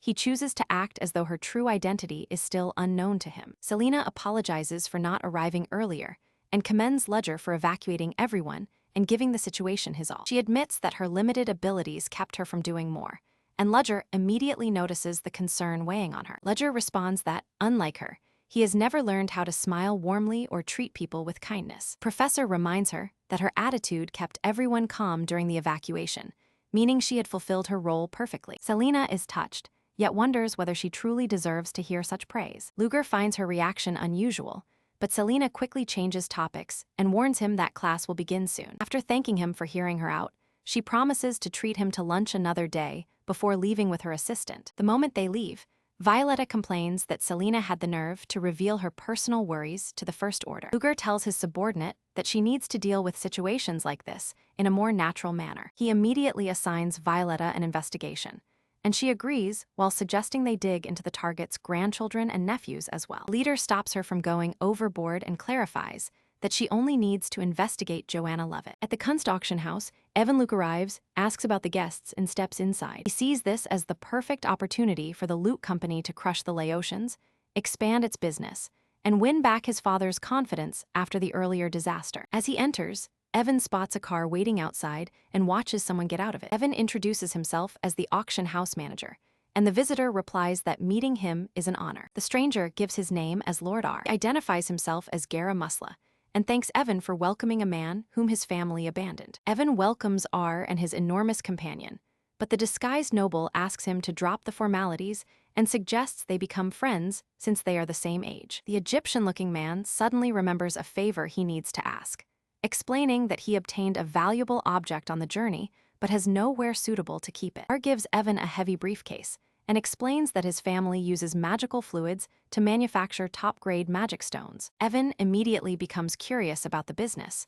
while the visitor warns that the item inside is a company prototype. When Evan is asked about a secure storage location, he says the warehouse has the perfect place and leads the pair inside. Through a wiretap, the boy hears the entire exchange and is amazed that the leader can imitate Southern noble fashion so convincingly. Ledger considers Evan Luke a highly influential young noble, not because of personal power, but because his father's company controls the magic stone market. He tells Fontes to remain silent and perform his role strictly as a bodyguard. Because the Luke company recently expanded toward magical tools and artifacts, magic fluids have become a crucial resource for them. That is why Luger selected this disguise. It gives him a chance to get close to Evan and establish a useful connection. As they near the target area, Luger asks for an earpiece to be placed in his ear. Sheridan created the mobile communicator, and Luger and Melvin will use it to track one another's positions. Ledger quietly passes on his instructions, but Evan notices him muttering. To avoid suspicion, the leader casually acts as if he had simply been speaking to himself. Evan praises his eye for valuable objects and explains that the briefcase will be stored in the warehouse's lower section. The lower level can only be reached by an elevator opened with a golden key, and armed knights guard it exactly as Hans predicted. Ledger knows the warehouse will be a nightmare to infiltrate.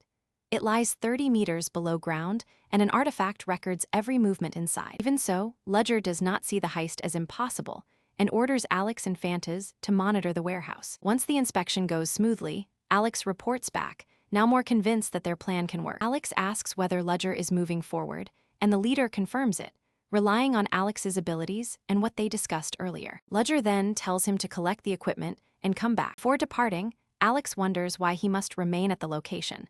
Then a familiar voice suddenly reaches his ears. Alarmed, Owen's member warns Ledger that they have a serious problem.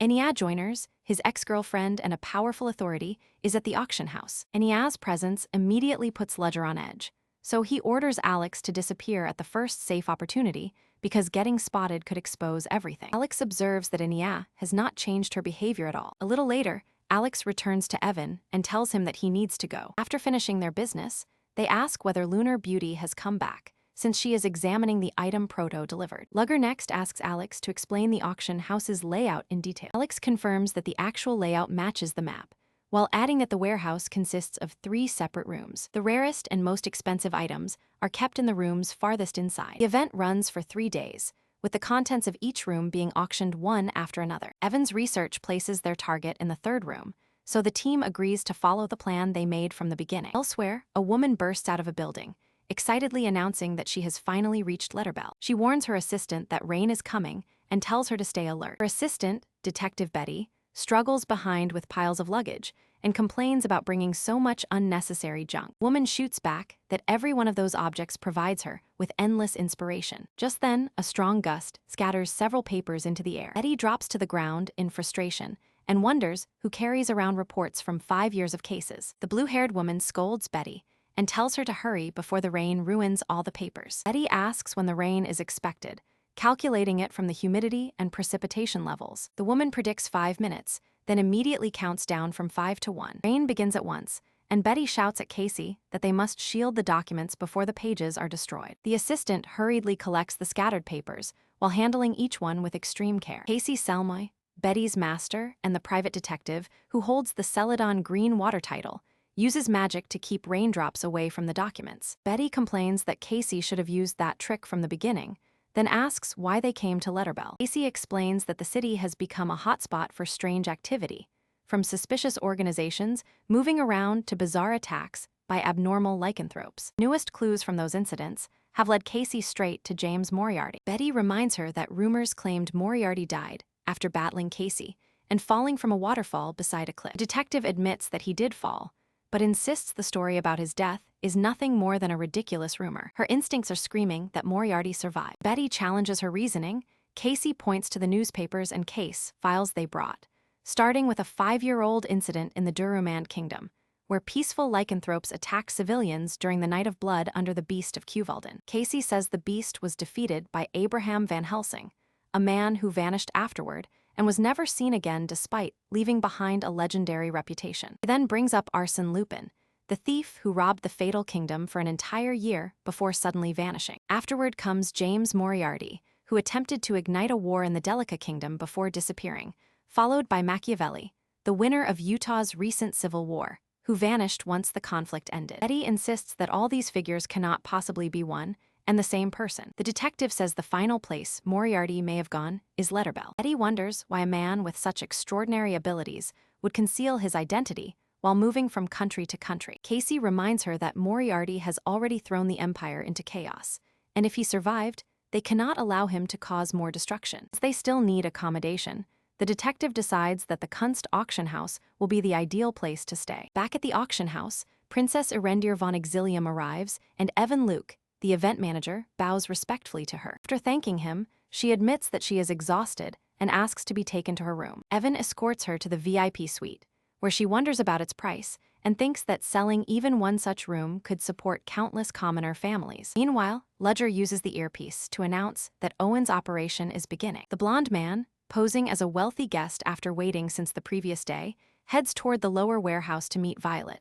but spots Inee and wonders why she is there. Violet pretends to stop and untie her shoelaces, using the excuse to head toward the lower level while buying herself some time. For the moment, she must handle the job alone and secure the elevator key before Alex joins her. Violet acts drunk and asks to be escorted to a room, planning to steal the master key and deliver it to Ludger. A suited man brings her to his room and lets her enter, believing that alcohol made her forget where she was staying. After shutting the door, he begins removing his suit and claims she should sober up first, hinting that they could enjoy themselves while waiting. Violet pretends to accept his game, then suddenly catches his hand and yanks him toward her. In the next instant, she throws him down so violently that his back smashes into the floor and he lets out a scream. Violet sarcastically asks whether he is enjoying himself, revealing that she is far from helpless after training her body-strengthening magic with Ludger, though even she did not expect one hit to finish him. She then searches through a cabinet packed with keys until she finds the one she needs. At the auction,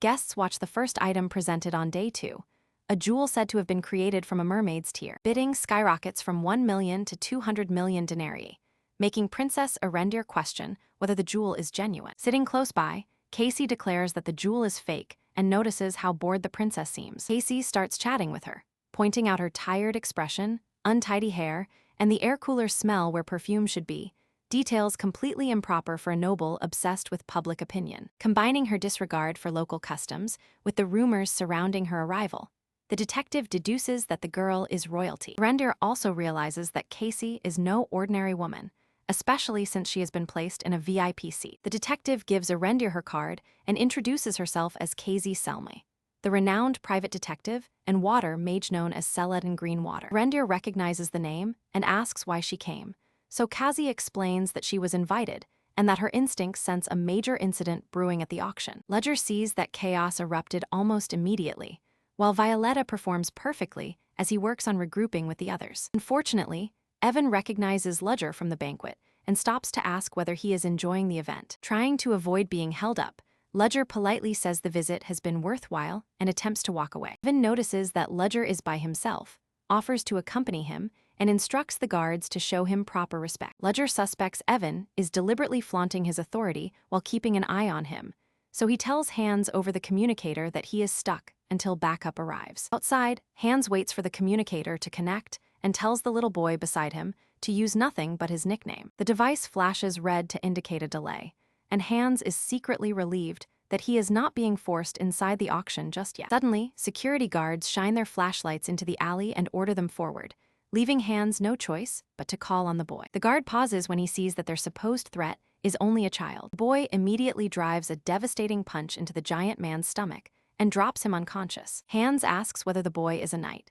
but the child explains that he graduated from a superhuman military academy and is much stronger than any ordinary person. They bind the unconscious guard and stash him inside the trash. A second guard arrives and calls out for Deckard, unaware that the first guard is already unconscious. The boy perfectly copies Deckard's voice, saying he is handling a routine matter and that everything in the alley is normal. The guard accepts the response and walks away, leaving the boy proud of his performance and Hans completely stunned. Once the signal appears, they activate the device and continue with the operation. Inside the building, Hugo successfully makes his way into the room. Shaken by the obstacles and Anne's unexpected presence, Hugo hurries to locate Violetta, only for her to collide with him and fall onto him crying as she opens the door. She pretends that she simply stumbled and thanks him for catching her, using the distraction to let Hugo secretly take her key. Once they split up in the hallway, Hugo reports through the communicator that he has the key and proceeds to the elevator, where Melvin awaits him. At the rendezvous point, an unusual energy begins radiating from Melvin. As Hugo walks past,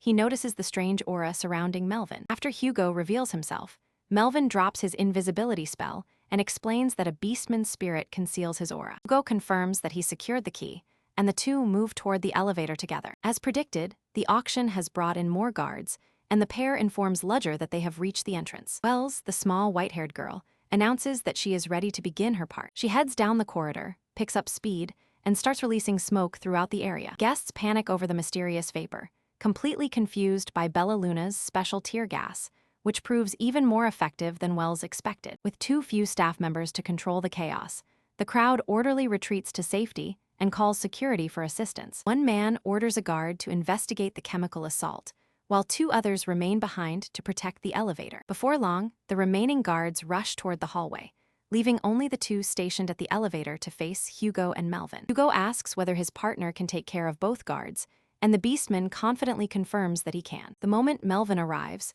the heavily armored guards stop him and demand to see his identification because he has entered a restricted zone. Melvin immediately puts his hands up, insisting that this is all a misunderstanding and that he only came there looking for a place to hide. Guards remain unconvinced, but the beastman steps in and claims that he is a friend of Evan Luke. After asking where Evan is, the guards order both of them to move away. That is when Melvin suddenly rushes in and tackles the guards to the floor, later proudly noting that he avoided their pressure points and left everyone alive. Hugo spots the dent left by just one punch and starts wondering how Leader Ludger ever managed to recruit such a subordinate. The pair reports through the communicator that the entrance guards are down, and Kafka and Duma should be arriving soon. Meanwhile, Hans and the child press a red button before deciding to slip into the hall disguised as waiters. The auction moves on to the next item, starting at 500,000 dinars before the bids skyrocket to 5 million and then 10 million. Protagonist suddenly senses someone behind him, making any movement risky even though the operation appears to be proceeding smoothly. He glances over his shoulder and recognizes Detective Keyselma. His mind flashes back to their battle at the waterfall, where he called her insane after she screamed that she would sacrifice her life to destroy James Moriarty permanently. The leader starts worrying that the detective may be searching for him, so he quickly turns his face aside. He cannot understand why she is at the auction, especially since he was disguised during their last meeting and she should not be able to identify him now. Since the detective carries the title of Celadon Green, he realizes that all their careful planning could collapse the moment she gets involved. Still, he figures Case cannot know about the operation yet, because she would never be standing there so casually if she did. The woman unaware of the real situation, he chooses to stay put and let his subordinates complete the mission as fast as possible. Meanwhile, a mustached nobleman shows up looking as though he could fall asleep at any moment. Camera guards barely pay attention to the monitors, convinced that nobody would be foolish enough to rob the cants. One guard tells the other to relax, explaining that the rooms are being shown through a live artifact feed far too advanced to be meant only for security. Soon after, they spot a strange flicker, disturbing the feed from room 2. The drowsy guard dismisses it as normal interference and assumes his tired eyes are simply fooling him. And one of them notices an intruder emerging through a hole that has been dug up from beneath the building. He immediately informs Evan Luke that intruders have entered the second warehouse, whose entrance is completely unguarded. Because the warehouse was dug into from below, the situation makes no sense to them, so every available guard is summoned to the location. Once the team assembles, they learn that the intruders entered through a tunnel, prompting some guards to inspect the nearby sewer entrances. The remaining guards divide into a transfer unit and an assault unit before moving toward the warehouses alongside Evan Luke. Watching the guards descend by elevator on the monitors, Luke realizes that he cannot allow the precious artifacts to be taken. He orders the transfer of Warehouse 3's contents to a secure location, while the assault team is assigned to capture the intruders in Warehouse 2. After informing their lord, the guards begin heading toward Warehouse 3. Warehouse 2, Evan Luke commands the guards to enter and seize the supposed invaders. But once the door swings open, they find an empty room with absolutely no evidence of any break-in. Monitors still show 4 people looting the artifacts, even though the real room remains completely untouched. Suspecting that the feed has been replaced by a fake image, they question what is happening, while Evan Luke orders the Warehouse 3 transfer to continue. Truth finally becomes obvious. The artifact was broadcasting a recording, and Warehouse 2 had only been used as bait. Warehouse 3 had been the real target from the beginning, with the thieves planning to intercept the artifacts during the security transfer. Command Center is alerted about the assault team's movement. Suddenly, the ascending elevator plummets, making Evan Luke realize that they are trapped with no escape route and desperately need assistance. Someone suggests calling the police, since the team is stranded without the elevator and has no backup left. Evan Luke panics while desperately trying to figure out how to stop this disaster from destroying the entire auction. Security chief proposes leaving the room, gathering the remaining guards, and making one final attempt to stop the robbery. But when he tries the door, he finds it sealed shut. The white-haired girl has jammed the passage with chunks of iron. After learning about the artifact, Ludger devised a plan to replace the live transmission with a recording and asked Sheridan whether she could assist. To pull it off, she had to rely on a hacking device. Wells then informs the protagonist that the mission succeeded and every auction guard has been secured. 30 minutes earlier, 2 members of the group are already feeling nauseous. Hans is stuck inside one of the painfully cramped suits of armor. The suit had been dented by Phantos, and no matter how hard they tried, they could not repair it completely. They take their positions and act like Black Knights as Phantos and Hugo head upstairs. The group waits for the security guards' positions, quietly relieved that they did not encounter them immediately. Phantos realizes that spirits can be put to use for an operation like this. Beastman identifies 8 guards spread throughout the area, including 2 who are stationed alone nearby. The 2 warehouse lookouts are quickly captured and knocked unconscious without much trouble. They steal the lookouts' armor for their disguises, though the Beastman has to tolerate the miserable fit because the suit is far too small for him. With the disguises ready,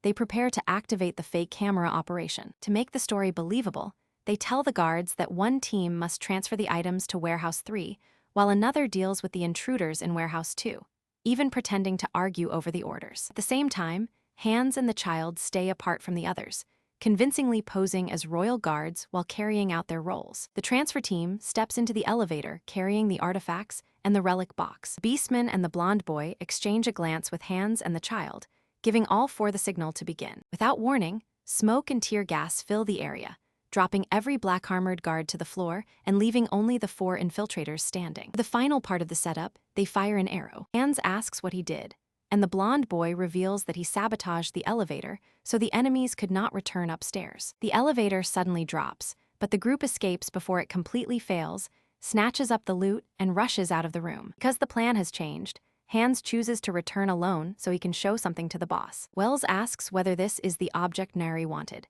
and she confirms that the genuine artifact was in the auction hall because they could not distinguish it from the fake one. Once all the items have been collected, Violetta comes back. Hans points out that the others are powerful combatants, whereas his own role is limited to gathering information. Thought of losing his position in Owen's group leaves Hans deeply anxious, but then he reminds himself that the boss would have discarded him by now if he were truly useless, so he decides to focus on delivering the relic fragment and put those doubts to rest. Hans tells the boss that he cannot stay on the communicator for long, but confirms that the others escaped and are bringing the item back. As the communicator's battery begins to die, Hans heads to the main hall to wait for his friend. He arrives, the hall is deserted because the sleeping powder has knocked everyone out. Then he notices 2 men waiting in a corner, and the sight immediately sets off his instincts. The mustached man raises his staff and launches a blast of purple magic straight at Hans before he can even react. Elsewhere, the hero hears a distant explosion, bringing the auction to an abrupt halt. A group of hooded, masked attackers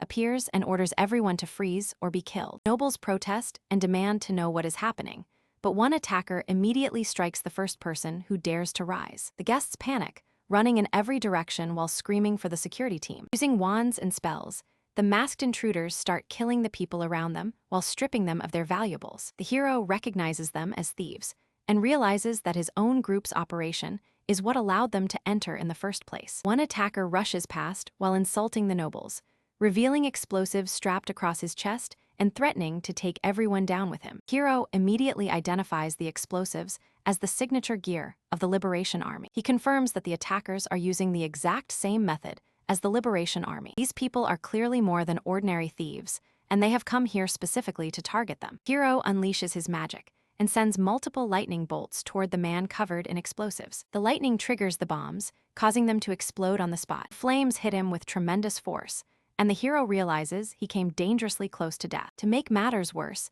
the entire building is protected by fire silence. He wonders how the bomb was activated and suspects the use of special gunpowder, while remembering that he once burned everything down as Moriarty. A young noblewoman then panics and screams that the disaster is a curse caused by dark magic. Hero links the thieves to the Liberation Army and the Black Mages, but his thoughts soon turn to whether Hans is safe. Elsewhere, the princess attempts to flee, still confused about how these invaders managed to appear inside Kunst. She considers searching for K's, but the criminals move to abduct her so they can demonstrate the Liberation Army's power to the nobles. The princess regrets leaving on her own and admits that staying in Sorin would have been the wiser choice. Thieves threaten to kill her and rush toward their target. Water bubbles suddenly form around them as a voice dryly warns that they are being far too loud. The invaders are sealed inside spheres of water, leaving them unable to escape or activate the bombs that were designed to bypass fire silence. Detective Case orders the trapped criminals not to move. She explains that the special gunpowder becomes useless as soon as it gets wet. With the thieves still immobilized,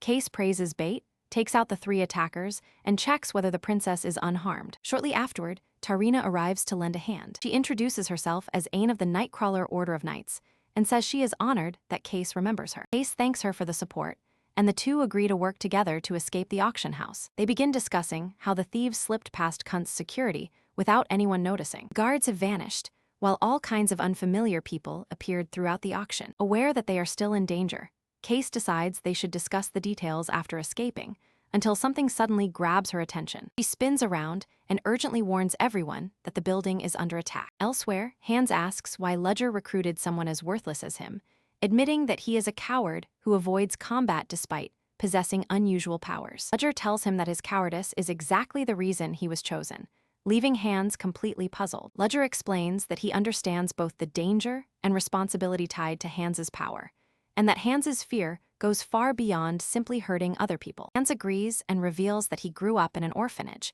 where he never really fit in with the other children. The only person he was close to was one girl whom he saw as a bright, one-of-a-kind sister. One day she brought a dog along, and during a game the animal bit Hans, prompting Ludger to tell him to stop the story right there. Hans remembers that the bite triggered his first transformation and led to his first murder. He wonders whether being bitten earlier might have helped him discover his condition sooner, saving him from accepting that girl's kindness in the first place. Ludger tries to ease Hans's pain, but warns him that sooner or later he will have to confront the reality he wishes to avoid. Hans then asks his boss what kind of beast he is made from. The protagonist warns Hans that when the moment arrives, he may run away and abandon everything, and promises he will not hold that choice against him. But if Hans chooses to stand and fight instead, Ludger's dagger can serve as his weapon, and the protagonist will respect whichever path he takes. Hans eventually wakes up wounded, confused, and barely aware of what is happening. When one intruder realizes the place has already been robbed, he calls it their lucky day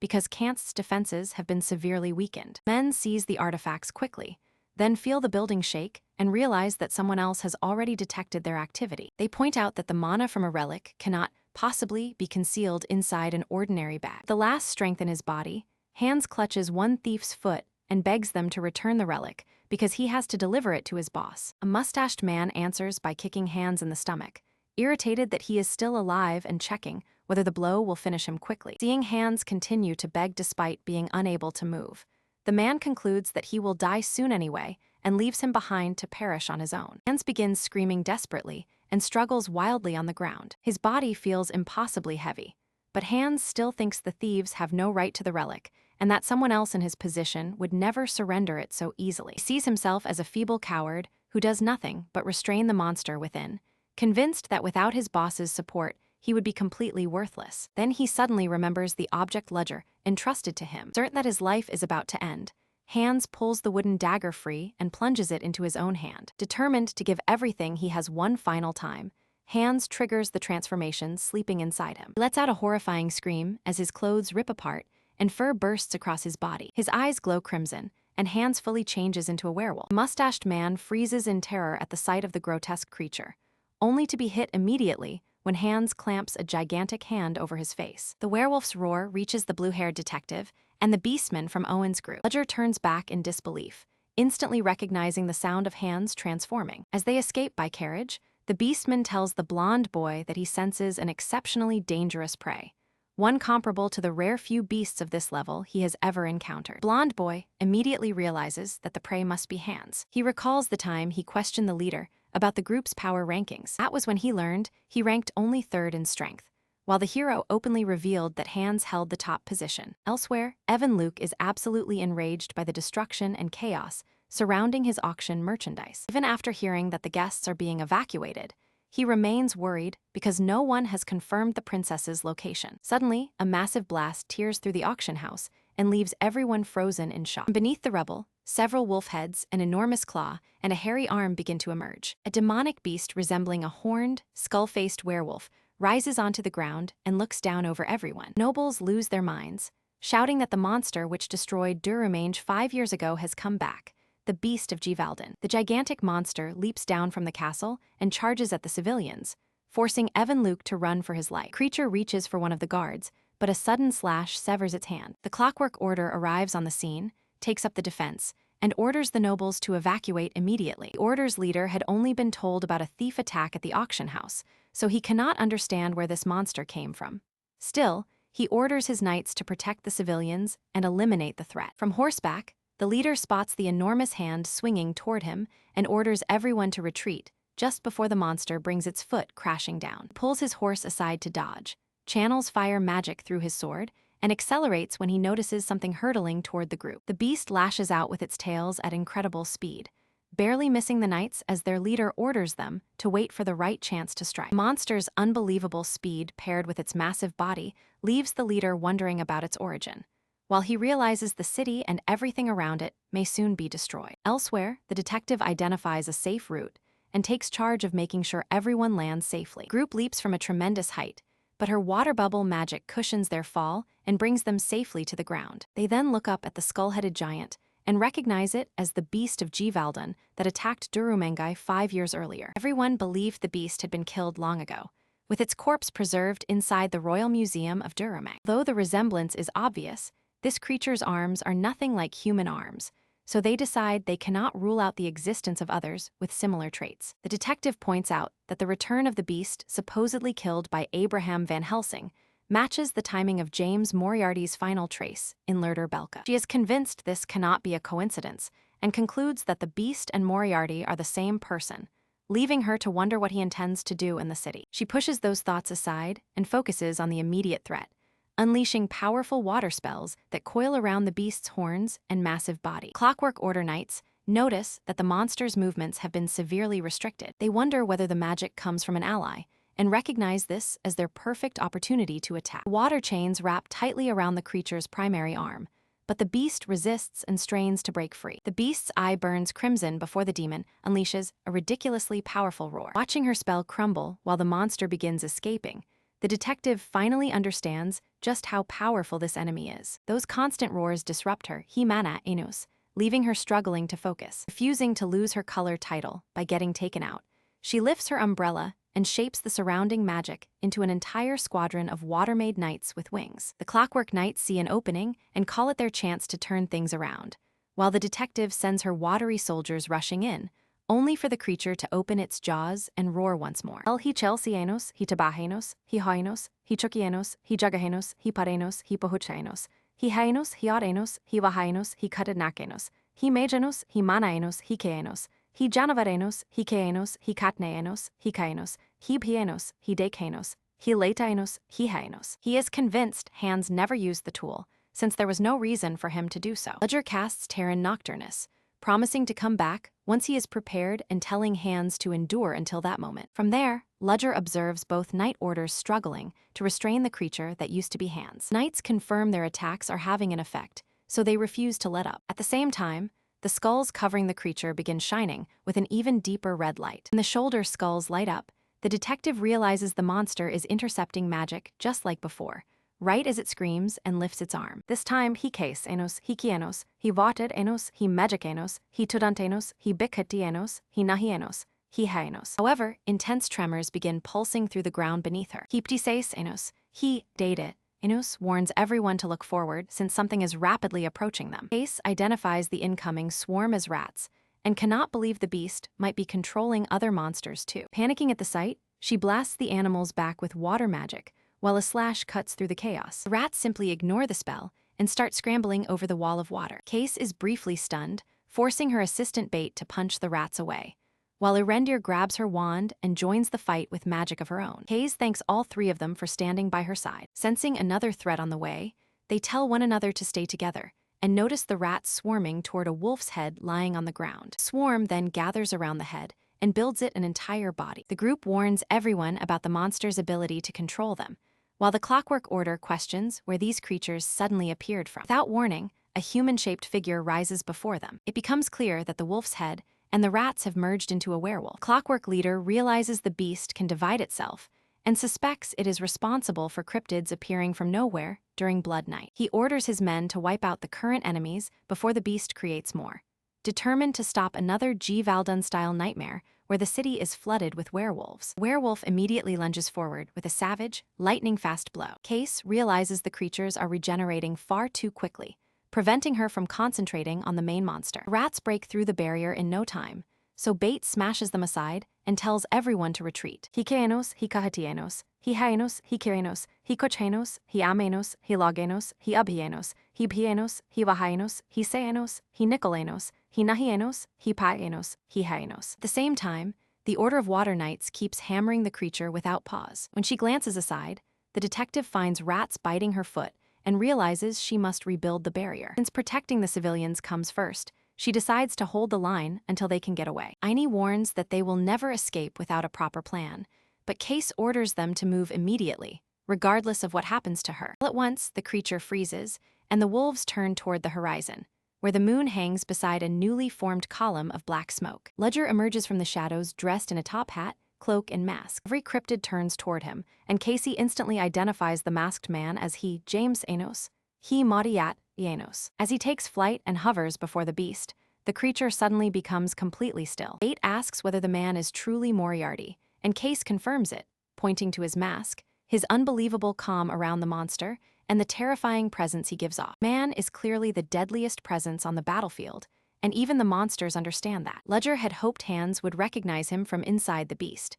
but the monster's madness is too overwhelming for that plan to work. Still, he can sense that Hans is alive somewhere within the monster. Ledger decides that rescuing a subordinate in danger is part of a leader's responsibility, so he grips his steel blade. The moment the creature spots the weapon, it responds with a piercing scream. Hero launches himself forward like a missile and lands directly on the creature's skull. With one lightning-fast motion, he buries the blade deep into the monster's head. Case barely sees him vanish and reappear, leaving her wondering whether he teleported straight onto the beast's head. A moment later, he thrusts his blade forward and slices both horns off the demon. Case realizes endless hacking is pointless, because every severed head only produces another batch of cryptids. She then watches the wolves' heads drop to the ground before disappearing completely. Case starts wondering whether James's sword is forged from a special substance or enchanted with some kind of magic. Another strike rushes toward Case, but she stops it using her umbrella reinforced with water magic. Creature continues lashing out with its black tails. Seeing the relentless assault, Case worries about the civilians and realizes they must escape before they are all slaughtered. She admits they may have to rely on the man because he is also trying to destroy the monster, even if acknowledging James's skill irritates her. Hero melts into the shadows, then teleports back onto the creature's head. He hurls 5 vials at the beast. They smash against its body and force out a horrifying scream. The Labasamans begin evaporating, revealing that the substance is their weakness. Case's group assumes it is tear gas, completely unaware that James had a trick like this. The monster loses a huge amount of strength from the attack. The hero notices that the beast uses the gas to abandon its damaged head and replace it with a new one, proving this version is more intelligent than the original. He is certain the creature understands that splitting itself makes it weaker. The monster lets out a furious howl and rushes straight at the protagonist. The leader touches down with his cane as the beast wildly lashes about, and he warns it not to lose focus. A magic circle spreads beneath him, sending two enormous stakes upward to pin the opponent's hands in place. Understanding that the creature multiplied by spawning more cryptids, he tightens his hold on the cane, draws two pistols, and challenges the Labasamans to attack him. The hero tears through the creatures with a storm of bullets, then powers up his weapon after seeing how many enemies remain. Firing continuously as he flips backward, he blows another creature through the chest and announces that the fight is finished. So many rounds have been fired that thick smoke now pours from his gun. With every protector gone, he finally turns his gun toward the beast itself. The monster smashes its massive hand down, breaking both magic stakes and freeing itself. The protagonist understands that the creature intends to battle until its final breath. Touching his weapon, he tells the beast to quit wrecking everything and leave, reminding it that the body belongs to his friend Hans, not to it. He shoots at the opponent, but the monster answers with a scream and charges forward, each step shaking the ground. The hero holds his aim steady and points the weapon straight into the creature's enormous open mouth. Jumps onto the demon just as a hooded figure arrives with a crossbow and fires a blast of green liquid. The monster's eyes flare with an even brighter, deeper red. The enormous shadow surrounding the battlefield slowly starts dissolving. The hero remarks that the three Plague Doctor-masked allies showed up at exactly the right moment, then says they should return. Beast collapses into pieces, leaving Hans lying alone on the ground. The horrifying screams finally cease, confirming that the monster has been defeated. Clockwork Knights want to verify the creature's death, but their first duty is protecting the civilians who still have not escaped. One masked ally asks James whether Hans will survive, pointing out the enormous harpoon lodged through his throat. Leader explains that Hans possesses unbelievable regeneration while transformed. He adds that Kafka has already been rescued, and they must leave before the knights reach them. Holding up her umbrella, Case orders the man to stop and identifies him as James Moriarty, reminding him that they have met before. James remarks that years have passed since he last saw Casey Selmy, then asks whether she has been searching for him all this time. Case confirms it, explaining that she always knew he was still alive. James tells her that she clearly does not appreciate the life she barely managed to preserve, and suggests pretending she never recognized him for both their sakes. Case refuses to back down and tells him he has made the mistake of taking her too lightly. She names the identities Abraham Van Helsing, Arsène Lupin, and Machiavelli, revealing that she knows all three belong to the same man. Now that she has uncovered his endless identity swaps, Case warns him that escape is pointless. She will chase him anywhere in the world. James admits that he misjudged her.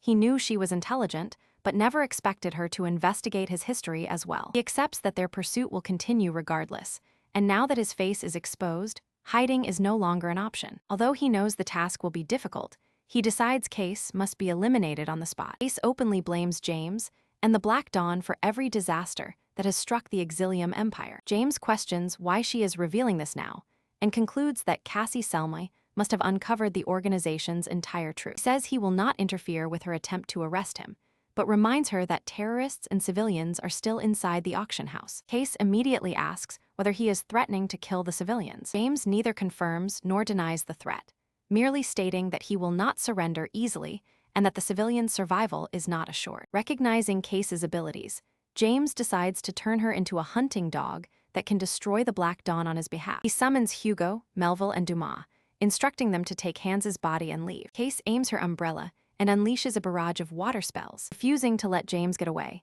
Case attacks while he shields himself with shadow magic. Case quickly forms another magic circle and launches several water blasts toward the group. James admits she has grown stronger, but says it still is not enough before sweeping his arm and nullifying every spell she created. Betty jumps in with a crushing downward punch, yet the protagonist stops it, using nothing more than one arm, then sends Betty flying across the battlefield. The instant Betty hits the ground, Annie rushes in with her sword and engages him head-on. His defense is on the level of an elite knight, leaving Annie stunned and questioning his true identity. In the middle of the duel, the female knight reveals a concealed blade from her sleeve and hurls it toward him. Another Black Dawn member intercepts the dagger and knocks it aside, as though he had already anticipated the attack. Annie is left wondering about the blonde boy wearing the crow mask. Suddenly, a cloud of green smoke swallows the entire group. James and the Black Dawn retreat, warning that the Clockwork Knights are on their way and there is no time left to waste. As the group takes flight, Case rushes after James Moriarty. He warns him that this encounter is not over and vows to bring down both him and his organization. James answers that he is looking forward to their next meeting and promises they will see each other soon. Earlier, James had wondered why Case turned against him, believing she was someone who would understand. He told her that she was different from ordinary people and that they should never judge themselves by inferior standards. James claimed the world bored him, ordinary people meant nothing, and that frustration had pushed him toward madness, which was why he chose a child as his target. Noticing the detective's unease, he asked whether his actions were truly so wrong, insisting that she had heard the same voice as him. Case wanted to believe he was not evil and prayed the entire incident could still be explained as a misunderstanding. But when she understood that James had deliberately chosen this path, Case screamed, attacked him, and declared that she would arrest him on the spot. Back in the present, the team tells the detective that the emergency inspection is complete, and she praises them for handling it well. The Clockwork Knights thank Casey, admitting that things would have ended far worse without her, then retrieve the terrorist's bomb. The detective chooses to study the explosive, while the knight heads back to the crime scene and notes that the gunpowder is functional, extremely dangerous, and supplied to the liberals. She lacks the expertise to manufacture anything like it. One obvious suspect immediately comes to mind. Because James Moriarty is tied to the Black Dawn, Casey concludes that the incident was one of their experiments, especially after the beast vanished and its handlers escaped. Before she can capture them, the detective must analyze the recovered gunpowder, a process that will take considerable preparation. Meanwhile, Hans awakens after his bizarre transformation and immediately asks where he has ended up. At that moment, James Moriarty walks into the room. Relieved to see the young man awake, James asks whether he feels any pain or discomfort. Hans calls him brother and asks what happened, so James asks whether he remembers transforming into a monster. Hans remembers the transformation and points out that he survived. James agrees that this is a relief, then asks him to hand over the recovered object. Hans claims the item vanished as soon as he grabbed it, but James tells him to quit joking and give him whatever he is holding in his right hand. Confused about the object's presence, Hans listens as James explains that he had been clutching it ever since the transfiguration reversed, refusing to release it and forcing James to wait until he woke up. Hans laughs proudly, pleased that he actually secured the item, and passes it to James, who congratulates him for completing the task. The leader then tells Hans to get dressed and join the meeting downstairs, declaring the mission successful despite everything that went wrong. During the meeting, the members celebrate, convinced they will become wealthy and remain undiscovered now that he, Kansas, Inus has been devastated. Having fought as a team, everyone begins appreciating just how capable their members are. Wells admits he never imagined a human could transform into something so enormous, since he has never witnessed anything similar. The Beast Man asks Wells about his sword skills and wonders whether he used to be a knight. Wells replies that he was only an aspirant,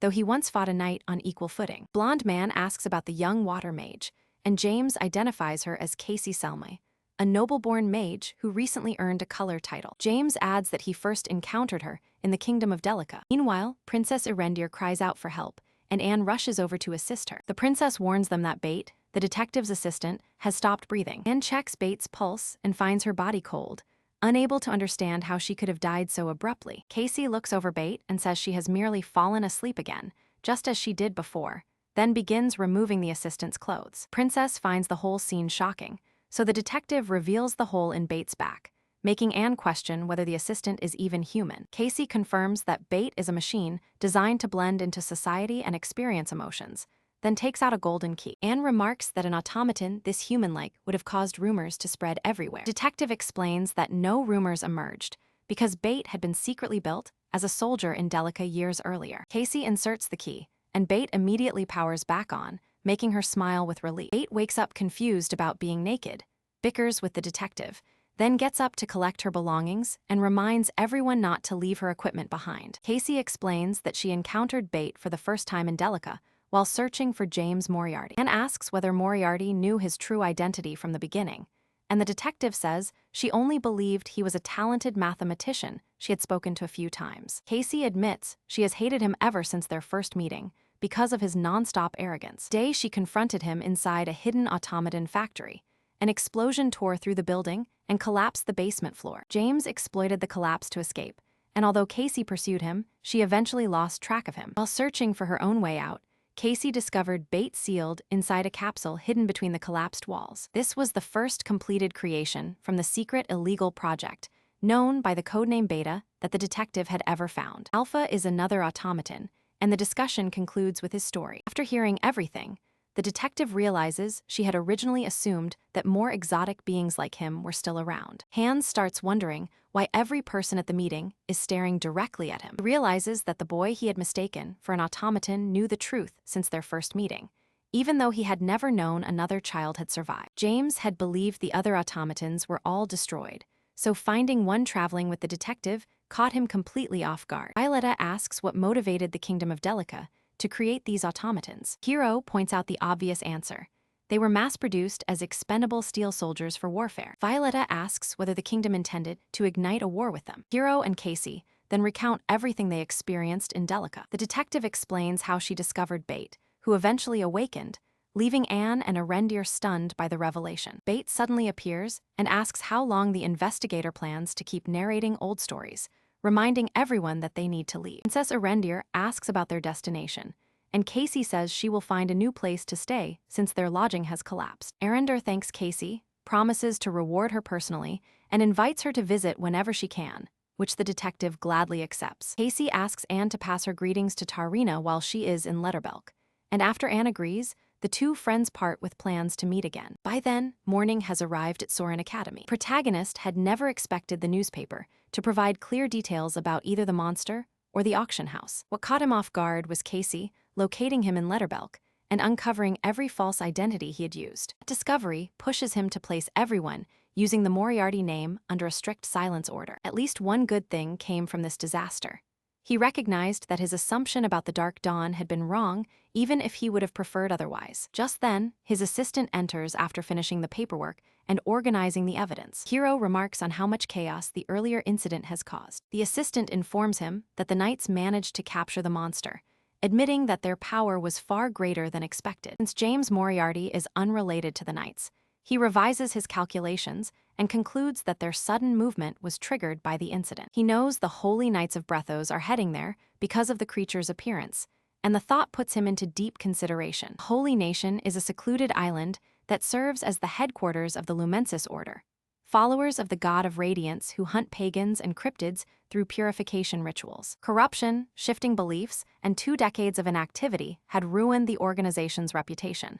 But this new lead gives them a chance to return to the stage. The assistant finds their sudden involvement suspicious, especially because they stayed out of the Blood Knight incident 5 years earlier. The hero suspects that the end of the nation's succession crisis may have pushed them into action, though he admits it is only a theory. He then turns to the assistant's completed investigation into Diana Lovitch, the girl enrolled in the Second Order under an alias to keep her true identity hidden. The investigation also revealed that she came from the Duruman Kingdom and survived the Great Fire of Lothan. The Great Fire of Lothan occurred over a decade ago, and surviving an unexplained disaster of that scale is highly unusual. He wonders whether the disaster began with the enormous flame spirit the girl summoned. Including Joanna, the assistant has identified 3 survivors. One is the artist peer, while the third remains completely unknown. Before beginning the lesson, the hero tells the students they can view the full rankings on the bulletin board later, then announces the first test's top 5 himself. As expected, Flor Lumos takes the top spot with a flawless score, sharing it with Julia Plumhart. Julia says the draw hardly surprises her, since the Magic Tower backs her as one of its most capable and efficient mages. Tacy Priad secures 3rd place, and when Aiden congratulates her, she offers to train him until he reaches her level. However, he refuses because he does not want to distract her from studying. Renee finishes 4th and Leo 5th, prompting everyone to notice that the highest ranks now belong to fallen nobles and ordinary commoners. Professor tells the top 5 to remain behind after class to collect their boards, then returns to the documents handed out during the previous lesson. The lesson moves on to mana circles, designed to release stored energy. Unlike ordinary spells, this method can keep working for much longer, making it perfect for talismans and magical artifacts. Most magic circles retain their traditional designs because people believed those shapes shielded users from unknown forces, although modern versions have changed slightly. Professor draws a strange table on the blackboard, points at it, and casually declares that it is a magic circle. Bizarre design leaves the students puzzled, so they instinctively look toward Flora Lumos, who has become their unofficial leader after the first semester. Flora cannot understand why everyone is looking at her, but the drawing itself catches her interest. She trusts the professor because a lie from him would have disappointed her long ago. To demonstrate that the method is genuine, the hero touches the table and produces fire magic, leaving the entire class stunned. He explains that mana usually struggles to move through shapes without curves. Rounded lines guide the energy, while sharp corners allow it to leak away. When the professor asks why his formation functioned flawlessly, Renee begins to respond. But Flora interrupts and points out that the explanation is written in the text. Flora explains that the symbols inside each square guide the mana, and the professor confirms that a square formation works when a meter assists the energy flow. He reveals that the formation is a Satyr magic square, a palindrome whose pattern remains identical no matter which direction it is read. Asked why anyone would choose a square over a circle, the hero gives a surprisingly simple answer. It is easier to draw. Perfect lines are essential for magic circles, which is why specialists are needed, whereas a square only needs 4 evenly spaced points and can be created in no time. He hands out additional documents to clarify that the square is only one example, since magic formations can take many different shapes. The professor closes the topic by warning that the second half of the test will require students to use these principles when designing their own magic formations. After the lesson, the hero examines Leo in the teacher's lounge once Renee is finished, beginning by asking to see his hands. In the student's hand, the teacher spots one of the 4 methods used to calculate source code. He identifies the technique as a data structure, though by itself it amounts to nothing useful. Teacher predicts that Leo will remain among the top 5 for the rest of the semester, and tells him to keep working, which only irritates the student. Leo privately thinks that information does not simply leak out unless someone uses reverse calculation. Teaching such advanced magic to an ordinary student seems suspicious to him, making him question what sort of teacher Luger truly is. Outside the room, Leo finds several aristocrats ganging up on Iona Ovely, the beast girl from his class. One noble orders Iona to accept her inferior position and behave like a parasite, but she calmly asks what they could do if she chose to act however she pleased. Noticing how strange the situation is, Leo steps in and calls it pathetic that multiple nobles need to surround one student. He warns them that the teachers have been watching the aristocrats carefully ever since Jovan Felio departed. Leo adds that he is heading straight to Professor Lugger's office, challenging them to continue if they are ready to face what follows. Furious that an intelligent commoner dared to oppose him, the aristocrat retreats after Leo insults him as a worm and tells him to improve himself. As he leaves, the noble feels threatened and thinks the commoner has an absurd ego for someone who depends on a group. Iona asks why Leo interfered, and he immediately realizes that she had been seconds away from crushing the bullies with her beastly power. Iona admits that she intended to punish them herself, making her love for a good fight impossible to miss. Iona asks whether he fears her. Leo says only a fool would be scared of someone without a reason. Leo assumes that joining the academy despite the conflict between humans and beasts means she genuinely wants to broaden her understanding. Pressed by his courage, Iona uses an ancient tribal word for a small but fearless warrior, and says Leo proved his mental strength today. The boy introduces himself as Leo and brushes off her praise, just before Aiden and Taze arrive. After collecting their data structure, Aiden and Taze invite the beast girl to join them for a snack. She agrees without hesitation, leaving both Taze and Leo slightly uneasy. Meanwhile, Renee is frustrated that her evaluation ended so quickly that she never got the chance to question Ludger. The princess she met yesterday asks Renee to have lunch with her, but Renee already has plans and promises to spend time with her tomorrow instead. Princess Irina secretly follows Renee to discover her lunch companion, furious at the thought that someone might be trying to charm the innocent girl. While spying from behind a tree, Irina is startled when Freuden Wolfsburg suddenly walks up to her. Freuden explains that he tends the flower field and had arranged to eat there with Renee, then tells the princess she should find herself a hobby. The pair immediately begins hurling insults at each other, continuing until Renee arrives and questions Irina's presence. Irina claims she followed Renee out of concern after seeing her enter the forest, but Freuden dismisses the excuse as something a lonely obsessive would invent. Renee admits she has never seen Princess Erendir spending time with anyone, and Freuden confirms that the princess truly has no friends. Renee assumes Erendir's high status keeps people at a distance, but Freuden says the real explanation is connected to the first princess, Alien von Exilian. He explains that in the Kingdom of Utah, royal children normally compete fiercely for the title of family head. Alien's abilities as a ruler were so flawless that she was declared the unquestioned successor, leaving no room for a succession battle. Even so, the third princess remains an attractive option for ambitious aristocrats. Everyone keeps their distance, because the first princess chose to spare her siblings and bring them into her circle instead of eliminating them. Erendir knows the truth.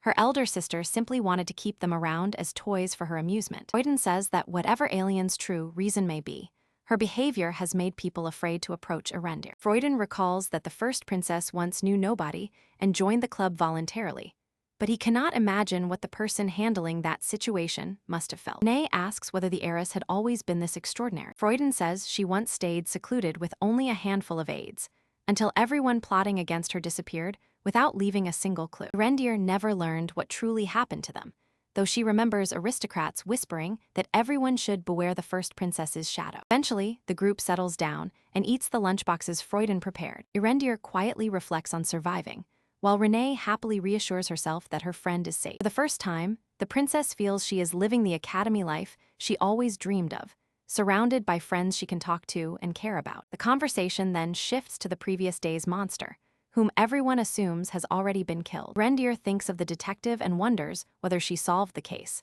while understanding that the truth must stay hidden to prevent mass panic. Choosing a reassuring lie over the disturbing truth, the princess tells Renee that Letterbelk's Clockwork Knights handled the threat. When Professor Ledger's appearance that day comes up, Renee becomes visibly frustrated. Erendir says she caught only a fleeting glimpse of him, while Freuden suspects Letterchelsea's face looks familiar. Elsewhere, a mustached man angrily protests that changing the magic festival's schedule without consulting anyone is completely unreasonable. He insists that this historic occasion is their chance to display their prestige, and accuses the principal of misusing her power. The principal merely apologizes for the short notice and explains that there was no time to discuss the matter with everyone. She explains that the gloomy atmosphere after the recent incidents, along with the approaching second test, convinced her to move the festival ahead. Professor Hugo has no alternative to offer, so he reluctantly accepts the decision while standing there irritated beside Chris Benimor. Chris takes the matter to the vice-chancellor, who confirms that they have no authority to oppose the principal's wishes. The vice-chancellor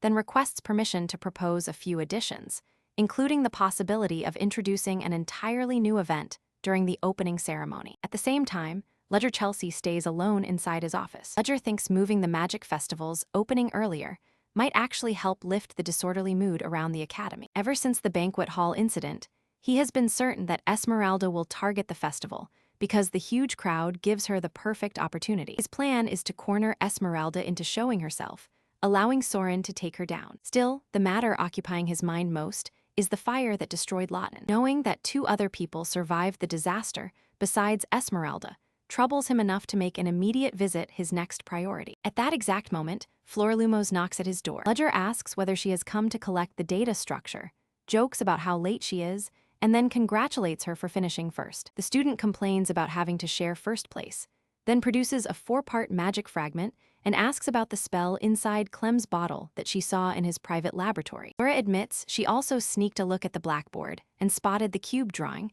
which was impossible for her to ignore.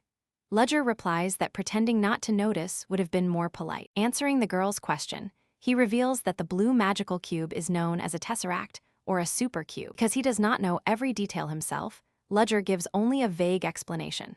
Research suggests mana can affect spacetime, turning this into a form of magic meant to explore unknown regions, far beyond what he can teach students. Once Flora realizes he will not share the full truth, she gives up and takes only the item she came to collect. Before leaving, she unexpectedly asks whether his body is functioning properly, then immediately retracts the silly question and tells him to forget it, leaving Ledger deeply curious. Later, Ledger and Hans take a bus to the station, serving Lawton Village in the Kingdom of Durumak. Hans grumbles that Ledger could have investigated the survivor rumor by himself, but Ledger says traveling alone would be boring and orders him to quit whining so they can continue before dark. Seeing nothing but charred buildings, the assistant wonders whether the survivor might have left the area. Ledger says that assumption is wrong when he notices a man painting on a hilltop, confirming that they have reached the correct location. As they approach the painter, Ledger realizes that the man is working with a blindfold over his eyes. Painter senses their arrival and explains that although he cannot see,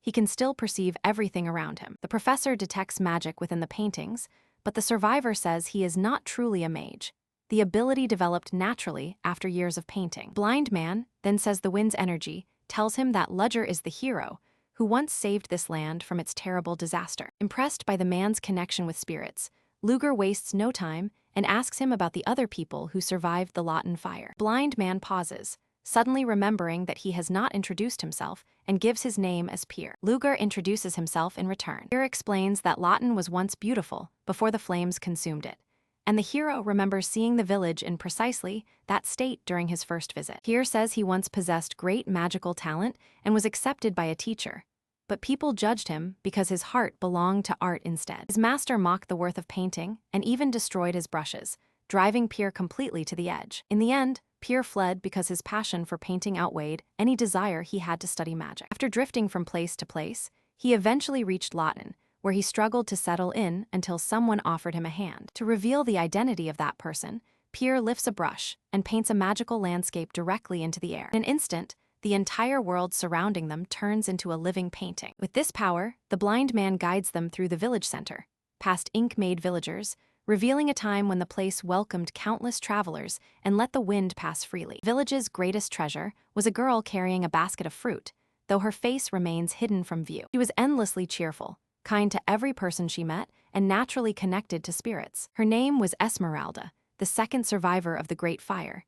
She helped Pier settle in and kept the entire village peaceful and joyful. That peaceful life came crashing down when a noble family arrived in the region. One of the men claimed to fall for Esmeralda instantly and asked her to begin a life with him. In her innocence, Esmeralda believed him and accepted, unaware that the noble was only deceiving her to exploit her power and connection with spirits. The villagers feared the marriage would make Esmeralda miserable, yet they were too afraid to interfere. Roger points out that anyone opposing the nobility in Durumang was persecuted and charged with treason. Even so, Pier says one villager finally found the courage to act, inspiring everyone else to stand against the marriage. The noble exploded in rage and cursed the villagers for having the audacity to oppose him. He then commanded his knights to kill every villager, while Esmeralda stood frozen in horror as her people were attacked. Once the villagers were attacked, the knights were ordered to destroy the entire settlement, and Lawton soon went up in flames before everyone's eyes. Ledger can barely believe how utterly absurd the situation is. Pier reveals that this is the concealed truth behind the Great Fire of Lawton.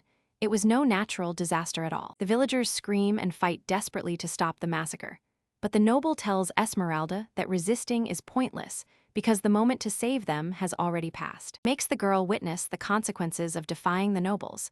Believing her despair will make her easier to control. Complaining that the stench of burning garbage is making him dizzy, he orders the soldiers to bring Esmeralda over once the destruction is complete. Esmeralda holds herself responsible as the village, lively only a day ago, is reduced to burning ashes before her eyes. As the guards move in to seize her, the girl's tears hit the earth and ignite it. At first, the soldiers assume that some weak spirit is attacking them, but the flames merge into a powerful high-level entity, encircling the girl and leaving one guard to question her actions. Esmeralda announces that she hates the noble and every invader with him, then sends the flames crashing into the group and drops the soldiers one after another. She vows to reduce everything they possess to ash, while a gigantic fire spirit takes shape behind her. Flame demon, Quasimodo, becomes her weapon as she commands the monster to wipe out everything she despises. Pier explains that every soldier died in the attack, after which Esmeralda immediately departed from the village. That was also the moment when the villager's eyesight was taken from him. Though blind, he somehow reached the river and stayed alive, all because a child came to his aid. Pier thanks the girl, but she insists that she merely did what anyone should have done, while sadly admitting that he was the only person she could rescue from the flames. The girl realizes he is the artist who came to the village years earlier, though her strongest memory of him is that he was incredibly foolish. Even after suffering terrible burns and going blind, Pier was grateful simply to be alive. The girl felt no such relief, unable to forgive the noble who destroyed the villagers on a mere whim. Before Pier could even learn her name, the girl disappeared. Although the village had become nothing more than a place of nightmares, Pier refused to leave it behind because it was the first home that had welcomed him. Eventually, he learned to channel magic through his brushes and continued painting, bringing his tragic story to an end. As a blind artist, Pier can sense the emotions of those around him, and in Ledger he feels sympathy, compassion, and anger. Since those emotions were hardly what one would expect from an evil man, Pier trusted Ledger enough to reveal his entire past. Ledger recognizes how much pain the artist carries and thanks him for opening up, while Pier feels lighter after finally releasing the burden he had carried since losing his sight. Pier then asks Ledger to find and help the girl, believing she must still be struggling to survive somewhere out there. Thinking it over, Ledger decides that Durumang's collapse was bound to happen the moment its rulers tried to bury the truth behind the Lawton fire. With class tensions, official incompetence, and the Night of Blood making the truth impossible to conceal, Ludger understands why so many nobles escaped. Hans considers their journey pointless since they uncovered nothing useful, but Ludger learns that the culprit is a roughly 30-year-old blonde noble from Durham. Because the nobles escaped to the Exilian Empire, Ludger suspects their enemies may be hiding far nearer than expected. The second exam at Soren Academy begins, and every student has to step forward the instant their number is announced, making the entire room tense. While grading the students, Ludger gives one of them a disappointing D. She had simply turned the formula into a square and focused only on the number inside the magic circle, choosing safety over experimentation. Aiden is called next, combining a familiar magic circle with a fresh shape and stabilizing the structure so its power remains intact. Unfortunately, an awkward adjustment to the flow limit prevents the magic from moving smoothly. Ludger admits that Aiden's work is solid, though relying on a circle weakens the actual value of learning magic formulas. Still, Ludger spots a missing element and settles on a B+ for Aiden. Flora Lumos steps up next, carrying a sheet covered in multiple hexagonal designs. Professor is stunned by her flawless calculations based on the hexagonal turtle theorem, rewarding her with an A+ for both the variety of shapes and her precise technique. After checking several more papers, the final student, Renee, comes forward and admits she left the magic circle scroll behind. When Ludger asks about her plan, Renee says the formula was too abstract to put on paper, so she chose to show it directly instead. Renee admits the idea confused her at first, but the attributeless mana book helped her grasp it, and she now proves her progress by forming a three-dimensional magical structure before the professor. Ludger awards Renee an A+ as well, wishing there were a grade above it because her formula is practically flawless. He asks where the idea came from, but quickly cuts her off when she launches into an overly detailed explanation of the magic circle. Professor realizes that the book allowed the magical energy to move instinctively, proving that attributeless magic is highly specialized and operates across advanced spatial dimensions. Ludger decides that, if Renee's ability is connected to this phenomenon, he absolutely needs access to her power. Flora Lumos, Renee, Julia Plumhart, Iona Oval, and Aiden earn the highest scores and receive an invitation to meet the professor during the Magic Festival. Few students grumble that the commoner performed too well, especially since Ludger praised Renee more enthusiastically than he had ever praised Flora. Flora is furious that Renee's formula received greater recognition, giving her a sharp glare before coldly walking off. Flora's friend apologizes for her strange attitude, while Flora reminds Cheryl that she should have studied harder because Professor Mary threatened to move her to another class if she failed to prepare. Cheryl pleads for assistance to avoid a poor score, and Flora tells her that memorizing everything on the paper will be enough to pass. When the professor arrives for the exam, Cheryl knows she's doomed because she never finished reading Flora's notes and ultimately leaves several questions unanswered. Professor introduces a new subject and calls on Cheryl's friend to rise and explain it. She explains that mana transfer between two people becomes risky when the person sending it lacks control, as it can trigger memory loss known as a memory storm. Professor displays talismans capable of producing this effect and invites the students to test them. When questioned about the risks, she confirms that the side effects can include fractured consciousness and the resurfacing of buried memories. Teacher explains that the talisman is deliberately weak for stability, but still urges caution, since memory storms require partners and may expose secrets people have carefully hidden. Curious about the experiment, Irina chooses Renee as her partner and jokes that revealing memories is harmless, since Freuden would have exposed any embarrassing secret already. Two girls then collect the talisman from the teacher. The students are warned that pushing mana through the paper could cost them their memories. Laura is intrigued by the experiment, but considers using the talisman right now wasteful, prompting her friend to ask whether she intends to activate it. Her friend admits that she isn't emotionally ready,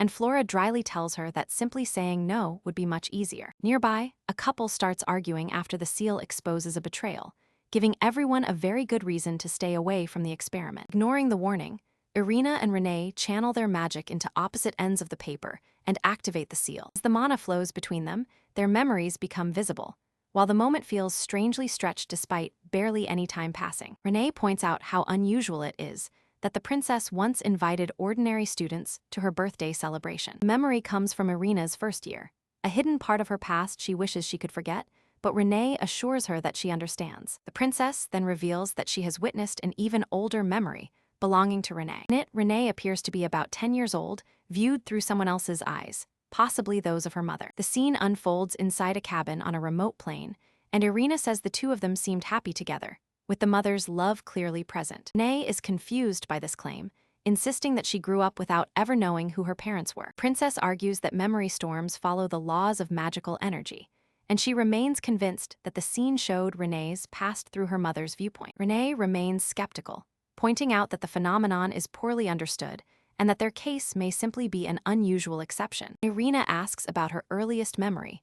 Renee says she remembers nothing before meeting her teacher at 10 and growing up beside him. Irina notices that Renee's memories begin only at 10 and suspects her teacher may be linked to the missing years. Irina warns that Renee shouldn't place complete faith in him just because he treated her well, especially when her mother's history remains unknown. Irina promises to uncover those lost memories, adding that Renee's parents could still be alive somewhere. Because Renee is her first real friend in Soren, Irina vows to help her with the search. Just then, Freuden appears, spots the princess sitting in the tree, and reminds her that he never invited her there. He asks about Renee's condition, but Irina quickly hides the truth. Henry Presto joins them, finds the situation between the girls suspicious, and admits that he started the rumors about the first-year birthday invitations. Irina demands to know how Henry is connected to Renee, then hugs her and assumes he must have been troubling her. Henry says he nearly lost his life in a terrorist attack, leaving him unwilling to put his trust in anyone again. Freuden insists that Henry means no harm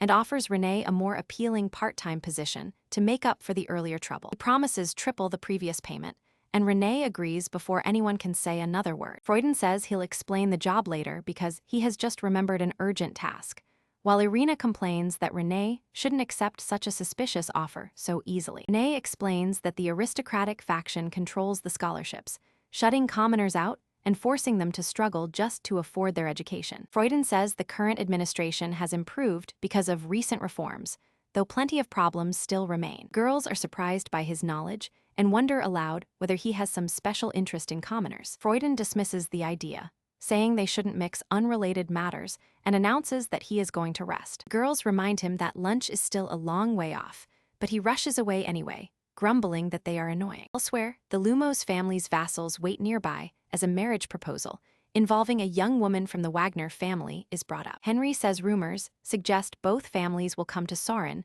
during the festival to arrange the marriage alliance. He reminds Freuden that he can reject the offer just as he did last time, despite hypocritically preaching that marriage leads to a fulfilling life. Henry adds that as a Wolfsburg vassal, standing beside Freuden is his duty, and Freuden immediately understands what he means. Freuden then spots Flora Lumos, who hardly ever appears in public, and she explains that she was lured there under false pretenses. Having heard Ledger Chelsea's name repeatedly lately, Freuden asks whether Flora is in his class, hoping she might know something. Flora denies it and demands to know why he cares, so Freuden merely claims he is curious about the professor. Flora changes topics and asks which excuse they plan to use for rejecting the marriage arrangement. Freuden settles on blaming the food and stands up, ready to escape the whole commitment. Flora only wants to know where she can buy dried mandrake because she heard it benefits the body, leaving Freuden completely baffled. Meanwhile, Ledger thinks about the festival's teacher battle, an event proposed by Hugo Burutag to secure a victory for the aristocratic faction and boost its influence. Ledger considers the whole thing ridiculous, especially when he already has enough serious problems on his plate, so he plans to participate only long enough to lose as fast as possible. Winning would serve him no purpose. More worrying is the silence after the banquet incident. Black Dawn has made no move, and Senata has reported nothing unusual. Ledger can't help wondering what Esmeralda is preparing behind the scenes. Suddenly, the communication orb lights up, and Hans reports that he has finally located a family matching their requirements. 2 hours later, Ledger stands outside the specified house, knocks, and calls out to ask whether anyone is inside. There is no response, but the carefully maintained property convinces him that someone lives there, so he opens the door to check. At that exact moment, a blond young man bursts through the door and hurls Ledger backward into the wall. The young man immediately begins gathering magic in a panic. Ledger raises a defensive shield, studies his opponent for a moment, then rushes in and knocks him out with a single punch to the face. Keeping the man pinned, Ledger tells him to stay quiet unless he wants the entire neighborhood watching. The young man demands Ledger's identity, explaining that he had seen him hanging around earlier and assumed a demon had come to kill him. Ledger tells him that if killing him had been his goal, the job would already be finished, no matter who sent him. He then reveals that he has come to speak with Professor Crollo-Fabius, the man he identifies as the murderer behind the Great Fire of Lawton. The investigation had led them to the Calphabius family, a name that had vanished from the Durumang kingdom because the family had already departed. Hans discovered that this disappearance followed the bloody night involving the exiled nobles, meaning the family may have left before that event occurred. Hans dug deeper after several family members began vanishing, eventually uncovering rumors that a curse was responsible. One person had recently burst into flames without any source of heat nearby, and a former family head had also died after catching fire. Given these incidents, everyone assumed the missing members had met the same fate, but the family concealed the truth to keep the curse rumors under control. As a result, the family wasn't simply allowed to flee, they were exiled, prompting Ledger to ask how many of them survived. Vance reports that the entire family has only one surviving member left. Ledger realizes Esmeralda continued her revenge even after the family's exile, and asks who the last survivor is. Vance identifies the survivor as Crollo Fabius, and is surprised that Ledger doesn't know he is currently living in Soren. Back in the present, Ledger confronts Crollo, convinced he is hiding something, and displays an identification tag from a military secret squad. Crollo asks why Ledger is investigating him and wonders whether he has come to offer help, all while recognizing his face from somewhere. Once Crollo realizes Ledger was the man who defeated the banquet monster, Ledger tells him to answer everything truthfully. Ledger explains that he used the tag during his days in secret operations, and is satisfied that Crollo knows what it represents. Ledger says he is investigating a case while tracking down someone extremely dangerous, and that is when Crollo finally realizes who he is. Crollo understands that the fire demon is targeting him and regrets believing Soren would keep him safe.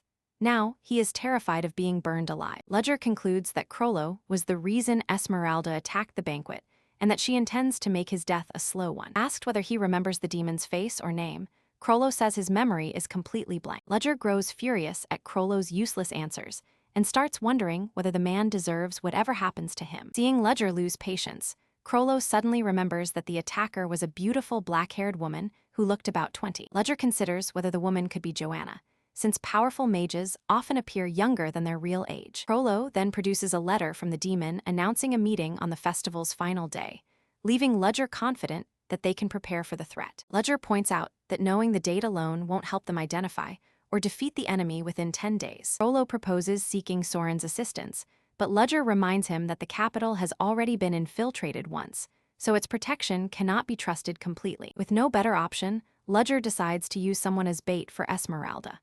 At least knowing the exact attack date guarantees their safety until then, so he tells Crollo to remain patient. The Soren Magic Festival finally opens beneath a bright sky, with crowds buzzing with excitement. Renee and Irina explore the festival, watching children enjoy a spiritual farm while disguised workers frighten visitors inside a necromancy-themed haunted house. Those zombie workers are actually college students who had mistakenly believed university ended after the 5th year. Elsewhere at the festival, Professor Ledger arrives alongside Professor Selina. Professors have been assigned to patrol in pairs, and today happens to be Ledger and Selina's shift. Selina immediately points out a shop selling love potions, while Ledger reminds himself that the final day is still ahead and begins planning countermeasures, unsure how Esmeralda will appear. Hero understands that he has to stay cautious and keep a low profile, even if the man is only being used as bait. Selina taps Ledger and asks what has been occupying his mind, wondering why he ignored her when she called. He apologizes and says that his mind has simply been crowded with too many thoughts lately. The professor assumes he is nervous about tomorrow's training demonstration, so the protagonist goes along with it despite having totally forgotten about the event. Selina figures that the visiting guests are the real reason behind his concern. She says she had wanted to join in, but a senior professor refused to let her, claiming that combat was unsuitable for her and far too risky. Protagonist wonders why nobody ever tries to stop him, concluding that perhaps no one is nearly as concerned about him. Selina checks whether he will be fine and points out the danger, but Ledger assures her that an academic event like this will be perfectly safe. Aiden soon discovers that the activity is much harder than he expected. Watching the group play, the protagonist feels relieved that Aiden has the beastmen accompanying him. Someone mistakes the hero for another contestant and asks whether he even knows how to handle a weapon. Aiden immediately defends him, demanding that the man withdraw his words because Professor Ledger served in the army and is an excellent shot. Even though he has no interest in joining the game, the hero picks up the weapon anyway. The single round, he bursts the balloon,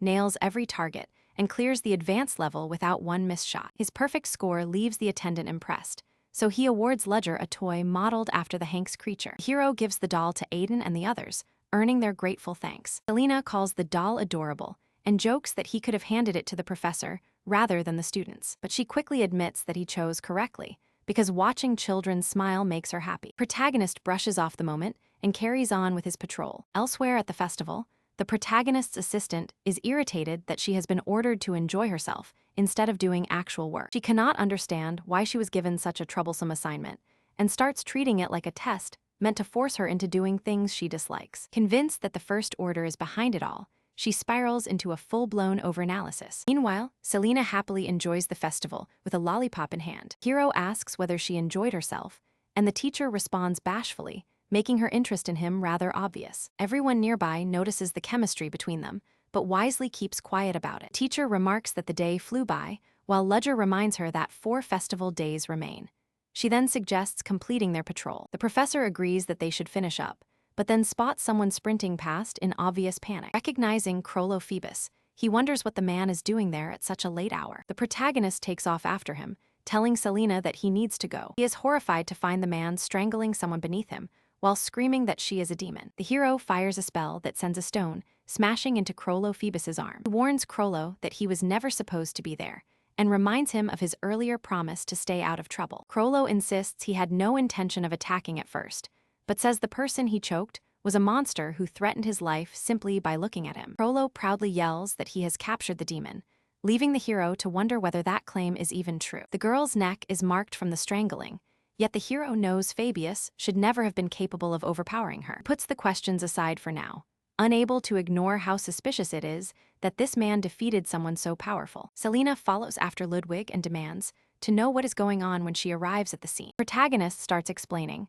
but the teacher suddenly loses consciousness. Ludwig catches Selena and tells Crollo to move her somewhere safe, secretly relieved that she fainted before witnessing anything worse. Crollo suddenly points around in desperation, leaving the hero confused about what has caused that reaction. Teacher Selena suddenly releases a sinister aura and says she had promised to do nothing until the festival ended, but questions why she should honor such a foolish promise. Her eyes change, her voice becomes demonic, and she rises in another form before charging at Crollo as the surrounding flames intensify and make him scream.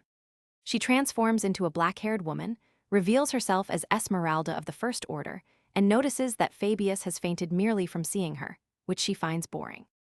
Ludwig asks whether she has a split personality, and what she plans to do now that her true identity is exposed. Esmeralda says someone as exceptional as him was bound to understand it quickly, adding that this is their first meeting without either of them concealing who they are. She reveals that killing Fabius will complete her last revenge, and explains that the 2 personalities do not share memories, allowing Selena to remain completely unaware and innocent. The hero tightens his hold on his weapon after noticing Esmeralda's careless opening, but killing her would also erase teacher Selena. He detects an unusual flame-based energy that resembles the spirit he encountered at the banquet. Esmeralda chooses to withdraw rather than kill someone pointlessly, gently brushing the protagonist's face as she asks him to look after Selena. She changes back into the pink-haired girl, and Selena's familiar energy immediately returns. Ludwig messages, hands his location, and tells him to come there at once. He regrets failing to recognize Joanna Lovitz, the girl who saved Pierre and later joined the Black Dawn to pursue revenge as Esmeralda. He had monitored Selena carefully and dismissed her as a suspect because he found no evidence.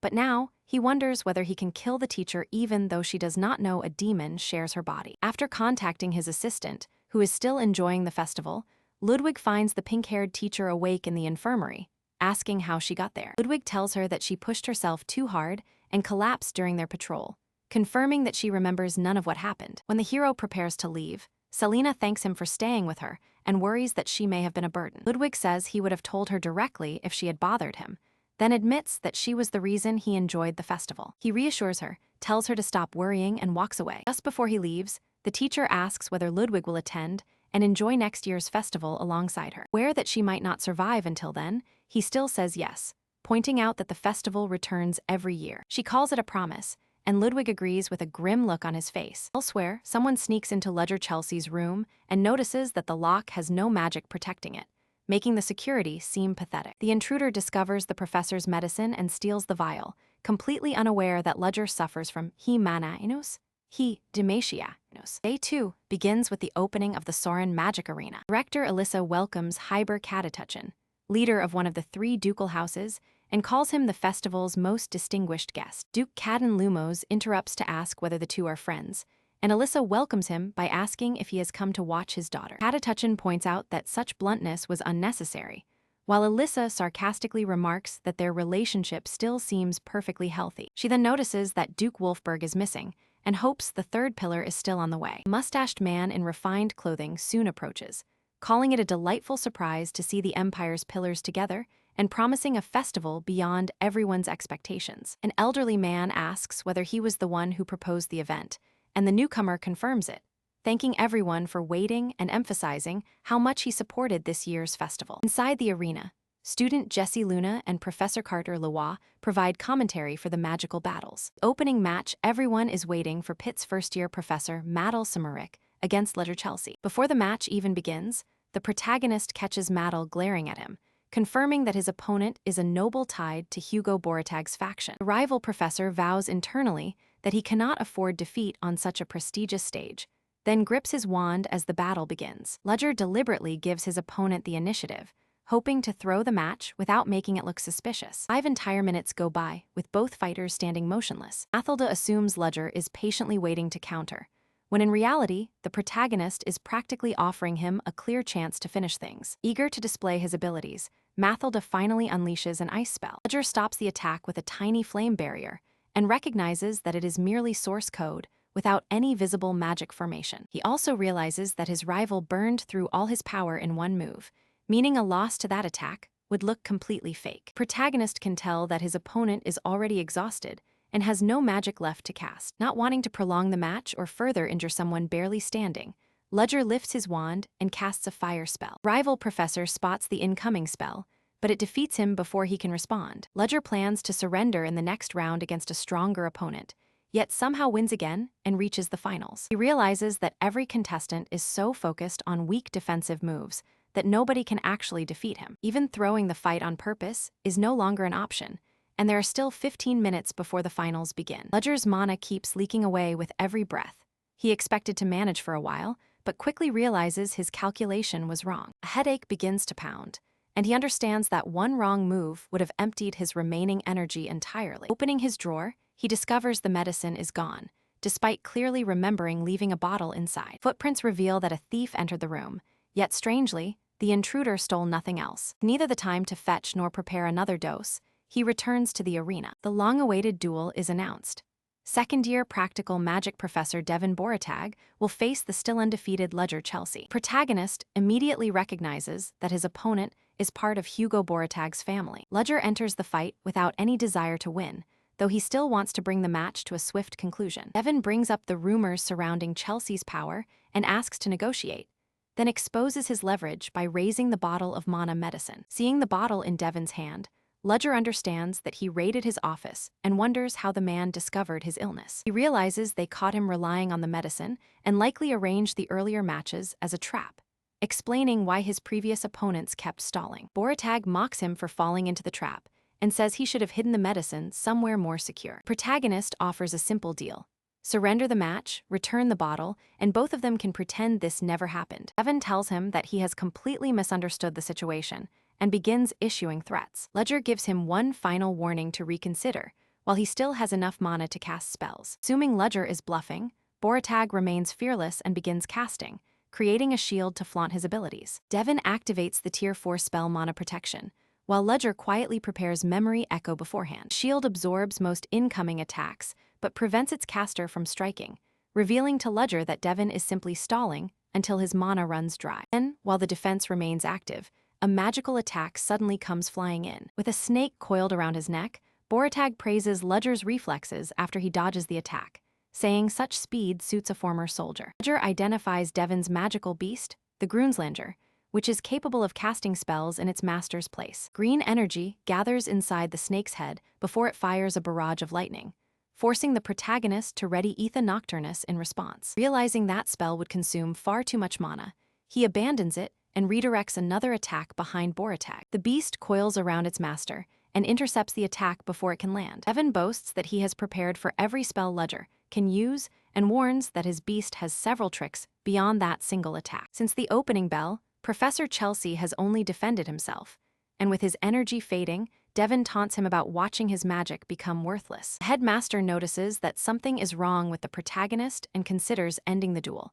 But Hugo Boratag demands that the final continue. The principal sees Ledger struggling with a powerful headache and unable to attack, while Devin continues provoking him. Hugo orders Ledger to make a move and laughs, convinced that his mana has already run out. Protagonist snaps at his opponent to be quiet, and the magical shield immediately begins splitting apart. Devin says he cannot hear Ledger, but a hole suddenly opens behind the protagonist, who screams about the unbearable noise and unleashes a bizarre reality-warping spell. Thunderous impact reverberates through the arena as a blinding flash overwhelms both the commentators and the crowd. Because this light-based magic was never listed among the professor's known elements, a black hole suddenly forms before Devin. Strange spiraling sounds begin echoing from within the rift. As dark and unnatural energy spills from the black hole, Ledger tells Devin to give up while he still has the chance. Devin desperately begs the phenomenon to disappear as shadowy figures, resembling evil spirits, swarm him. Ledger asks whether Devin really wants things to continue like this,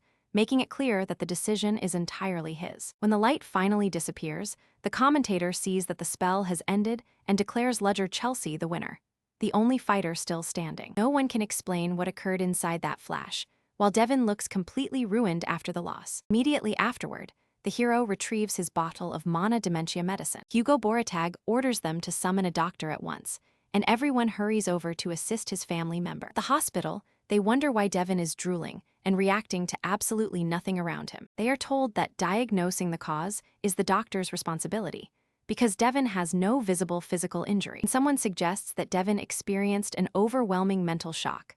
Ledger calmly says that he should recover with time. Hugo accuses the protagonist of crossing the line, insisting he had no right to enter that room and was responsible for Devin's condition. Chris Benimor informs the vice principal that his family's infirmary possesses a specialized recovery medicine. Ledger defends his actions by saying that accidents and consequences during combat are beyond his control. The principal and the Duke side with Ledger, reminding Hugo that those were his own words earlier, leaving him with nothing to say. Duke Ryback congratulates Ledger for the impressive battle and remarks that it is strange he had never heard of such talent before. The hero notices a crowd waiting outside, with Flora's father among them. The principal quickly understands that the nobles have gathered specifically to approach the professor. Ledger thanks the Duke for helping the principal hold back the crowd, surprising him by noticing the favor so quickly. The noble suggests moving somewhere quieter, but then backs off, apologizing for interrupting and offering Ledger the option of contacting him whenever he needs assistance. The professor says he will look forward to meeting again,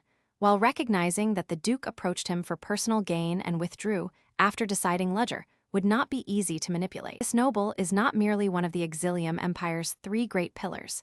He is also extremely calculating when it comes to judging people. Once his academy duties are complete, Ledger heads off to meet Sheridan and Hans. On the way, he bumps into Flora Lumos and asks what brought her there. The student claims she was merely passing through, but the professor immediately recognizes the lie. Seeing her dressed so elegantly, Ledger asks whether she came to meet her father. Since Duke Lumos is currently speaking with the principal, Ledger suggests that she search for him later instead. Flora admits that meeting her father is difficult, then decides to leave and get ready for her upcoming match. Professor tells her not to doubt her abilities, but the girl says she simply wants her opponent to be defeated. Flora invites Ledger to watch her match, though she adds that he can skip it if his schedule is packed. Knowing he will be free afterward, the professor considers whether he should actually go and watch her battle. Later, near the fountain, Hans and Wells point out that Ledger has shown up earlier than expected. Hero finds their aimless conversation odd and suggests that they move somewhere more suitable. Meanwhile, Brino, Soren's first-year Golem professor, thanks the audience for attending his demonstration, then unveils the institution's newest creation, the DT-3000 Golem. Ledger and Hans watch the reveal, but Hans dismisses the machine as nothing more than a ridiculous heap of scrap metal. Protagonist tells him to keep watching, since the golem has not revealed its true form yet. The professor activates the stone, and the machine immediately starts expanding. Wells explains that the machine was not designed around one particular ability. Instead, it is built to transport and demolish heavy materials in locations such as mines. The crowd becomes impressed as the creature towers over them, but Brino announces that his demonstration still has more to reveal. Wells asks Ledger whether they can look around a little longer, and the professor gives his approval. Hans jokes that her childish face makes her look like she came here for fun, but Ledger tells him to stop being so blunt. Just then, the blue-haired detective Casey Salmo shows up and asks Ledger how to reach the magic duel arena. Ledger immediately knows her identity, Yet he keeps his composure since Casey still has no idea who he really is. Using light magic, he alters his appearance and gives her directions without ever turning to face her. Casey confirms that she has figured out where to go. Ledger knows even a small change in someone's features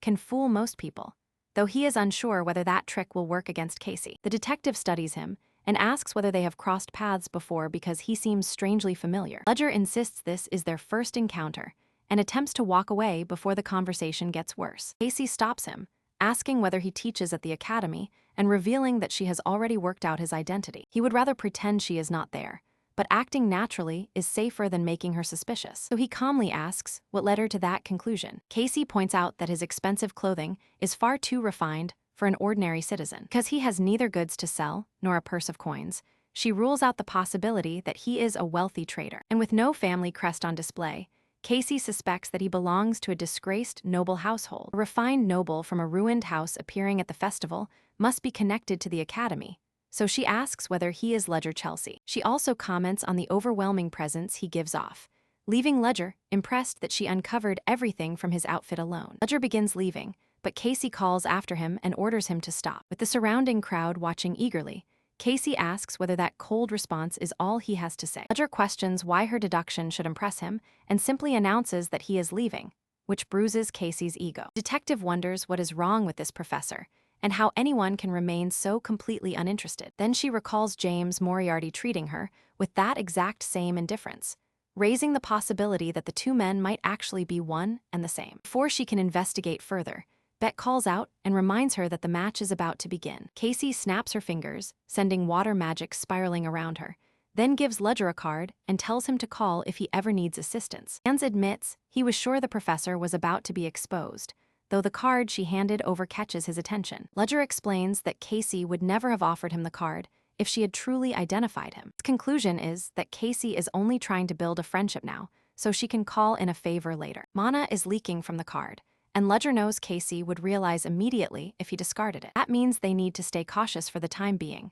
so Ledger orders Hans to get rid of his current clothes. He warns Hans not to underestimate Casey, because she can uncover the truth from the smallest clue. Hans notices that the same girl is still chatting while more students gather around. He asks whether they should go collect her. Ledger says they can pick her up the next time Sheridan starts discussing her favorite interests. Hans remarks that somehow becoming a professor without warning really seems to be Ledger's destined profession. Ledger admits that the academy makes him uncomfortable, especially because its privileged environment reminds him of the life he never had. To him, the students look like children raised in a peaceful flower garden, so their pure, carefree smiles feel almost unreal. Hans says he cannot really comment, considering he is barely older than the students himself. Ledger is shocked to discover that his assistant is about to turn 24, finally realizing how young Hans is, and his apology only irritates him further. Ledger changes topics and asks what the analysis revealed about the drug involved in the wolf incident. Hans reveals that the substance causes hallucinations and comes from paluma, a plant found exclusively in Valtanang. Hans then asks whether Ledger is prepared to confront the First Order, especially because their target is a teacher connected to him. Hans warns him not to carry all the guilt if the mission goes wrong, since even the best precautions cannot prevent every innocent person from becoming collateral damage. The professor recalls the time he lived as Moriarty and stained his hands with blood by wounding others. Hans reminds him that hesitation is not an option. If they fail to remove the enemy first, they will be the ones buried. Ledger accepts that theirs is a brutal world where death is never far away. Hans says that this cruel truth is simply the silent rule governing their profession. By the third day of the Magic Festival, the banquet guests are already drinking despite the sun still being up. Ledger acts like he belongs among them, though his real wish is to keep Duke Hayback as distant as possible. The professor directly questions the nobleman's purpose, but Hayback puts on a sympathetic face and claims he only came to enjoy himself. Ledger can tell the Duke is curious about him, while Hayback jokes that age has made him too old to overindulge in alcohol or show off his status. A moment later, Ledger spots Flora Lumos entering and wonders why the student has dressed so elegantly for the occasion. Duke recognizes Flora and remarks that her remarkable talent means nothing to her family, who neglect her simply because she was born illegitimate. Terrified but determined, Flora decides to greet her father and prove that she has grown into someone far different from the frightened girl she once was. As she stares at her father's back, Flora repeatedly reminds herself that she has no reason to fear him anymore. Suddenly, her half-siblings Camel and Katrina begin insulting her as the family's filthy half-blood, mocking her for once being too scared to meet their eyes. The siblings call their father over, and although he turns around, his expression shows no interest in seeing Flora at all. Flora freezes when no words come out, desperately thinking that she must tell him how much she has changed. As Flora wonders why she ever came, Ledger gently places a hand on her shoulder. Ledger thinks of the Lumensis Church, whose human-first doctrine divides the world while crushing everyone who is not human. The old Duke explains that Flora was born into a household devoted to those beliefs, which is why she has been treated so cruelly. Ledger realizes Flora has been chasing perfect grades only to earn her family's acknowledgement, and he wonders whether she will ever receive it. He knows interfering will only create trouble and would prefer to look away, but he cannot bring himself to ignore what is happening. Professor steps forward and coldly asks Flora's father whether he has a problem with his student. The Duke considers Ledger bold for challenging him so openly, then dismisses the matter as a family issue and orders him to stay out of it. Ledger refuses to back off, saying the situation is clearly serious and a teacher cannot simply watch his student suffer, as he moves beside Flora. Katrina recognizes Ledger, praises his famous battles, and finds it absurd that the family's rejected half-blood has become an academy honor student. After introducing herself as someone entering Soren next year, Katrina demonstrates her magic and asks Ledger to judge her ability. Ledger immediately points out that her casting is sluggish, and that both her magical growth and understanding are lacking. He says Katrina never truly learned the fundamentals and merely copied her lessons, while Flora's ability is clearly on another level. The comparison exposes Katrina's mediocrity, and she breaks down in tears. Several nobles call Ledger's words outrageous and begin confronting him, but the Duke raises a hand and stops the argument. Flora's father dismisses the incident by claiming that his daughter's behavior came from simple ignorance. Ledger counters that a grown adult should be generous enough to forgive a child who is not responsible, prompting the Duke to turn away and leave. Once the Duke leaves, Ledger checks whether Flora is all right. Flora wants to thank him, but Ledger spots her friend and sends her over there, leaving Flora so flustered that she loses the opportunity to say anything. Cheryl comes over, hugs Flora, and checks on her before the two of them head back to the festival. Elsewhere, the Duke's children complain that their father allowed the teacher to insult them without taking action. They demand that the Duke file a formal complaint with Soren and summon Flora for a private discussion. Their father tells them such actions would provide nothing more than a hollow sense of satisfaction. He explains that Katatushin is a shrewd old man who backed Ledger, while Soren's principal was observing the entire incident as well. For the moment, the Duke chooses to let the matter go, but warns that the Lumos family never forgets a grudge, and this conflict is far from over. Duke then remarks that Ledger genuinely seems to care for his students, despite the professor's intimidating appearance. Ledger had not realized that Duke Cadden followed the Lumensis Church, but the nobleman explains that Cadden's devotion is almost obsessive. Duke says children rejected by families devoted to the church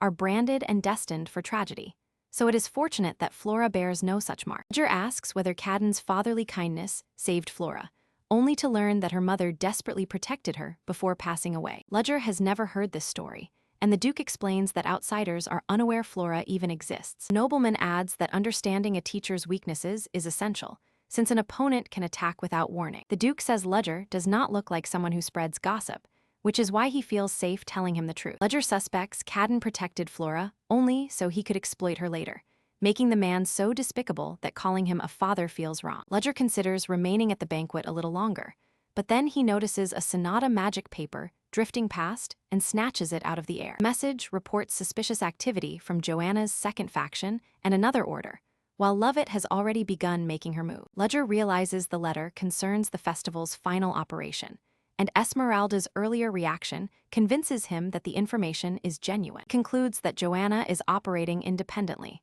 so he decides to monitor the larger situation first, then visit the experimental pharmacy to take what he needs under his teacher privileges and sign the register. At the laboratory, Chris Benimore is surprised to find Ledger there and asks why he has come. Ledger says he came to prepare medicine, so Chris sarcastically suggests that he visit the beginner section and learn from an assistant. Ledger pokes fun at him, prompting Chris to defend the Benimore family's achievements in pharmacy before realizing that the insult was deliberate. Chris notices the Patricia leaves and cocoon flower buds among the ingredients and asks whether Ledger intends to kill someone, warning that their toxin concentration brings severe side effects. Ledger merely says he understands how to handle the ingredients and tells Chris to stop worrying. Chris assumes Ledger is bluffing and decides it is not worth bothering about. Even so, concern keeps nagging at him, and he continues watching Ludger prepare the medicine. After observing the entire process, Chris is stunned that Ludger produced the recovery pills perfectly on his first attempt. Chris asks what Ludger intends to do with the pills,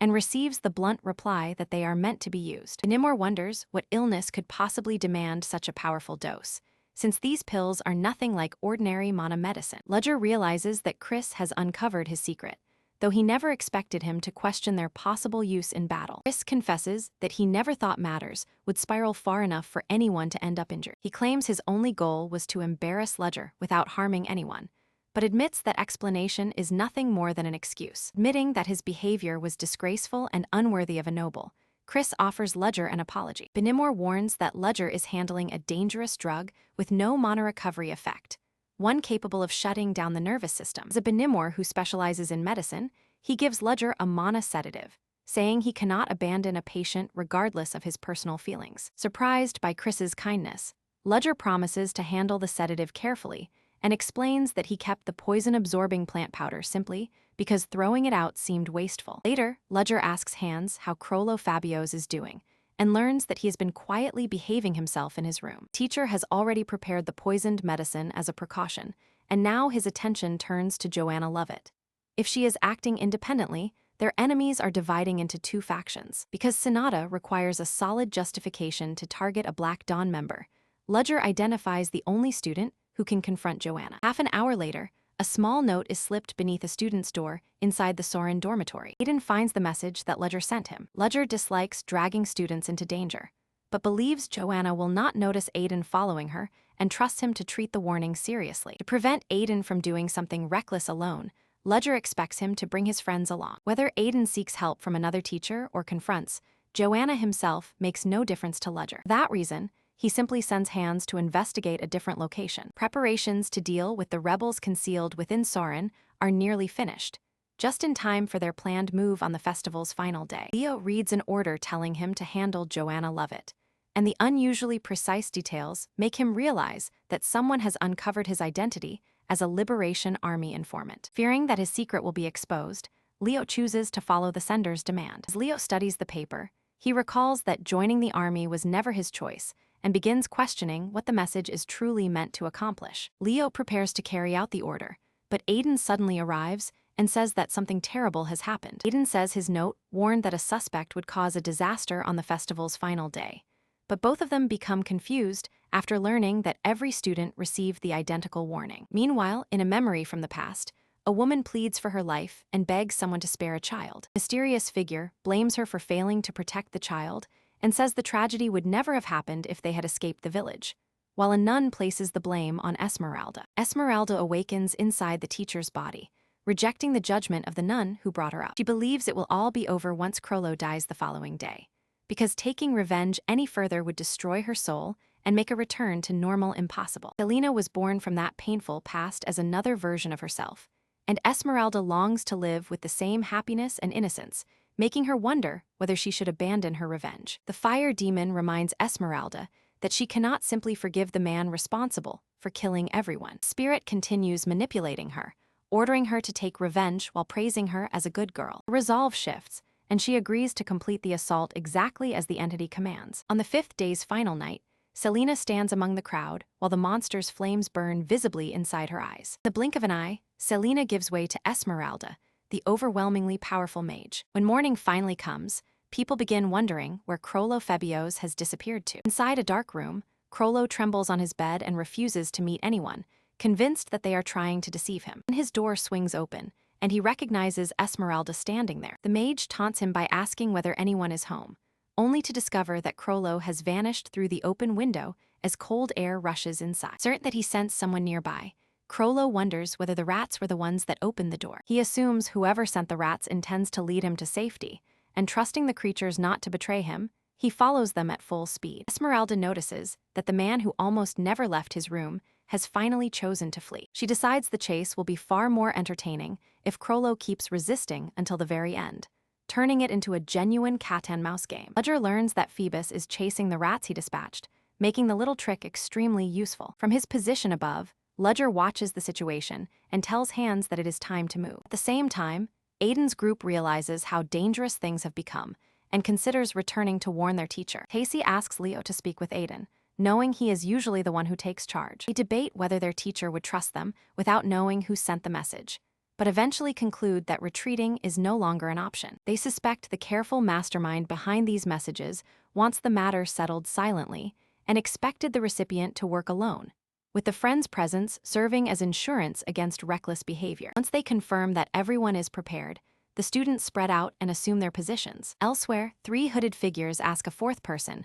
whether they should begin the operation or wait for orders from above. Joanna Lovett says a riot in Soren would delight the First Order, especially now that the festival has everyone's attention. Aiden identifies her from her glasses and hairstyle, leaving everyone to question whether the letter was right about Joanna being part of the He Blek Enos?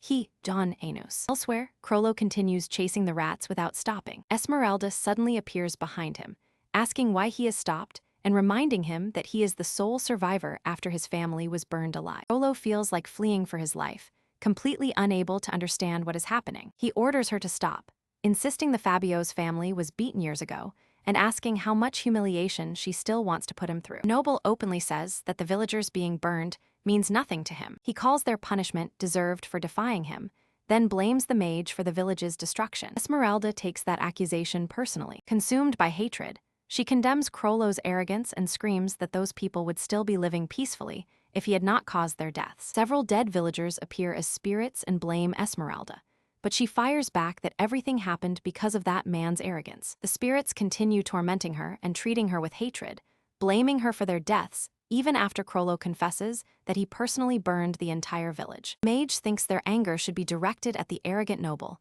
not at her. Her rage erupts into flames as she loses control, sending a gigantic column of fire toward the warehouse. At a distance, Hans alerts the protagonist that trouble has broken out. Hans explains that he brought Phoebus to the witch, but their argument escalated when Esmeralda suddenly lost control and ignited the warehouse. The extinguishing equipment kept the blaze contained, though the rats were burned, so Hans tells the hero to head there because none of this makes sense yet. The protagonist rushes toward the burning warehouse and contacts Sheridan about the festival. Sheridan says nothing seemed unusual, but realizes he needs assistance and agrees to divert the crowd. With one button press, she launches a burst of fireworks that distracts the crowd earlier than planned. Sheridan decides fireworks are a safer alternative to real explosions and plans to repeat the idea at the hideout. With the crowd successfully distracted, the hero picks up his pace. He saves mana by keeping Etha Nocturnus unused, but stops dead when Professor Bruno's golems appear inside a house. Elsewhere, Hans realizes the flames are heading toward the festival and anxiously wonders when his friend will show up. When he turns around, the protagonist arrives on a robotic horse that races forward, clears the flames with a giant leap, and lands perfectly. Facing the terrifying demon Quasimodo again, the hero immediately understands how serious things have become. Since his classmate went there to help Esmeralda, he never intended to fight her, but seeing her and Phoebus doubled over on the ground tells him the plan has gone horribly wrong. Because the summoner herself called forth the spirit, capturing her is now the only way to fix this mess. He slips a tranquilizer out of his sleeve and moves in for a precise shot, only for Quasimodo to attack first. He recognizes the possibility of a trap and realizes the flame demon had never trusted him in the first place. Meanwhile, the blue-haired detective walks through the quiet forest, wondering whether Bate is enjoying the festival. Before long, she spots 4 hooded figures declaring that everything is being done for the Dark Dawn. Detective identifies Joanna from her glasses and dark hair, sees Aiden's group nearby, and debates whether to trail the hooded figures quietly. Back at the fire, the blaze continues expanding as Quasimodo throws a devastating punch and calls the hero a disgrace. Protagonist leaps aside and realizes the monster has positioned itself between him and Esmeralda, making homing magic useless. Creature moves independently of its summoner, proving just how powerful a First Order member of the Dark Dawn really is. Quasimodo unleashes a torrent of fire from his mouth, forcing the protagonist to try escaping through the shadows with He 8-Het Enos, He Nocturnus Enos. There is no time to cast the spell, so he watches from above as the spirit fires again and dismisses him as a pesky fly. The hero springs backward, avoids the attack, and lands safely. He knows this battle is heavily tilted against him and that borrowing power from the gods is his next option. But the incoming punch makes him decide the danger is too great. The protagonist commands the He DT Enos 3000 to switch into defense mode. Using a shield generated by the horse, the golem stops the flames and reports dangerously high temperatures. The flame demon sees through the defense and taunts his opponent, asking how long he expects to survive. Hero understands that this protection is only temporary. Once the golem's shield breaks, he will have no way to confront the demon directly. With no better option, he chooses to consume the poisonous medicine byproduct he brought with him because the item contains abnormally high mana. Failing to use that energy after consuming it would damage his magical circuits. A girl had already warned him that the poison was dangerous, but he insists his body has developed resistance to it, challenges the enemy to a contest of power, then lights a pipe infused with mana. As he activates a level 5 skill, an enormous magic circle forms beneath him. The instant the hero unleashes Ocean's fury, Quasimodo senses the atmosphere changing around him. A raging vortex of water appears and rushes directly toward the monster. Elsewhere, Aiden's group demands the cloaked figure's identities, but the strangers avoid giving a proper answer. The boy draws his sword and demands to know what they are hiding and why they are attacking people during the festival. Joanna Luvit answers that the day is not truly joyful, because people treat others as tools to create their own happiness. Aiden rejects her cynical view because he still believes in humanity's goodness, but Joanna dismisses him as ignorant. Regardless, Joanna chooses to wipe out the group and calls forth a green eagle spirit. The attack rockets toward Aiden at a speed he cannot possibly respond to in time. At the last second, the blue-haired detective raises a barrier and protects the student. She intended to remain a spectator, but refuses to stand by while people are left in danger. Selmoy suddenly arrives and asks whether the cloaked group belongs to the Black Dawn, since he has unfinished business with them too. Meanwhile, a rank 5 spell from the heroes rips one of the creature's arms away. The protagonist realizes a stronger spell is needed to end the fight, but the monster instantly regrows its arm and answers with a devastating charged punch. Quasimodo unleashes a barrage of punches from his flaming arm, while promising to destroy the disrespectful human. The hero calculates that the byproduct's mana will let him cast high-rank magic only twice more. With the golem already nearing its limit, he knows there is no time left to hesitate. After apologizing to the professor, the protagonist takes a red flask and attaches it to the robot's back. He Diti knows. 3,000 eyes turn red as it catches the flame demon's charged punch with both arms. Golem forces the monster backward through raw strength, leaving it confused about how its attack was stopped. Quasimodo smashes the robot with another blow,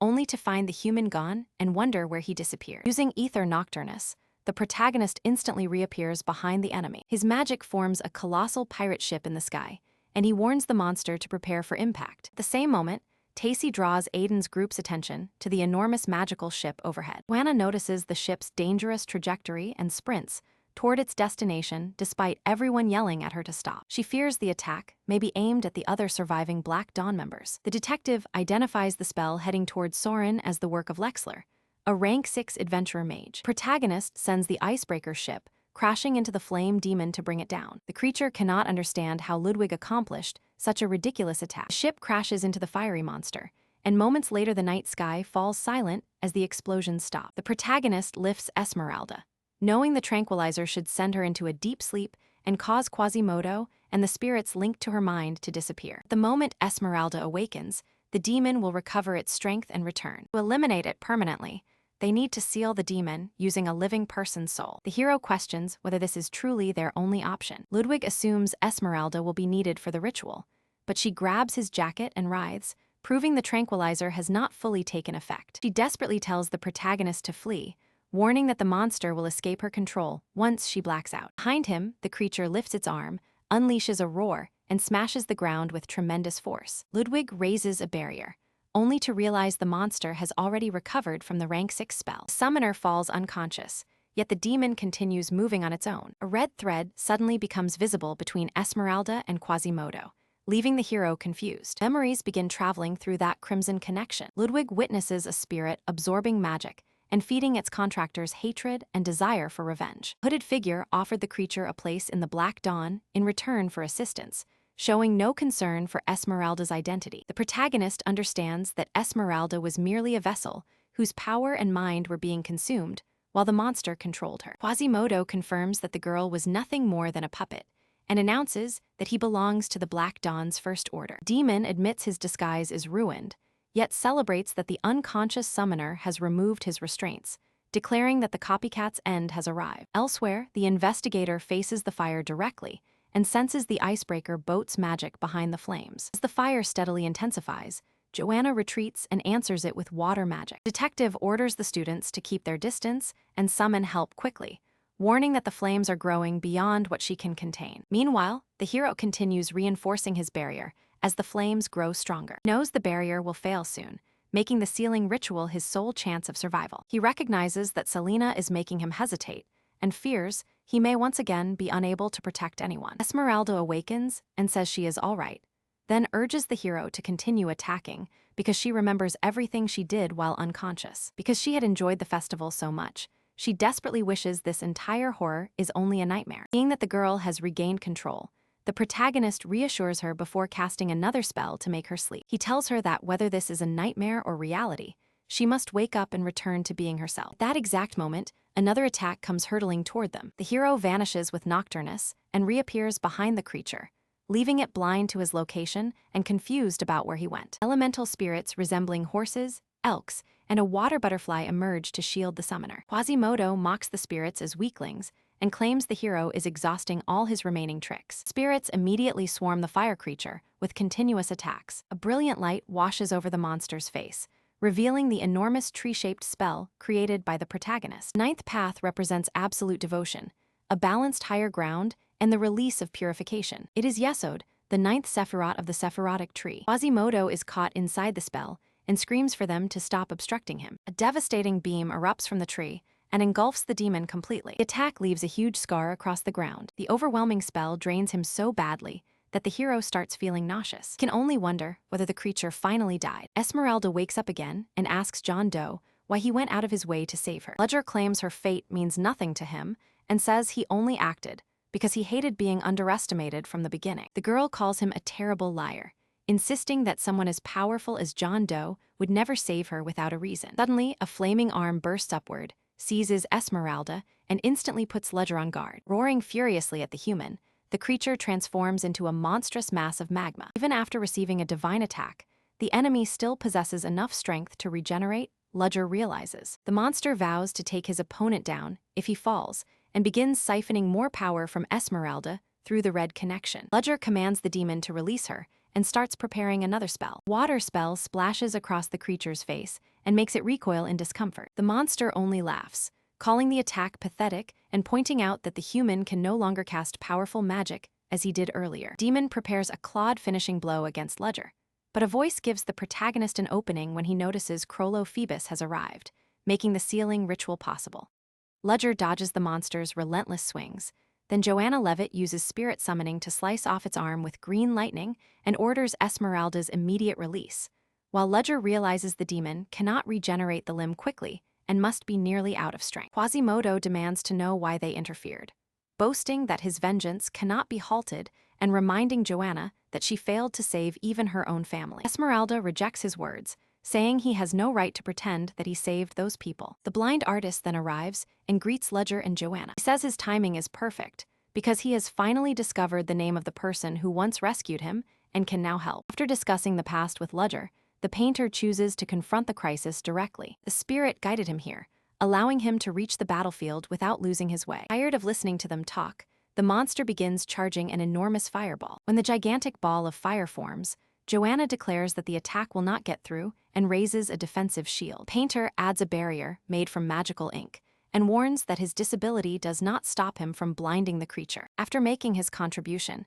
he confidently leaves the remaining battle to the other two. Calling them mere insects, the creature continues its assault and promises to burn them all, insisting their spells are useless. As the monster charges another arm attack, iron chains suddenly bind it to the ground. Ledger thanks Pierre for creating the opening as mana chains erupt from Crollo's body and smash the enemy down. With renewed determination, the hero declares that this battle ends now. The demon demands to know how Ledger forced a connection with another person, since such a thing should not be possible. Ledger explains that a superior contract can replace a normal one, leaving a weakened bond powerless to resist. The creature challenges that explanation and insists they should save Esmeralda, who remains linked to him by the red thread. The monster claims Esmeralda needs him to remain stable, then yanks the thread and causes her pain. Ledger and Joanna Levitt rush over to protect Esmeralda. Esmeralda tells the creature it can take her body if it wants it so desperately, then pulls her soul free from Selena's body. Selena's pink-haired body collapses onto the ground. Quasimodo is pulled backward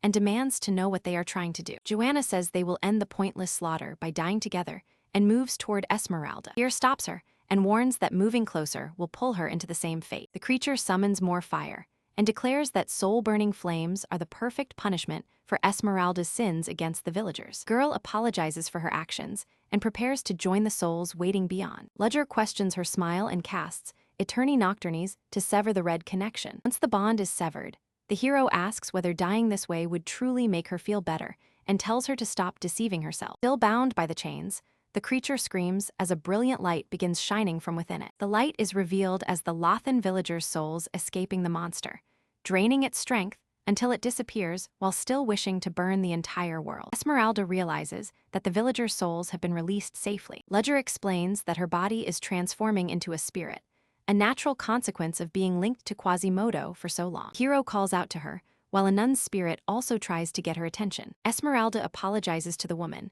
blaming her own weakness for everyone's deaths. The nun pulls her into an embrace, assuring her that none of this was her fault and promising that, after everything they endured, they can finally go to the same place together. Esmeralda breaks down in tears as they embrace, and the two figures vanish while the corrupted soul is restored to its normal state. Observes that salvation marks the final destination of a lost soul, then wonders if his own distant journey will ultimately end the same way. Here looks around, realizes everyone has disappeared, and figures the whole situation is technically finished. Ledger warns Joanna that this mess is far from finished and commands her to get out of Sorin without delay. He tells her that, once she escapes, the official story will be that Joanna died at this very spot on the Black Dawn's orders. The hero checks whether Pierre can use magic to get Joanna out safely, and the painter assures him that he can. With Ledger still having unfinished business, the two decide to head out and continue with their separate tasks. Joanna asks where they should return, so Pierre brings her to the house they once shared. Ledger notices Selena is still breathing. Realizing that the two personalities shared both a body and a soul, the girl awakens in confusion, while he assures her that help is coming and asks her to hold on a little longer. Selena wonders why Ledger saved her, since she remembers committing terrible acts while the other personality was in control. Realizing that she remembers the entire incident, the hero says he rescued her because he intends to keep his promise of enjoying next year's festival with her. The teacher admits that she genuinely wants to attend the next festival with him. Just then, cries rise from inside the flames, and the guards rush in to save the teacher, only for her to assure them that she is unharmed. Selena cautions Ledger not to push himself too far before casually walking away from the scene. As the professor departs with the medical staff, the detective identifies him as the other teacher present during the incident. She starts questioning whether the vanished Black Dawn member, the rank 6 magic sensed in the flames, and that memorable Sorin professor are really unrelated coincidences. The investigator keeps turning the clues over in her mind until the firefighters show up, then sends rats through the area to erase the remaining evidence. Hans and Sheridan successfully get everyone out, and Ledger wraps up his responsibilities after submitting the principal a report that is almost entirely fabricated. Once the emergency is handled, Ledger rests beneath a tree, where a hat-wearing stranger praises his efforts and addresses him as John Doe. Professor never sensed the man's arrival, but immediately recognizes his voice as the same one that spoke to Quasimodo during the memory storm. From the stranger's choice of name, Ledger realizes that he is none other than Order Zero of the Black Dawn. The man claims he came to enjoy the festival, stumbled upon something intriguing, and now wants to know what occurred. Ledger considers whether the leader is here because he knows Quasimodo was eliminated, but decides that a man with that information would have confronted him about it immediately. Since Order Zero clearly lacks the full picture, Ledger chooses a composed response and apologizes for being caught unprepared by the unexpected meeting. The leader accepts the explanation, admitting that he appeared without notice and telling Ledger not to concern himself over it. Zero states that Esmeralda, the First Order, and Quasimodo are dead, adding that the creature belonged to another species and required a hidden host. Unable to reveal what truly happened, the professor builds a false account and says Crollo Phoebus sealed the monster. Zero finds Esmeralda's failure to act during Quasimodo's attack suspicious and remarks that Crollo never appeared powerful enough to accomplish something like that. Expecting that question, Ledger invents a version in which he encountered Crollo Phoebus being pursued while patrolling Sorin's outskirts. He says Esmeralda and the First Order spirit were chasing Crollo, recalling that she had personally sought his assistance before the banquet incident and that he had already encountered Quasimodo. Because Zero is already aware of Esmeralda's desire for revenge, he asks Ledger how the confrontation concluded. Ledger claims he pursued the group only to stop Esmeralda's reckless actions from exposing the Black Dawn. According to his story, a trapped Phoebus sacrificed his own soul to power a sealing spell. Fabricated report says Quasimodo was ambushed, while Esmeralda was dragged into the ritual because her soul was linked to the monster. The professor adds that Crollo's failure would have exposed his real identity as well. Zero asks how Ledger managed to leave after going to deal with Esmeralda's body. He explains that she awakened as Selena, letting him claim he had rescued her from the fire and walk away. Zero points out that the soul had divided before, noting that they once awakened with Esmeralda's memories as well. Ledger says he investigated the matter and found that the woman had no idea why she was in the warehouse, adding that he can eliminate her if ordered to do so. Zero replies that recovering her memories would still leave her, with no way to prove what she knows. He dismisses the concern, saying they have already expended more than enough power. The position now open among the First Order, he announces that an executive meeting will be held shortly. Ledger sees the gathering as an opportunity to identify the remaining First Order members, though he has no clue where it will take place. Zero asks whether Ledger still possesses the item once given to John Doe. Realizing the object is connected to the upcoming event and unwilling to risk producing it, Ledger apologizes and claims some luggage was lost during the terrorist attack on the train to Soren. After an uncomfortable pause, Zero gives him another item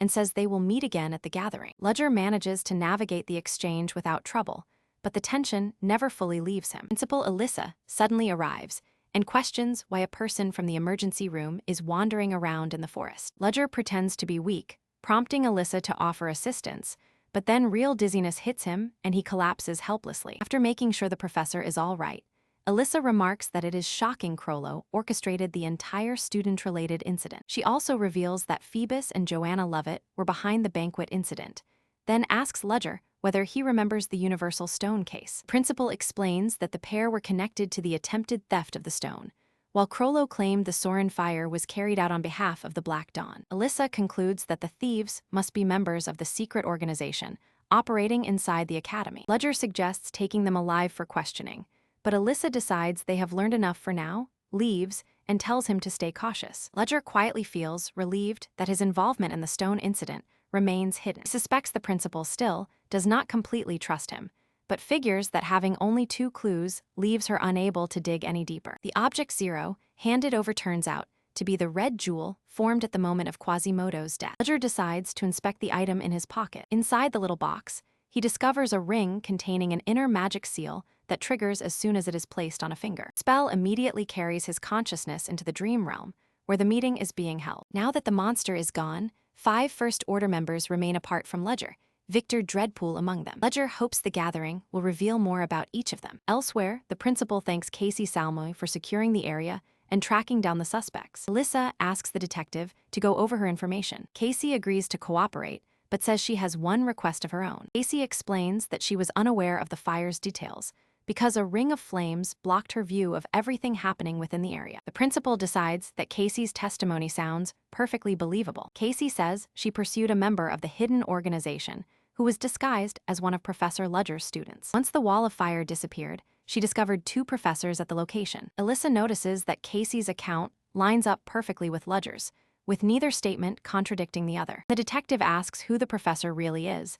The principal senses that an important piece is still missing. Alyssa responds that Ledger is considered one of Soren's finest professors. The detective had anticipated that response, so she hides her doubts about Ledger and merely says she is interested in him, leaving herself with no option but to accept his story for now. Since Casey was the only investigator at the scene, the principal thanks her for cooperating and asks what she wanted. Salmoy says she wants to personally question everyone connected to the organization hiding inside the school, especially one particular individual. Back in the infirmary, Ledger pulls open the curtain and finds several visitors waiting for him. Professor Selena is standing there with 2 others, and she apologizes for interrupting his recovery. Professor assures her that he came of his own accord and tells her there is nothing to apologize for. After Flora Lumos hears about Ledger's injuries, Aiden storms in and causes a commotion, convinced that the professor is in terrible condition. Remaining students then file in more quietly, with Renee and Princess Erendir among them. Seeing how many people have gathered,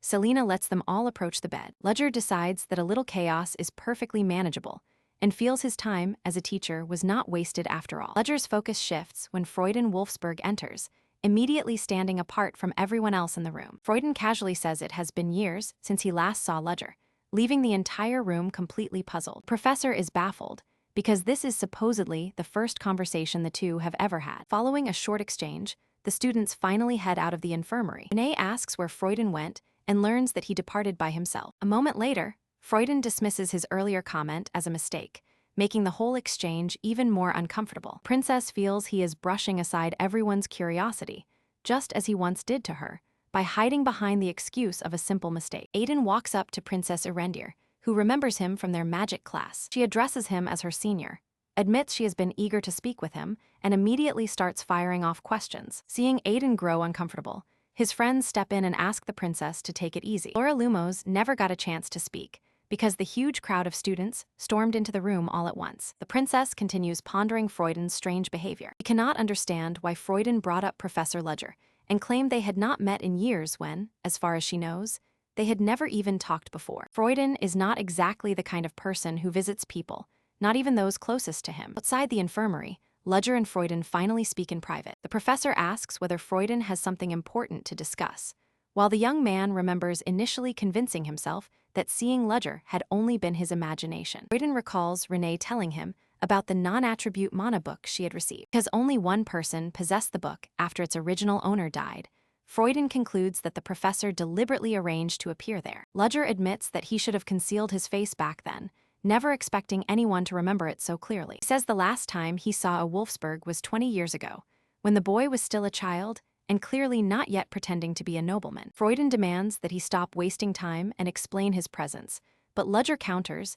by asking why he would not be allowed to stay in Soren. Freuden openly brands Ledger as the murderer responsible for Renee's mother's death, and asks whether he plans to keep pretending he knows nothing. Professor dismisses the accusation as ridiculous, claiming he had no motive and that the incident belongs to the distant past. Ledger insists Freuden has misunderstood everything, because his arrival at the academy is unrelated to what happened 2 decades earlier. The young man presses him for the truth, but Ledger refuses to give him an answer. The professor challenges Freuden's right to interrogate him when Freuden himself refuses to speak despite knowing what happened that day. Freuden insists that he is nothing like Ledger, but the professor calls that claim a mere excuse and says they are more alike than he thinks. Ledger challenges him to expose the truth if he has the courage, fully aware that Freuden cannot do it and leaving the young man helpless. Freuden starts walking off, but Renee catches up to him and asks whether something is wrong. He says he was on his way out anyway, but Renee stops him, saying there was something she forgot to tell him. Freuden says he has something to discuss too,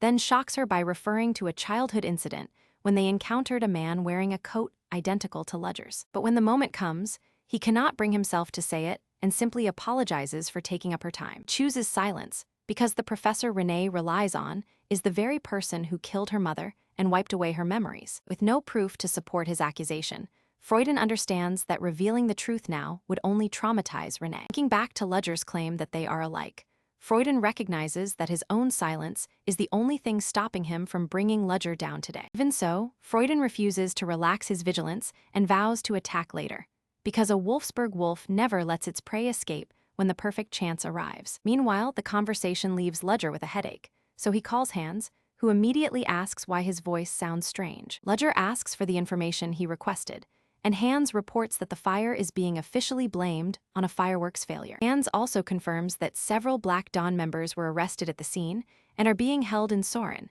where Casey Selmy will question them. Ledger points out that informants witnessed them together and admits he cannot avoid Casey forever, deciding to deal with that problem when the confrontation actually comes. Hans says the matter is being handled within the organization and considers the removal of a first-order member a major victory. Ledger replies that he still cannot afford to relax, even with things going so well. Hans then asks whether the professor can step outside for a while. Elsewhere, someone suddenly collapses in the middle of a hallway. One of the men mocks Silver Sun, saying the gang is terrifying them despite failing to deal with a single alley thug. Carlone, the leader of Silver Sun, angrily berates Temelan for failing to understand the identity of the person he confronted. Temelan says he is aware of it, but insists that this is not the reason they came to meet. Carlone says he knows the man responsible for destroying the rival organization and asks whether they want him to eliminate the target. The frightened man says people only call him the owner and that he knows nothing more, except that someone shouted the name James Moriarty on the day they separated. Carlone suddenly shoots Temelan, then thanks a young man and announces that the boy will take the dead man's place. Boss asks for the boy's name, and the young man introduces himself as Kelton. Carlone warns them that he will begin acting soon, asks everyone to support him, and orders Kelton to remove Temelin's body. Boss concludes that their target cannot be the real James Moriarty, who supposedly died in the Kingdom of Delica years ago. He figures someone is borrowing the name for underworld dealings and is powerful enough to force them into seeking outside help. Arlone intends to wipe out his enemies, make an example of a few, and keep his operations running while watching how long they can survive in the streets. Later on, Hans meets Ledger, who has already reached the rendezvous point ahead of time. Professor asks whether anything is wrong with their operations, and Hans says things are running smoothly despite the merchants behaving strangely. Hans explains that while their business was expanding, the merchants constantly reported problems and complained. Ledger realizes those complaints have suddenly disappeared, and Hans confirms that this is exactly what happened. Suspecting that the merchants are preparing something, the professor asks whether the informant uncovered any useful details. Hans asks whether Ledger knows about Silver Sun, explaining that the gang began with shady deals before growing into an established mafia. Their profits come from manipulating the union and carrying out illegal operations. Because Silver Sun accepts paid dirty work and several merchants were spotted entering its headquarters, Ledger considers the connection impossible to ignore, so Hans promises to dig deeper. Hans then notices Ledger covered in a cold sweat, with his legs visibly trembling. Professor says he has been overwhelmed with work since yesterday and completely forgot that his master might have tracked down his location. Inside a faraway castle, a girl detects the presence of both her own life fluid and her disciple. She knows her disciple would never use her teachings without a reason, so she concludes that he injected the golem with the syringe despite knowing it would expose where he was. She hopes her disciple is having fun, then jokingly wonders whether he is crying again because everyone might start mistaking her for the Grim Reaper. Far away, Ledger says his master is precisely the sort of terrifying person people imagine, and credits her with teaching him every spell and technique he knows. He explains that he hides his inventions because the majority of them failed to meet his mentor's standards. Hans is amazed that so many people want Ledger's magic, and starts wondering just how extraordinary his master must be. Ledger bluntly calls his master a monster, and admits that her lessons nearly killed him on multiple occasions. Hans agrees that she sounds like an awful woman, and even attempts to add his own insult, but Ledger immediately tells him not to badmouth his mentor, leaving Hans to suffer yet another spectacular failure in social interaction. Several days later, Ledger strolls along Royal Street and recalls how long it has been since the Emerald incident brought them here. He still has time before meeting Hans, so he scans the area and spots the priests of Britos's holy action by their distinctive robes. Ledger figures the succession conflict must be over and realizes events have moved far quicker than he anticipated. Sensing that something is seriously off, Ledger heads straight for Violetta's clothing shop. Inside the greenhouse, Violetta points out that Ledger has shown up ahead of time,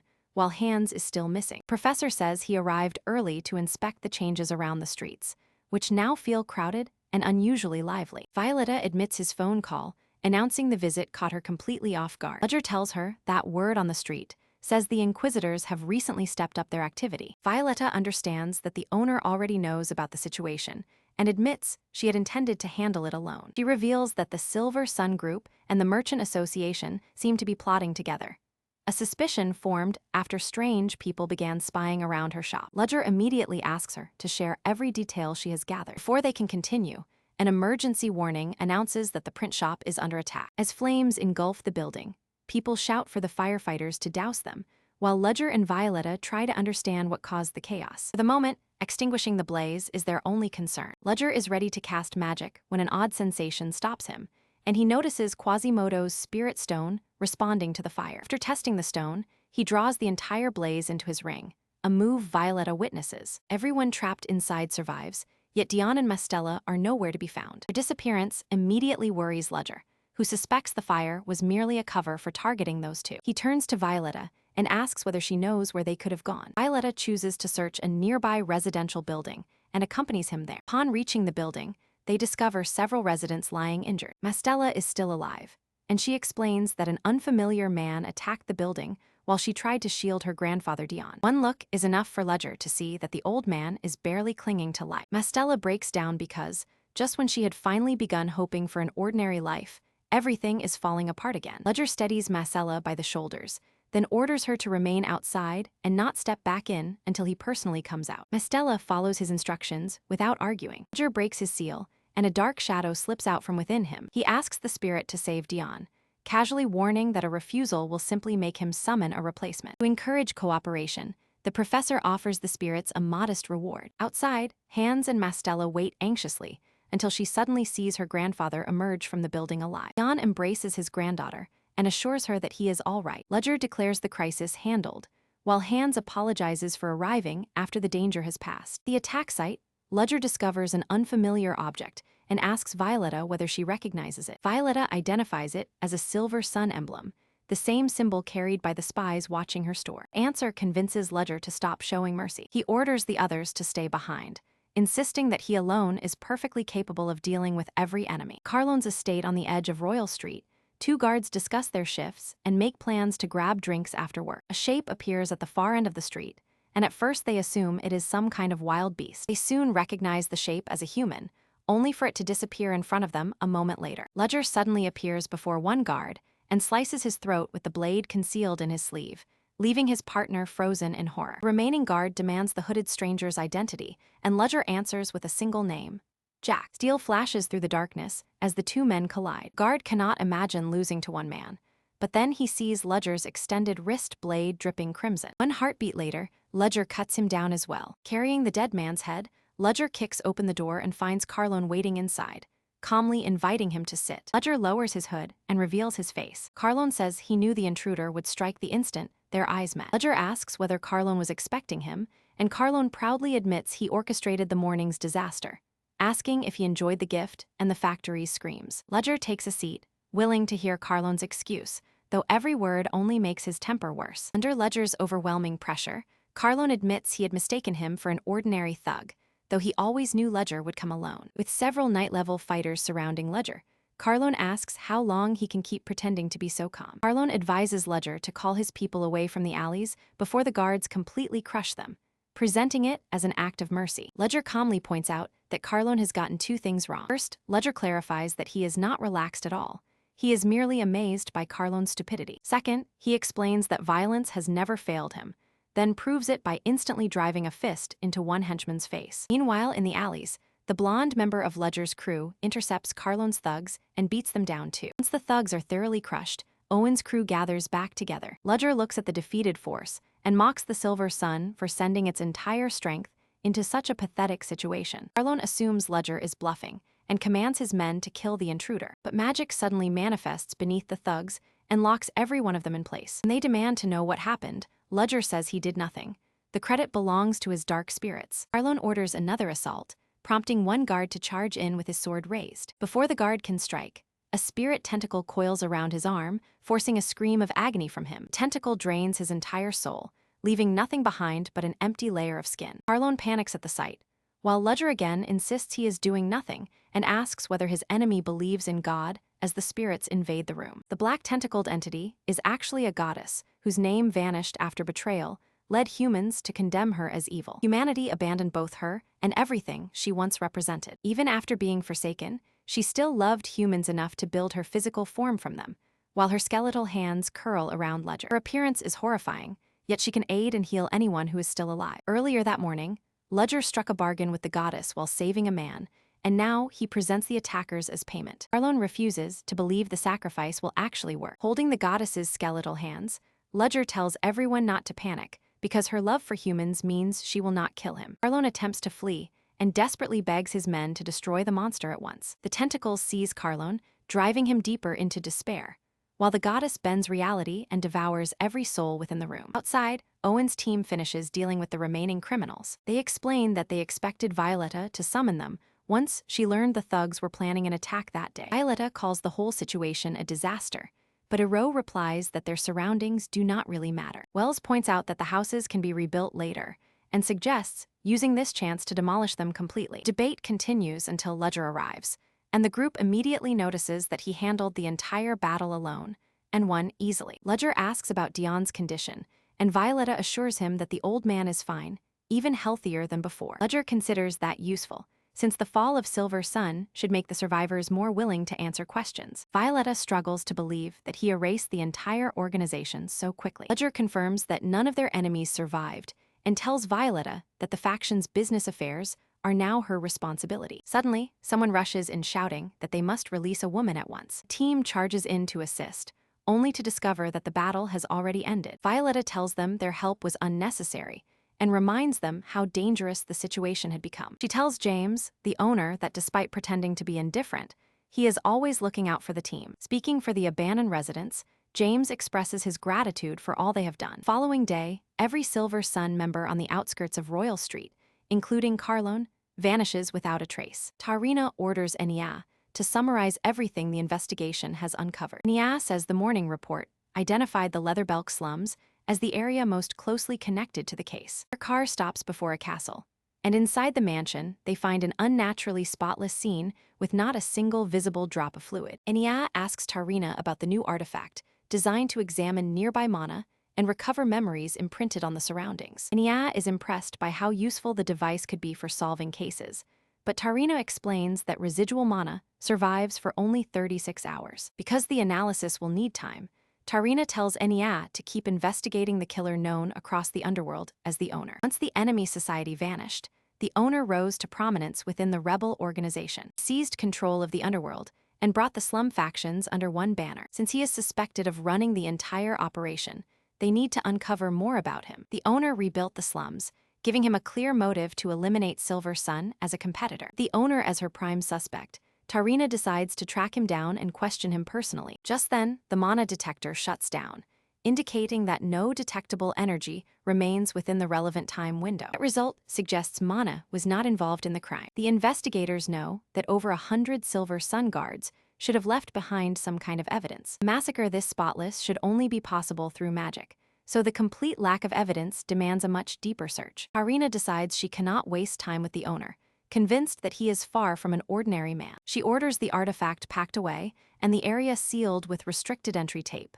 Then Tarina draws her sword, aims at one spot, and commands the hidden observer to come out immediately. The hidden woman praises Tarina's keen senses and reveals herself as Detective Case, with Bait beside her. The two women have not met in a long time, so they begin catching up. Tarina points out that Case entered a restricted zone and warns her to obtain official approval rather than sneaking around. The detective defends herself by saying the case was too fascinating to ignore. Tarina declines the assistance, saying she trusts Case but cannot accept outsiders' involvement in an official investigation. Case then calls in a past favor and asks to borrow the golden artifact. Eventually, Tarina relents and gives her the object. Tarina accepts responsibility for the decision and says she has no issue keeping it hidden. She thanks the detective, then asks how much trouble she caused, as Bait takes the golden egg away for analysis. Tarina then promises not to press her with any further questions. Detective thanks Tarina, claims she is swamped with work, and quickly leaves with the artifact.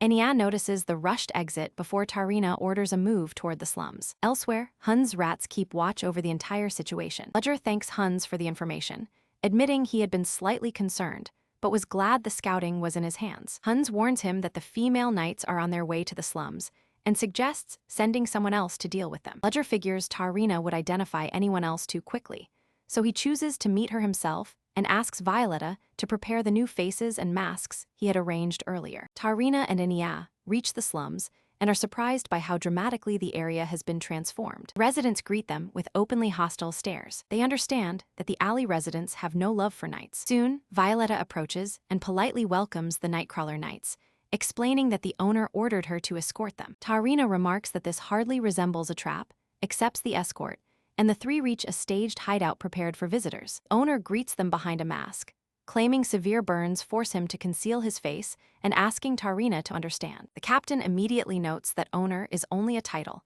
and demands to know his true identity. He introduces himself as Oliver, a man born and raised in the alleys, explaining that he conceals his name because the locals are treated poorly and it protects his work. Tarina finds it suspicious that a polished businessman supposedly from the alleys has appeared so conveniently, so she gets straight to the Silver Sun disappearance. Knight asks Oliver about the recent confrontation between the slum residents and the Silver Sun. Oliver rejects the idea that it was a fight, claiming Silver Sun started the trouble by harassing his people. He argues that the rival group consisted of criminals with terrible histories, so their disappearance benefits everyone, then accuses the Knights of targeting an innocent man. Tarina tells him to drop the arrogant threats, adding that if they truly believed he was guilty, his blood would already be staining her sword. Ledger senses the captain's overwhelming pressure and thanks her for choosing not to attack. Nia notices that Oliver remains completely fearless before the captain, confirming that he is anything but ordinary. The residents' hostile looks are revealed to be concern for the owner,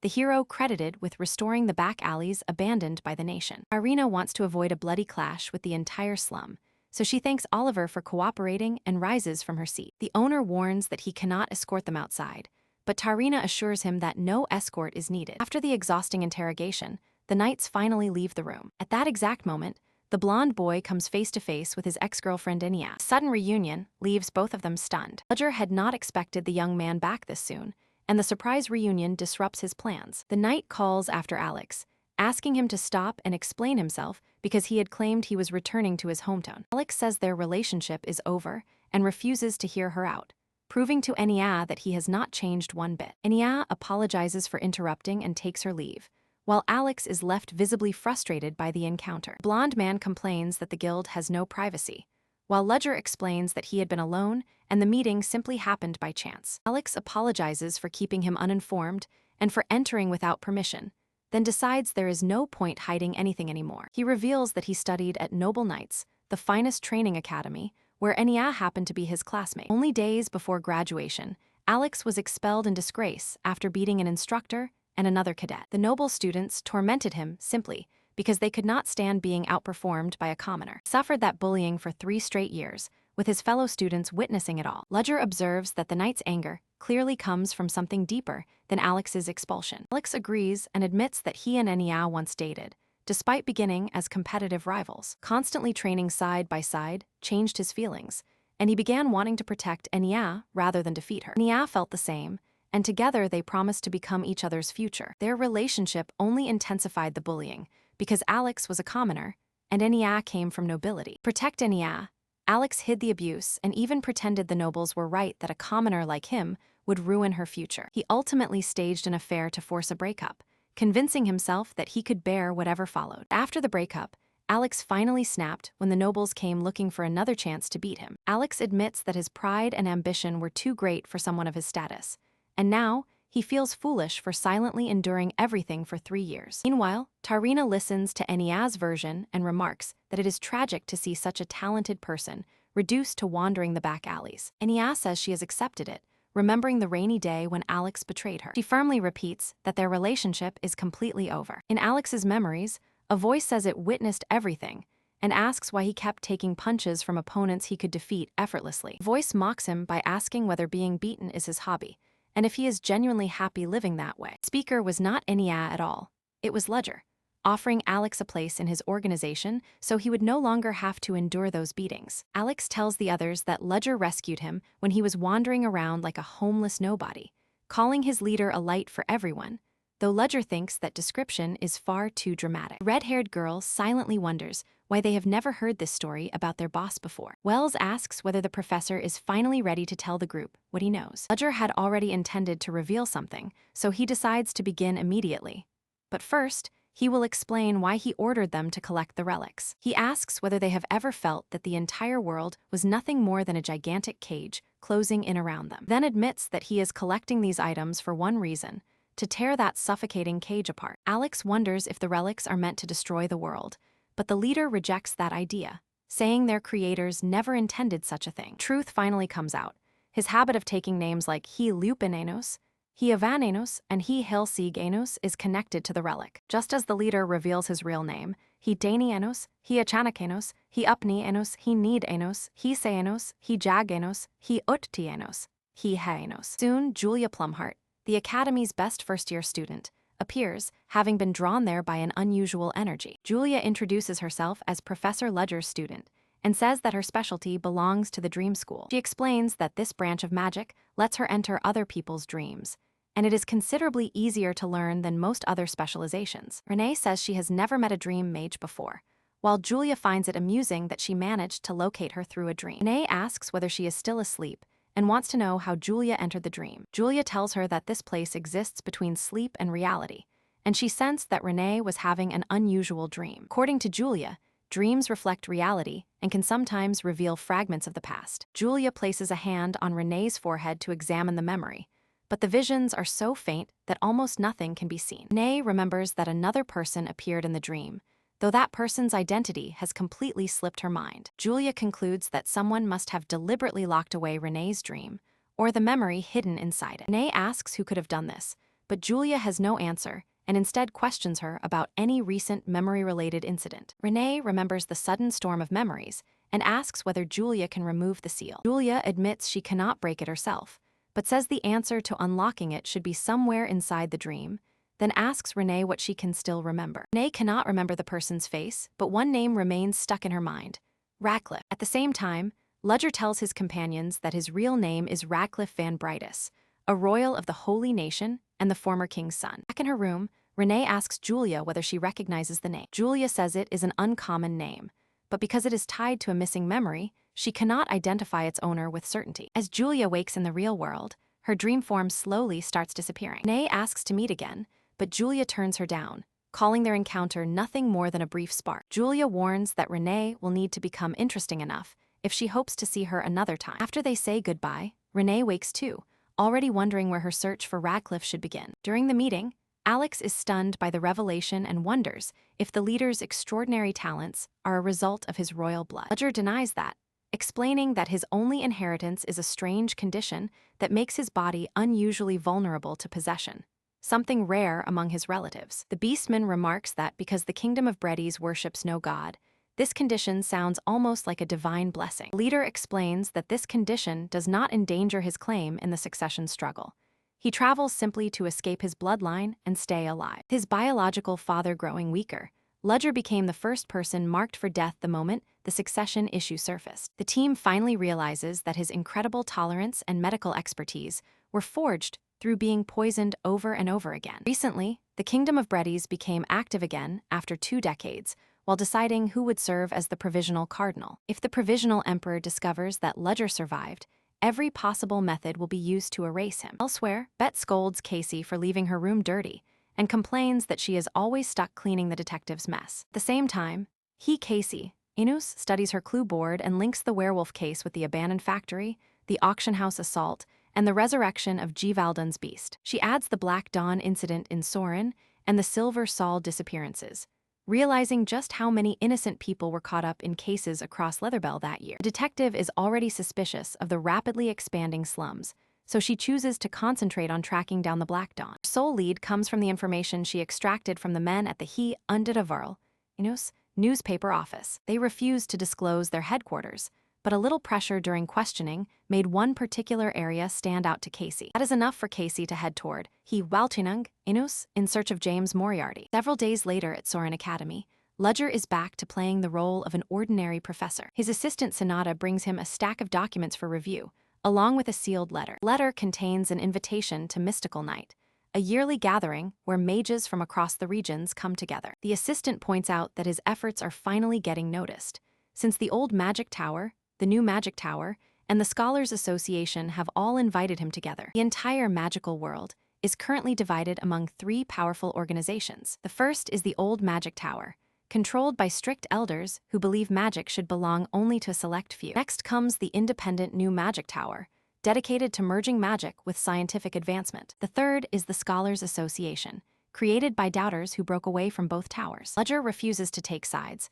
knowing that favoring one group would put the other 2 against him. Senita reminds him that every organization included a gift, suggesting he examine them before deciding whom to support. Ludger solves the problem by choosing nobody and casually accepting all 3 presents. His assistant accuses him of exploiting the situation, but Ludger insists she has completely misunderstood his intentions. He recognizes how loyal she is, yet cannot help wondering where that loyalty is truly directed. Is she devoted to him, or is her loyalty actually meant for the First Order? Even Ludger has no idea where that loyalty began. A knock interrupts them, and Ludger opens the door. Professor Villarano is standing outside, so Ludger immediately asks what brought him there. Villarano says he came to find Senita and check whether she had finally answered the question he previously asked her. The assistant apologizes, but says she is content with her current life, and bluntly tells him that he is disturbing her. She says she has a class and walks away. Once she is gone, Villarano remarks that Senita clearly dislikes him. Ludger finds that surprising, since he had no idea the 2 of them were acquainted. Villarano explains that his personal connection to the girl is why he worries about her. assuming Ledger was already aware of the relationship. Calling himself her friend, Vierano says Seinita is a little unusual and asks whether Ledger has ever paid attention to her ears. Ledger admits that he never really looked closely enough to notice. Vierano then reveals that the student carries half-elf blood. Later on, Ledger visits Seinita in the garden to speak with her privately. He answers the door and allows him inside. The professor asks whether gardening is her hobby, then says Vierano told him part of her history and apologizes if she had hoped to keep it private. He adds that accepting Vierano's offer to live in the elven village would let her escape the family that abandoned her and finally find peace. Ledger promises to honor her choice and deal with the organization's problems himself, telling her that she need not worry. The young woman says she wants to stay with him because he was the first person to acknowledge her true worth. Ledger accepts her decision, then admits that he has been hiding a secret too. He is not truly a member of the First Order. Earlier, Ledger learned that the girl's surname was Lotion, and that she was born to a nobleman and an elf who had been enslaved during the war.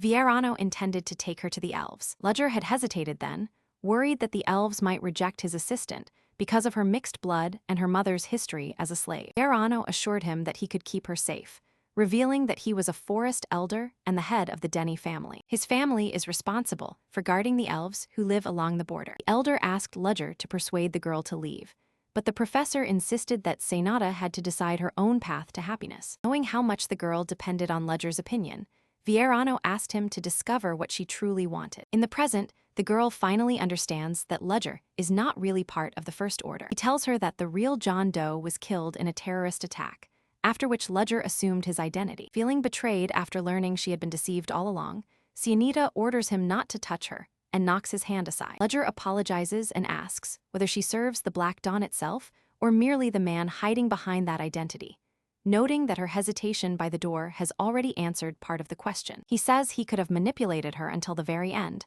but chose to reveal the truth instead. Seinita says she still wants to follow Ledger because he is the only person who ever listened to her and valued what she thought. Ledger reminds her that the decision belongs to her, then praises her efforts while resting a hand on her shoulder. Being genuinely acknowledged overwhelms her.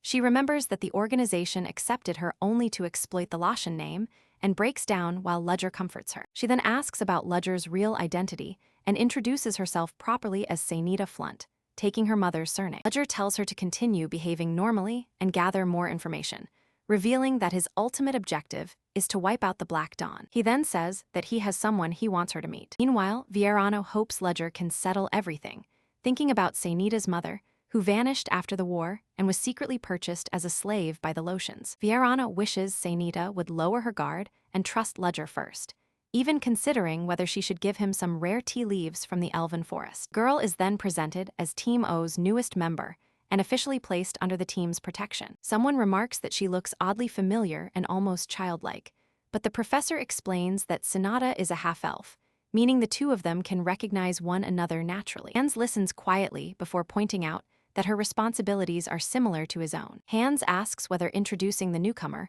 was the only reason Ledger came to their hideout. Ledger says he also wants an update on the assignment he gave Hans. Hans wonders if discussing the mission in front of her is wise, but Ledger assures him that she is trustworthy now that she is part of the team. They recovered one fragment from the Kunst auction house, leaving 3 unaccounted for, and one may be hidden in the capital city of Linderbaral. Protagonist was traveling there when the terrorist attack on the train occurred. The professor has already located the fragment somewhere in the capital and is narrowing the search zone by eliminating every unlikely possibility. The only location in the city they cannot inspect is Balk Castle, a stronghold belonging to the Exile Empire. Breaking into the castle will be difficult, so they need a way around its guards, and Ledger believes Seinita can make that possible. With a dependable informant now positioned inside Soren, Ledger says they can begin preparing for the Black Dawn's destruction and plans to leave for Valtenung soon. Several days later in Valtenung's Area B13, the protagonist searches an abandoned factory, the perfect hideout for people with shady business. Although he knows the neighborhood,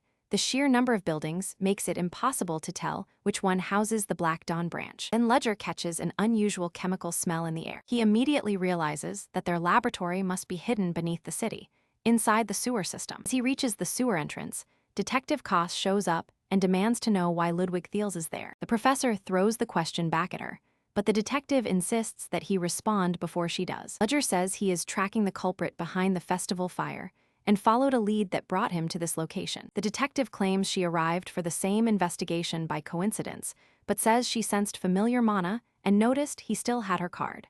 Ledger realizes keeping it was a terrible mistake. Detective says she knew he would eventually appear and refuses to believe the story about a rookie professor investigating the incident alone. Case points her wand at him and orders him to turn around slowly. Realizing the disguise is useless now, the hero turns and confronts her head-on. Detective declares that he cannot trick her, calls him James Moriarty, and immediately launches a barrage of water magic. The professor raises his wand and neutralizes the incoming spell. Ledger suddenly rushes at her, wearing a look that suggests he is ready to draw blood. The detective reacts to his incredible speed and casts a spell designed to halt him mid-charge. She screams as the hero drives her into the ground and warns that he will finish her if she keeps moving. Case summons a cluster of ghostly weapons aimed straight at him and dares him to make the next move. Protagonist sees that she had prepared a counterattack and has grown far stronger since their previous encounter. She calls him arrogant for assuming she would simply endure the assault, then suggests they settle the matter by seeing who can move faster. Her magic suddenly collapses,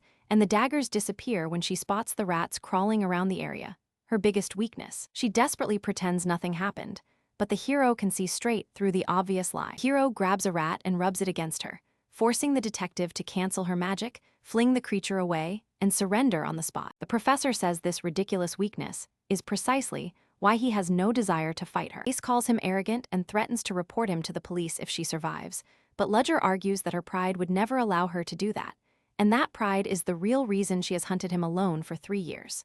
The hero says he has no time for detective games because he needs to ambush the Black Dawn hideout. When she asks whether he is not on the organization's side, he simply tells her to go home, set some rat traps, and get some sleep.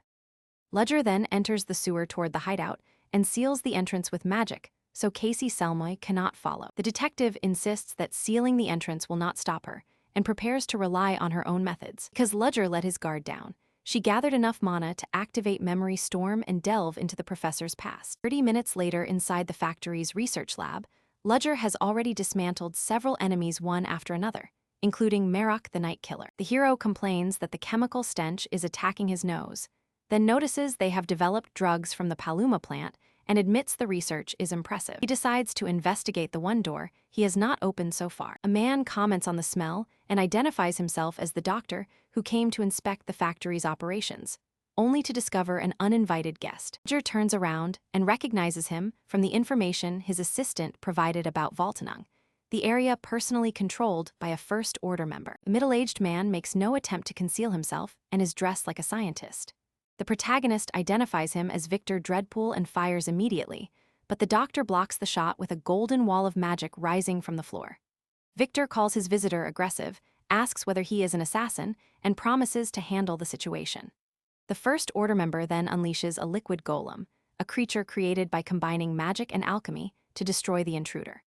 Ledger studies the machine-like monster and spots an opening to attack Victor while its attention is fixed on him. Golem attacks without warning, forcing the hero to evade and disappear, leaving the scientist wondering where he went. Using Eternal Nocturnus, the protagonist slips through the shadows and seems to stab the scientist from behind, only for the blade to strike metal. Voice suddenly asks where Dreadpool is supposed to look, and declares that a First Order member cannot be attacked so easily. The speaker is Verom, a knight surrounded by red energy, who immediately sends a slicing attack toward Ledger. Dreadpool thanks Verom for intervening, while the hero realizes that a knight this skilled must also be part of the First Order. Verom wonders how the intruder avoided the attacks without physically blocking them, then quickly figures out that Ledger moved through space itself. Dreadpool demands to know how the spatial movement works, but Ledger senses another attack and slips away before it reaches him. The knight detonates the entire room, wrecking the laboratory and nearly blowing the protagonist's head off. When Verom realizes the hero will not give up information, he raises his enormous sword to shield the doctor, who orders that Ledger be captured alive, just as 2 more figures arrive. Doctor treats Ledger like a rare experimental specimen, commanding knife-armed mannequins to drag the target back to him. The 2 puppets charge forward, slicing at the protagonist as he blocks their blades with his sword. Ledger recognizes the predictable, textbook techniques behind their movements, deliberately opens up some space, and turns their retreat into part of his strategy. But Verom soon sends another red slash, cutting Ledger's face and leaving him irritated by the sudden pain. Ledger realizes that closing the distance is impossible for now, leaving retreat as his only option. The doctor waits to see what ability the intruder will reveal next, while Verum warns that something feels wrong because they cannot shift into defense fast enough. Hero raises his palm toward them and activates the 8th Sephra, accumulation magic. A massive blue beam erupts from the factory's underground depths and spirals into the sky like a raging cyclone. Blue flames tear through the entire area, while the massive sword crashes onto the ground. Verum collapses onto his knees, admitting that staying any longer would have been a mistake, because they had just escaped an extraordinary enemy. Redpool tells the knight that the explosion is beside the point. The safe's contents and all their experimental data have disappeared. Doctor angrily complains that they were supposed to guard the data at any cost, only for the intruder to steal it right under their noses. Ledger escapes with the stolen materials, secretly wishing the blast had taken both of them out. He had deliberately weakened the spell, so its killing power was less than half of what it could truly deliver. The brief blindness created the perfect opening for him to steal the information and complete his objective. Among the Black Dawn's reports, the hero finds research on fireproof gunpowder and experiments that use humans to reproduce a beast's power. One document catches his attention. It records an automaton experiment conducted in the Kingdom of Delica 3 years earlier. The following day in his Soren Academy office, the professor remembers that the Black Dawn had connections to automatons as well. He thinks back to Bate, who once offered to escort him and look after his room if he had no place to live. In that memory, the small automaton boy addresses him as Professor, presents an invitation from Ordo University, and asks whether he plans to accept such an incredible chance. Thinking about art, the hero tightens his fists, but Wilford soon enters and tells him the principal has summoned him. Ledger meets the principal and asks whether she intends to put his name forward for the Academy's vacant planning chief position. When Ledger questions the generous offer, she says it is a reward for everything he has done for Soren and an acknowledgement of his abilities. Ledger knows she still distrusts him, so he realizes the position is probably just an excuse to keep him under observation. Even so, he decides the role could help him uncover the Academy's secrets far more quickly. He appreciates the offer, but points out that a recommendation alone should not be enough to secure the appointment. The principal clarifies that she can only nominate him.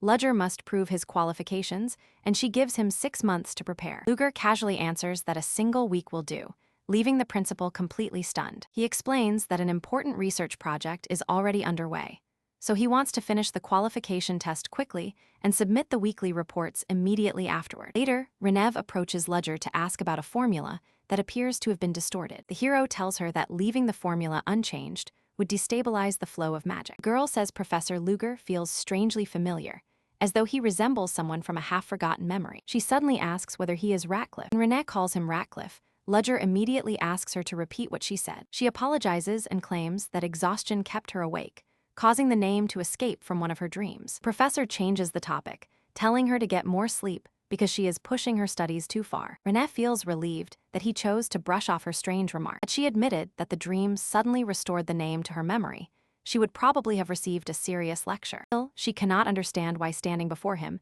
makes her feel so strangely breathless. Ledger's assistant puts up a notice seeking volunteers for a clinical trial designed to increase artificially released mana. If the study succeeds, the professor's appointment as planning chief should be easy, while the principal keeps wondering when he began this project and what kind of person he truly is. Afterward, Ledger carefully considers Renee's condition. Her reaction suggests that only fragments of her memories have returned, so he knows he must proceed carefully. He never expected that name to come from her own lips. The assistant informs him that the announcement has already been put up. Because Ledger intends to survive on a single-meal diet, she warns him to eat proper food before the habit starts harming his body. He later joins the other professors in the cafeteria. Selena points out that Professor Brino has become frighteningly thin and looks awful compared with their previous meeting. Their colleague fell apart after his masterpiece, the golem, was stolen during the festival's final day. When the professors ask Ledger about his mono-release project, Bruno calls the research unbelievable. Ledger says the notice has only just gone up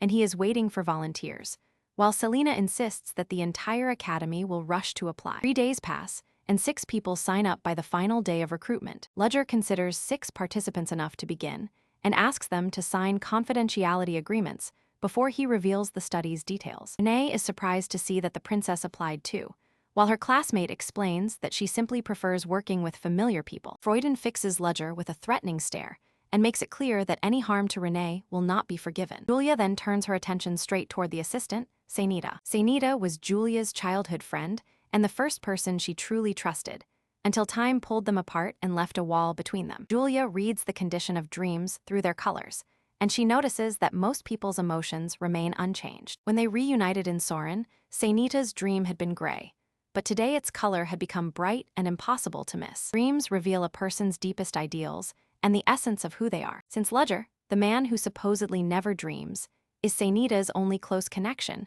Julia decides to observe the professor and use the chance to repair her bond with her childhood friend. Ledger quickly realizes that every applicant already knows about his current research. Aiden brings up the increase in mana release, while Flora Lumos points out that existing methods already do this, meaning Ledger's study must have a unique advantage. Ledger simply answers that the results themselves will demonstrate how effective it is. Once their magic is evaluated, each participant will drink a medicinal potion once every week. Flora is suspicious of the potion's odd appearance, while Renee asks whether the mana release effect happens on its own. Professor says no, explaining that they will encounter resistance and must limit themselves to just 3% of their strength while practicing magical control and materialization. Ledger informs them that training begins the next day and orders everyone to be ready. The following night, Ledger's office sits in complete darkness. While inspecting his belongings, he spots a small box trembling on its own. The ring he received from Zero Order suddenly releases a powerful energy,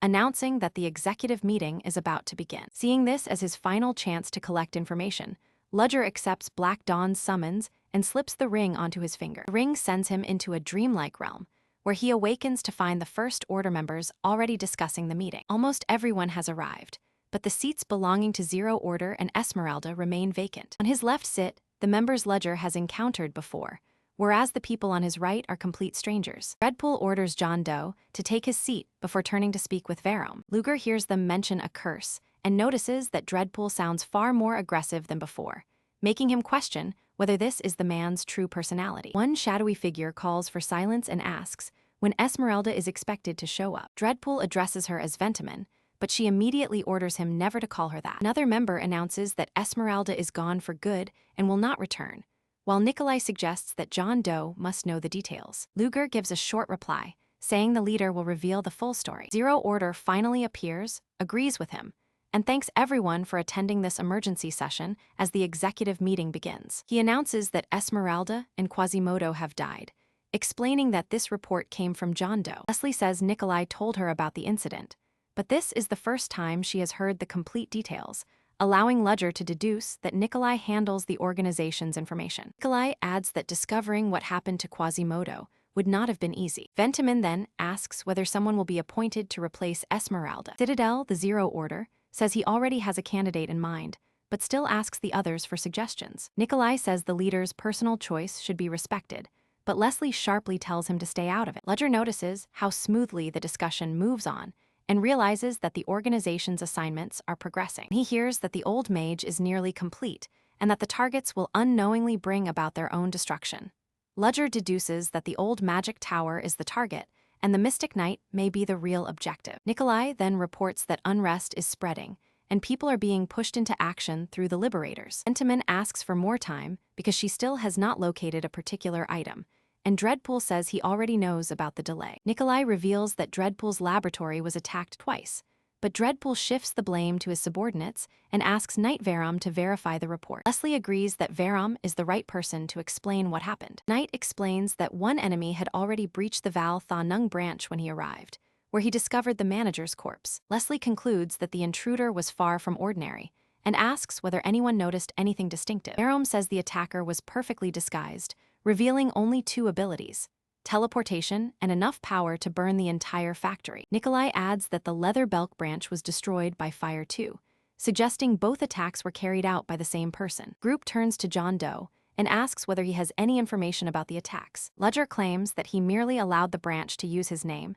so it could deal with a few troublesome issues. Because everyone is already suspicious of what he does in Soren, Ledger decides to redirect their suspicion. He pretends to have a lead and names Detective Casey Salmoya as the most likely culprit. Ledger claims that the detective is investigating the Black Dawn Society and has already interrogated one of its Soren members. Because Nikolai withheld this detail, the others immediately treat the omission as his responsibility. The knight adds that a witness spotted Casey in Valtanung on the very day of the ambush. Victor Dreadpool points out that Casey specializes in water magic, while Ledger suggests she may have accomplices. Ventmim reminds them that Casey is a colorless mage, meaning the threat cannot be dismissed. Group chooses to eliminate Casey and orders Luger not to interfere, arguing that his status as a professor limits what he can do. Nikolai agrees to obey, but his obvious hostility makes his feud with Ledger impossible to miss. For the moment, the professor is satisfied that his false information has pushed suspicion away from him. Still, he cannot help feeling slightly guilty for dragging the detective's name into it. Satisfied with the progress, Zero Order brings the meeting to an end, and Dreadpool takes his leave. The leader asks Ledger to remain behind, so he stays as the other members exit. Zero Order asks how Ledger felt about the meeting, and receives an encouraging answer. Seeing how tense his subordinate is, the leader concludes that Ledger cannot devote much attention to Soren at the moment. Even so, he orders Luger to locate someone at the academy who is said to be blessed by destiny. Realizing this is far from an ordinary assignment, the professor asks what signs he should look for. The leader describes her as a woman capable of seeing what ordinary people cannot, instantly bringing Renee and Flora Lumos to Luger's mind. Zero orders him to report the moment she is identified, while the professor pretends he has no idea who they mean. Once dismissed, Luger exits the meeting and disappears from the dream. The instant he is gone, Zero Order summons Citadel and sends her to the brutal arid mountain range. Meanwhile, in his private office, Nikolai plots his next move against the colorless mage. He angrily strikes the desk, furious that Luger has earned the leader's approval and possesses better information than he does. Convinced that the professor has concealed his real abilities since the train incident, Nikolai vows not to slip up again and decides to kill him. Beneath relentless snowfall in the arid mountain range, Citadel carries out the leader's command. The hooded woman discovers a passage into an icy cavern and decides that crawling here after falling from the cliff was worth the effort. Deep inside, she discovers the corpse of the real John Doe. Citadel calls his fate pathetic and commands the dormant soul to awaken. She rings a bell, wind sweeps across the corpse, and a surge of energy reveals the dead man's spirit. Spirit recognizes Citadel and immediately asks where he is and what happened to his physical body. Citadel informs him that he was killed and orders him to recall everything that happened recently. He explains that he took Ledger Chelsea's appearance to infiltrate Soren and spoke to a train passenger shortly before the terrorist attack began. While they were trying to extract information, an explosion destroyed the area, forcing him to escape to this cave with a serious injury. The story sounds suspicious to Citadel, so she asks why he approached that passenger at all. Spirit admits that he would not normally do such a thing, but says the man was a shapeshifter whose influence reaches across the entire continent. He had uncovered 3 of the man's identities: Arsène Lupin, Eugene Francois, and Machiavelli, yet the man stayed completely calm when confronted. Citadel agrees that the man is extraordinary, but insists on knowing why her subordinates chose to approach him. Bound by the summoning spell, the spirit finally admits that he admired the man and was actually his fan. Citadel calls him an idiot, then realizes that the mysterious man stole Ledger Chelsea's identity, explaining how convincingly he performed during the organization's last meeting. John Doe responds to every question Citadel asks. He praises his performance, and magical chains suddenly coil around the spirit. Zero Order had instructed her only to locate him, not to carry out anything beyond that. Citadel rings the bell once more and tells her subordinate that he may rest now. A magical blast follows, sending the spirit back into the afterlife. Citadel has no interest in Ledger Chelsea's real identity. If exploiting him helps destroy Zero Order, she is perfectly willing to do so. Back at the Soren Academy dormitory, Renee is completely drained after spending the entire day using mana. Every mage possesses a concealed energy pathway that allows them to regulate the limits of their magical capacity. The mana suppressor lets students sense that pathway and access it. Ledger had promised that opening this route would boost their magical power and produce astonishing results. The theory sounded simple, but the actual training is brutal. 3 participants have already succeeded, while Renee still has not made the rankings. Still, Renee reminds herself that there is time left and resolves to train even harder. Several days later, the latest test results are finally released. Previous week's average was 25%, but the new reading reaches roughly 36%, meaning the flow has tripled. The students decide that endless training and the awful medicine were worth enduring after all. Croydon notices the potion becoming more bitter each day and starts suspecting that Ledger deliberately tampered with his drink. The training concludes without problems, leaving the professor with only one task: completing the conference scheduled in a few days. Lacey Selma had no plans to attend the Arcane Chamber event, but Moriarty's presentation changed her mind and forced her to investigate. The investigator is convinced that the person who destroyed the Black Dawn branch is not actually one of its members. Lacey plans to uncover his true appearance, by using the paper that captured the man's mana and linking it to James's mind. When the next presenter is announced, Ludger steps forward to begin his thesis presentation. Introducing himself as a Soren Academy professor, he reveals that his experiment with 6 students tripled their mana flow. Breakthrough came from the suppressor Ludger, designed personally. A mage asks whether Ludger invented the product himself.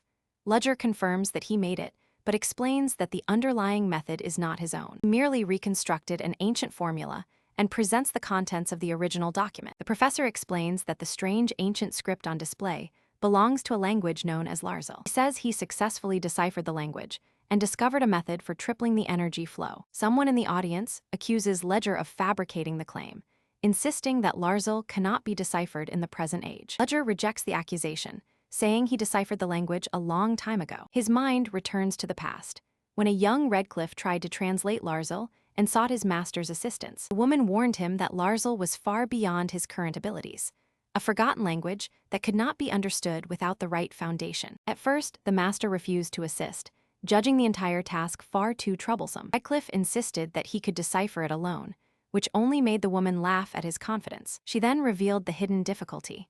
Larzal was actually built from 3 separate languages. The young man shut himself inside a room for 3 straight days, studying until the strain gave him a splitting headache. Master expected him to abandon the impossible task, but the student refused to quit and eventually declared that her guidance had helped him complete the interpretation. Returning to the arcane chamber, Luger explains that Larzal's initial translation conceals a deeper meaning. Taken literally, one sentence speaks of light's blessing and an inability to absorb it, but that is not the true meaning. A closer reading makes the meaning clear. It was already late morning, the writer had woken up in a hurry, and the food turned out badly. That level of precision confirms the professor is telling the truth, because a wrong interpretation would make the recipe useless during the test. Ever since learning the language, Casey still hasn't figured out what this man's existence truly represents. A discovery this remarkable could earn fame anywhere. So she is convinced he had a reason to hide behind another identity and is desperate to uncover the truth quickly. Principal compliments Ludger Chelsea's presentation, then asks whether he really intends to publish the material on the spot. Ludger says revealing the data was always part of his plan and gives permission to release it, while warning that knowing a recipe is far easier than actually carrying it out. He then places himself, along with the planning department head, in her hands. Just then, Caroline Monarch, head of the Monarch Mercenary group, calls out and tells Ludger to stop. Without paying attention to the principal, she apologizes to Ludger for yelling before, explaining that she thought he would walk out of the salon without sharing the research. Caroline argues that he should have explained how the recipe's ingredients were recovered instead of showing off.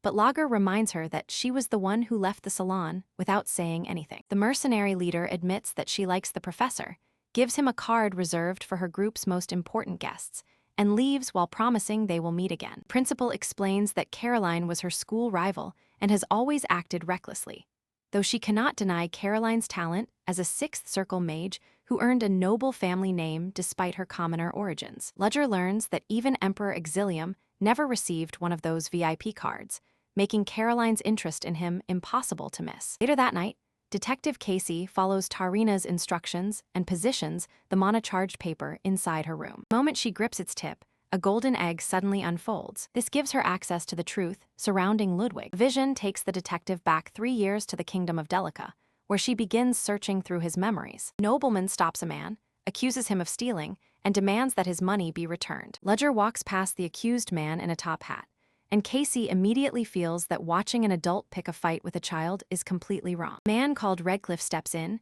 gives the noble a gold coin, and offers to cover the cost of the boy's book. The boy introduces himself as Art, thanks Ludger, asks whether this is his first time in Delica, and offers to guide him around. Ludger agrees and follows him into a cozy tavern, where the owner tells them to let their guest rest upstairs on the 2nd floor. At the boy's home, his little sister Sally asks who the visitor is, and Ludger politely greets her. Art leads Ludger to the room and lends him a hand with his luggage. Inside, Art spots a collection of academic papers and notices an Ordo Academy problem printed in its appendix. The Academy has invited anyone capable of solving that problem, revealing just how interested the boy is in joining an academy. Since Art dreams of studying at one, Ludger promises to tutor him for as long as he remains in Delica. The offer instantly fills the child with excitement. Casey notices that the man in these memories is nothing like the person she knows now.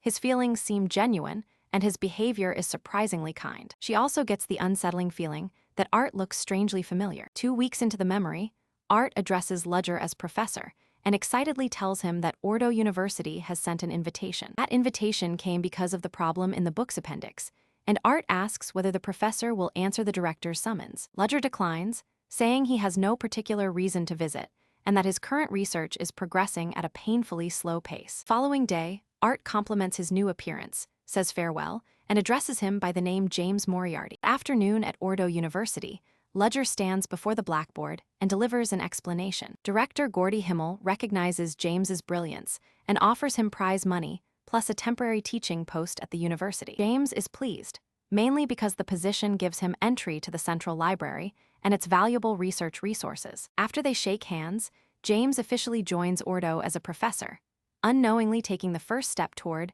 becoming the underworld's criminal consultant. That is the point where the detective's knowledge of the story ends. But the real chapter is only beginning. Casey had assumed Moriarty's past was completely unknown, yet watching him settle into a permanent teaching job and an ordinary routine begins to irritate her. He does nothing but sit around and read, displaying a personality so different, and honestly so dull, that Casey can barely stand it. Right then, Casey knocks on the door and enters to have a word with the researcher. During their introduction, she proudly presents herself as the genius detective behind numerous solved cases. James calmly tells her that her name has already appeared in the newspapers. The young woman says she came to see whether he was truly as impressive as people claimed, adding that he should feel honored to have attracted her attention. Watching this memory, the present-day Casey realizes just how arrogant she used to be. Meanwhile, James simply maintains a blank, unreadable expression. During that meeting, Casey asks him to sign her copy of his book. Casey analyzes his handwriting, claiming that its strict precision points to a perfectionist who is concealing his true identity, something she had already suspected. James finds her analysis amusingly interesting, but reminds her that graphology is hardly a dependable field of study. Then recommends that she at least finish reading the book. James points out that the delicate pages wrinkle easily, yet none of them have been touched, which exposes how little she has read, something a so-called genius should have noticed. Casey takes the signed book and leaves, claiming that her busy schedule is packed with other cases. Casey, watching this memory, is mortified and finally understands why she has always found him so irritating. She realizes that constant admiration had inflated her confidence, while also leaving her isolated from normal people. That shared sense of isolation is what originally drew her toward him. Now that she knows he was not inherently evil, Casey keeps watching, determined to learn what pushed James onto the villain's path. Several weeks later, she discovers through Hans that James has begun looking into a very serious matter. Children continued disappearing, yet the newspapers stayed silent and the police refused to open an investigation. Their poor backgrounds alone could not explain the silence. Someone extremely influential must have been protecting the people responsible. In another memory, Casey barges into the professor's room without knocking and finds his investigation laid out before her. James explains that he is investigating because he fears his students could be the next victims. The detective reminds him that she is handling the case and offers to share details, provided he knows how to ask properly. Moriarty dismisses her offer, saying he has no interest in anything she knows. Police officer soon arrives to talk with Casey, giving her a reason to say goodbye and leave the room. Once James learns of her connection to the police, he decides she cannot be trusted and considers warning Art and Sally to stay cautious. Later that very day, his personal crystal lights up, and James immediately answers it. Art is sobbing on the other end, saying that Sally went outside and never returned. Hearing that Sally had been kidnapped, Art panics, but the professor tells him to stay calm at the inn while he investigates the matter himself. James immediately understands that Sally's disappearance is tied to the recent series of kidnappings. He orders Hans to search for a 10-year-old child, and Hans reveals that a rat was dispatched into the area earlier that day, bringing back a useful lead. James then notices the tavern owner acting unusually nervous, despite already knowing that the girl is being searched for. When James goes to speak with Art, he finds the boy missing as well and realizes that Art must have gone after his sister by himself. Deep in the forest, a group has made camp at a location filled with a suspicious smell, the kidnappers' secret hideout. Kidnappers stuff the children into sacks and load them onto a truck. Art secretly trails behind the group. He realizes that even a moment's delay would have got him loaded into the truck as well, and now he has no idea how to rescue Sally. Art knows getting caught would be the end of everything, so he considers returning to bring the adults for help. Then he spots 2 police officers nearby and decides to alert them instead. Art quickly discovers the terrible truth. The officers are working with the criminals because they immediately shout that one of the children has escaped. Back in the past, James asks Hans whether he located the child, but Hans says there is still no update because the rat sent to the slums has not returned. James then asks Hans what important matter he wanted to discuss. Hans says the mass disappearances are suspicious because every missing child comes from a commoner family. He adds that the factories resumed operations, while Walter Nung began purchasing every bit of iron he could find on the very day the children disappeared. James understands that Hans is linking the disappearances to the kingdom of Duromak. The timing feels far too suspicious to ignore. Yet James cannot understand why anyone would abduct children incapable of working and wonders whether he is reading too much into it. James decides that finding Sally must come before everything else. When Hans's rat finally returns, it reports that Sally was not found, but another abduction took place, and a boy was seen inside a carriage. James immediately identifies the boy, as Art and orders Hans to chase after him without wasting a second. With time running out, Hans tears off his clothes, sinks his teeth into his arm, and transforms into a werewolf. James climbs onto Hans's back, while Casey continues watching the events unfold. Art wakes up unable to move as the corrupt officers carry him away, intending to use him for experiments before his death. Spotting a stone, Art throws it at a guard's head and angrily demands that they give his sister back. The officer draws his weapon, showers Art with curses, and brutally beats him, only hoping the child survives long enough to be useful. James arrives calling out for Art, and the officers recognize him, demanding to know who revealed the location. Professor begs Art to open his eyes, but the boy can only apologize for all the trouble he caused. Fearing Art may die at any moment, James tells him to stop speaking. Art closes his eyes, entrusts Sally to the professor, and dies in James's arms. The officers briefly consider buying James's silence, then decide killing him will be safer. Before they can act, dark magic pierces one guard, and black tentacles burst forth to slaughter the others. Consumed by Art's death, James summons a storm of dark spikes and wipes out every person responsible for killing him. Casey watches the massacre in horror, unsure whether the memory is showing the truth. In the memory, Casey reaches the scene, sees the bodies around James, and immediately assumes that he murdered the child. James knows the truth could resolve the misunderstanding, but he also knows the people behind the crime would pay to erase every loose end. After encountering officials from the highest levels, he begins questioning whether bringing them into the matter would be wise. Even now, he wonders whether that decision was truly the best option available to him. James could never forgive killers who erased an innocent child and escaped accountability, so he intended to make them experience the same helplessness themselves. When Casey demands an explanation, the professor calmly plays the villain and says he had expected her to understand him. He mocks her for living among ordinary people and pretending to be one of them, asking how someone of their status could stoop to a life among trash. Sensing the emotions behind his words, Casey feels that the suffocating atmosphere is pushing her toward madness. She asks whether James killed the child simply because he enjoyed it, and he coldly pretends that he did, challenging her to explain why it would be wrong. Casey had been hoping there was an innocent explanation, but that hope collapses when she realizes she may have judged him completely wrong. She declares that Moriarty has chosen the wrong road and that she will arrest him, but he merely answers with a calm challenge to try. Burning with rage over his actions, Casey shouts James's name, vows to end everything, and launches into a magical duel with him. Casey knows better than to drop her guard, yet James still catches her with his cane and knocks her wand out of her hand. She quickly counters with water magic, launching bubbles that extinguish the flames James has summoned. James realizes Casey can manipulate the moisture in the air without her wand, while she confidently believes he will not defeat her so easily. James intends to restrain her and escape, but understands that facing a single attribute mage leaves him no room to fight carelessly. Without warning, the facility starts flooding the room with thick steam. Hans urges his brother to leave immediately, and Casey realizes James has an accomplice, making her even more determined to stop them both. When a burst pipe causes the ceiling to cave in, Casey has no choice but to retreat, swearing that Moriarty will pay for everything. James manages to escape with Hans, refusing to leave Art's body behind. Hans asks who the child is, briefly recognizing him, while James decides he cannot abandon the body, a moment witnessed by Casey from the future. At another location, they discover a corridor opening into a massive research facility, packed with doll-shaped automatons. Further inside, James finds children suspended in glass tubes of green liquid and realizes the kidnapped victims are being used as test subjects. James leaves Art with Hans and rushes deeper into the facility,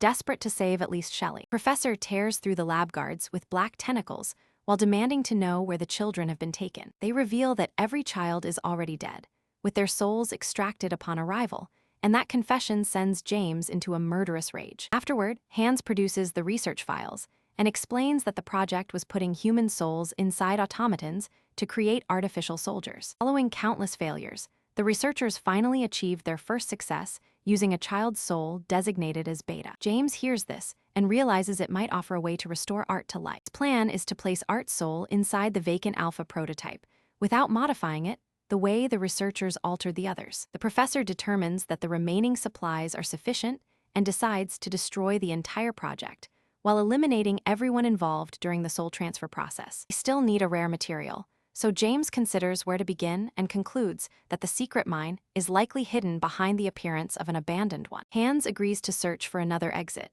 while James remains behind and apologizes to Art for failing to honor his final request. Following night, James reaches an abandoned rare metal mine, where slaves are forced to extract the material under the eyes of inspectors, soldiers, and mages. James quickly sees that this operation will be difficult and decides he needs an extra pair of hands. While the miners are asleep, he spots a nimble young girl and quietly approaches her. When he realizes she intends to bomb the entire mine, James comes up behind her and firmly tells her to freeze. She stubbornly insists on blowing everything up, but changes her attitude the moment she hears that they plan to set her free. James explains that he had been observing her because of her exceptional skill with her hands. He suggests she use that talent to blast away some inspectors while he handles everyone else. They seal the deal with a handshake, and the girl introduces herself as Sheridan, promising to address him as Sir. Once the mission is over, every slave has been liberated. Sheridan immediately starts showing off her explosive skills, and Hans congratulates her on the successful work. James then tells Hans to escort the freed people somewhere safe,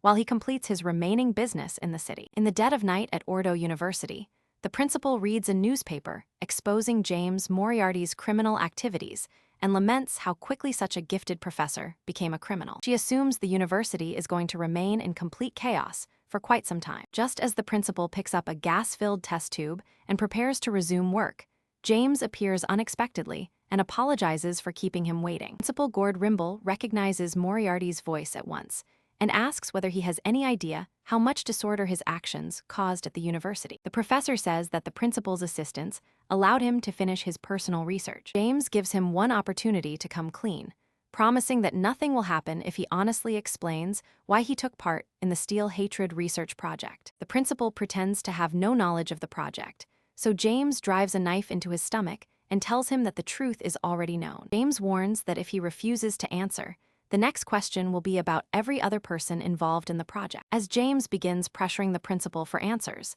Detective Casey bursts in and commands Moriarty to step away. James says he already gave the old man more than enough chances, then raises the knife to his throat and kills the school principal in front of Casey and the police. Casey releases her water magic with everything she has, triggering a gigantic explosion aimed at Moriarty. The attack misses its target, giving Moriarty the opening he needs to escape through the window. Standing above the city, the professor admits that the detective has excellent instincts, then reminds her that she is still trailing behind and should stop pursuing him. Casey makes it clear that she is not surrendering that quickly. He casually reveals that Dardangs, the capital, may be his next stop, leaving Casey to decide whether it is a bluff.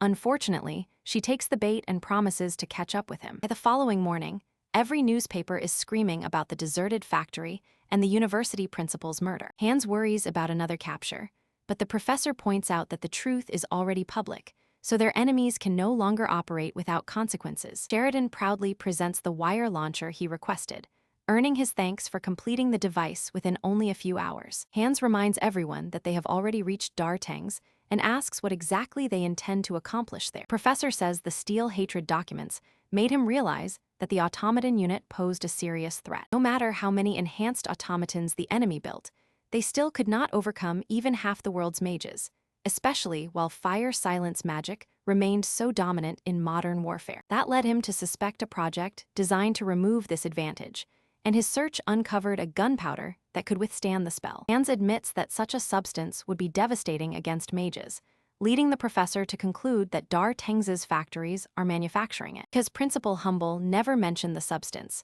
the group decides to track down the factory producing the gunpowder. Sheridan suddenly asks whether they have located the special gunpowder, proudly claiming that her nose can sniff it out and volunteering her assistance. That afternoon, they enter Dartangs's industrial quarter, where the air reeks of gunpowder. The professor notices a man exiting the factory, and Hans identifies him from the newspapers as Lieutenant General Hige Toinos. He immediately instructs Hans to place a rat behind the general's truck. Sheridan reaches for her dynamite and proposes an instant explosion. But the professor warns that the fire silence surrounding the facility makes its defenses too difficult to breach. Using the rats as scouts, he discovers a depot at the factory's center, protected by a large number of mages. Once the target is confirmed, the professor orders everyone to retreat. After reaching a safe range, he drives his staff into the ground and activates a spell that detonates exactly where he calculated. In the next instant, the entire factory erupts in flames. It calculated the warehouse's position beforehand and used an advanced university-developed spell to execute the strike. With every bit of gunpowder in the area destroyed by fire, he tells the others that they can withdraw for the time being. Several hours later, Casey is questioned about her findings, and she says the evidence initially points to an accidental fire caused by negligence. Still, she cannot ignore that the blast happened immediately after Moriarty announced his arrival in Dartings. Papers call it a car parts plant, but the unusual gunpowder odor, military truck tracks, and enormous blaze tell Casey that the story does not add up. Casey concludes that the site was a hidden military weapons depot,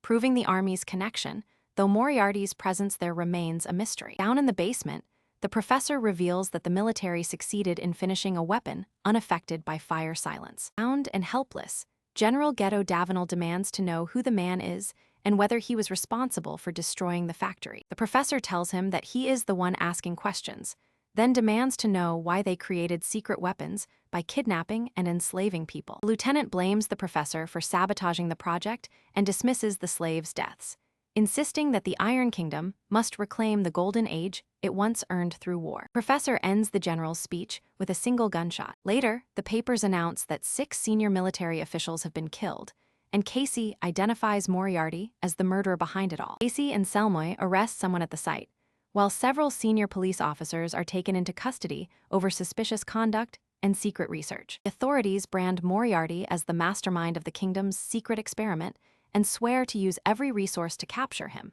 placing the entire incident on his shoulders. Days later, while sitting in a banquet hall waiting area in Dartings, Casey reflects on how she uncovered the secret project's purpose and arrested most of its participants, yet James still slipped away. Her investigation leaves her determined to catch James Moriarty in the next city and finally shut down his criminal operations. At the Ben Canto Duchy, Duke Ludwig Ben Canto greets the guests gathered in the first-floor lobby. In his speech, he blames Moriarty for the kingdom's rising crime rate, vows that they will never bow to evil, and asks the guests to enjoy the banquet while remembering the victims. Casey looks around at everyone drinking and celebrating, wondering how this could possibly count as respect for the dead. With the celebration so wild, the tragedy feels to her as though it happened in a completely different world. When a man comes over, Casey tells him to give her space, refusing to let the Duke mistake her for someone interested only in free food. Certain that Moriarty is lurking somewhere and waiting for the perfect opening, she chooses to make the first move toward the Duke. Casey approaches Ludwig, explains that she is not representing her family, and requests a private conversation in a spacious room away from the other guests. The detective then delivers the real warning.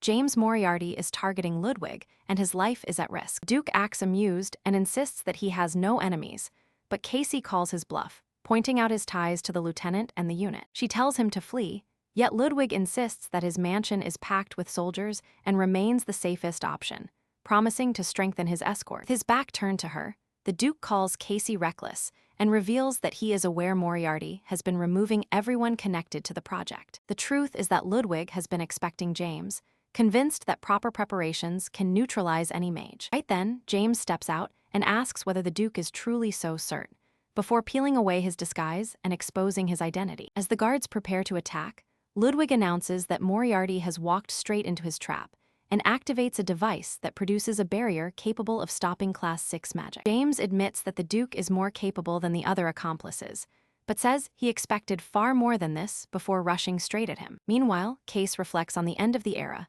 realizes the Duke is deliberately brushing her off, and decides to investigate alone after deducing that Moriarty is about to strike. Then the banquet turns into a slaughterhouse, with screams echoing through the hall as Ludwig watches his soldiers fall one after another. James unveils a mysterious spell known as He Ars Inus, He Goetia Inus, calling forth monstrous souls to wipe out everyone in the hall. Ludwig keeps insisting that his barrier can stop rank 6 magic, but Moriarty's shadows tear through the defense as if it were nothing, forcing the Duke to command him to leave. Moriarty offers Ludwig a little time for his final words, saying the Duke earned that privilege by making him reveal the spell. In front of the entire crowd, James seizes Ludwig at the balcony's edge, prompting the Duke to admit that he is facing an overwhelmingly powerful monster. Ludwig reveals that he sent a cleanup team to the automaton facility before the attack, enraging James just before an explosion erupts behind him. Detective Selma arrives and saves the Duke with water magic, declaring that she will not make the same mistake she made with the director. She pulls water from the lake and encircles the estate,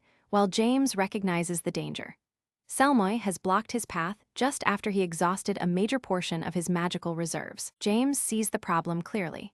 Killing Ludwig would leave him vulnerable to the water tentacles, yet using the hostage as a shield would let the Duke escape death. Already running out of time, James makes the only choice available and releases Duke Ludwig, sending him tumbling from the balcony. Selmoy forms a water tentacle, catches Ludwig, and prevents him from meeting the same fate as the director. Instant Selmoy casts her spell, James Moriarty disappears, leaving behind nothing but a shadow drifting through the air. Ludwig orders her to pursue the fugitive and stop him before he reaches the factory, leaving Casey stunned by what she hears. Realizing that the Duke knows James's destination, Casey demands to know everything. 2 hours later, the hooded project leaders inside the Ode to Steel Research Center sense someone approaching through the hallway. The intruder notices a flimsy wire trap that would bring the ceiling down if triggered, so he orders his team to move faster while watching their steps. Inside the laboratory, Hans learns through the rats that the enemy squad is avoiding the traps and closing in much faster than expected. Sheridan admits their wire setup could have been better, then asks what they should do while waiting for James's instructions. Hans decides that escape is impossible, so their only option is to delay the attackers. He drives a blade into his own hand and transforms into a werewolf. Meanwhile, James races through the forest toward the facility, praying he can save Artie and trusting Hans to hold the line. Shattered test tube rests on the laboratory floor. With all his subordinates destroyed, the man has no intention of showing mercy. Sheridan warns that they have run out of bombs, meaning the werewolf will have to stall the enemy alone. The hooded man complains that they are wasting time talking and prepares to kill them. A burst of shadow magic suddenly surges toward the hooded attacker. A moment later, James Moriarty cuts the enemy down with his sword. Sheridan and Hans are visibly relieved when James arrives. Hans informs him that the soul transfer has finished, although it still needs time to settle properly. Suddenly, violent tremors rumble through the floor overhead. James orders them to escape, but Hans reminds him that the synchronization has not fully settled. Moriarty assures them that he will handle whatever comes, while Sheridan insists that he needs to go back. James expected the detective to pursue him,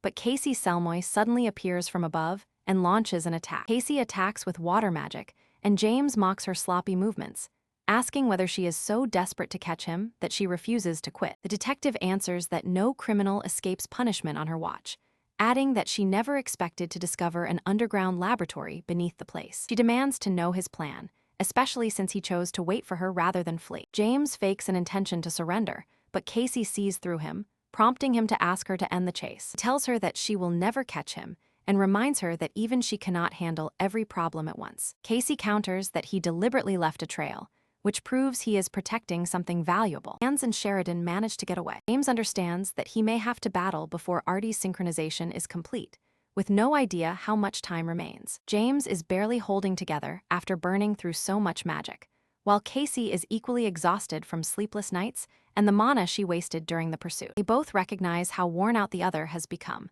yet each remains convinced that victory is still within reach. K's Dienos immediately fires a wave of water magic at James. James avoids the attack by rushing ahead, then creates a magic circle with his staff. The detective responds with the rank 3 spell, Ice Queen's Breath. Spell strikes him as she explains that liquid ice is difficult to control, though the surrounding abundance of water makes the technique far easier. She can only hope that James does not possess the ability to control water as well. James keeps freezing the incoming water, then targets her with the rank 5 lightning spell, Lightning Ballista. K's Dienus confidently declares that his attack will fail. The Water Knight materializes and raises a shield around its summoner. James's lightning strikes hit with frightening force. Bolts smash into the laboratory tubes and begin tearing the facility apart. Several barrels break apart, triggering a massive explosion. James realizes that the laboratory will collapse soon, placing Art in immediate danger. He takes off and the detective follows close behind to keep him within view. Falling debris blocks Casey's escape route. Art's synchronization is still incomplete,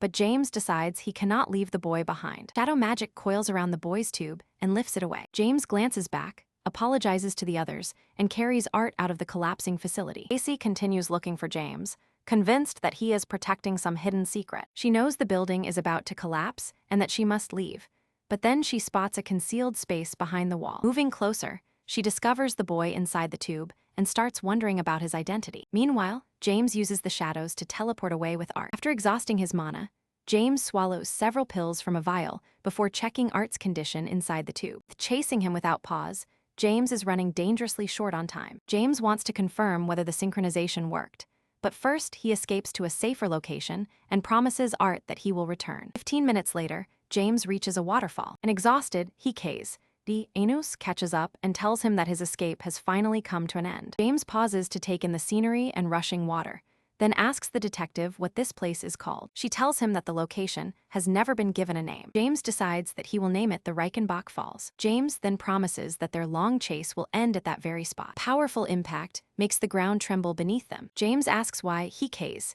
The Inus is holding back when both of them have already run out of mana. He insists that Casey is even more exhausted than he is and cannot keep fighting, confidently declaring himself the winner. Rejects his claim, saying she endured far too much to let a criminal win now, and shouts James Moriarty's name. James is stunned to realize that she can still cast water magic despite being in such an absurdly weakened state. With even a little more mana, James could have stopped the attack without trouble. Cays, the Inus pours all her remaining strength into a charge, leaps onto James, and sends them both over the mountain edge toward the waterfall. James calls her insane and screams that they will die together.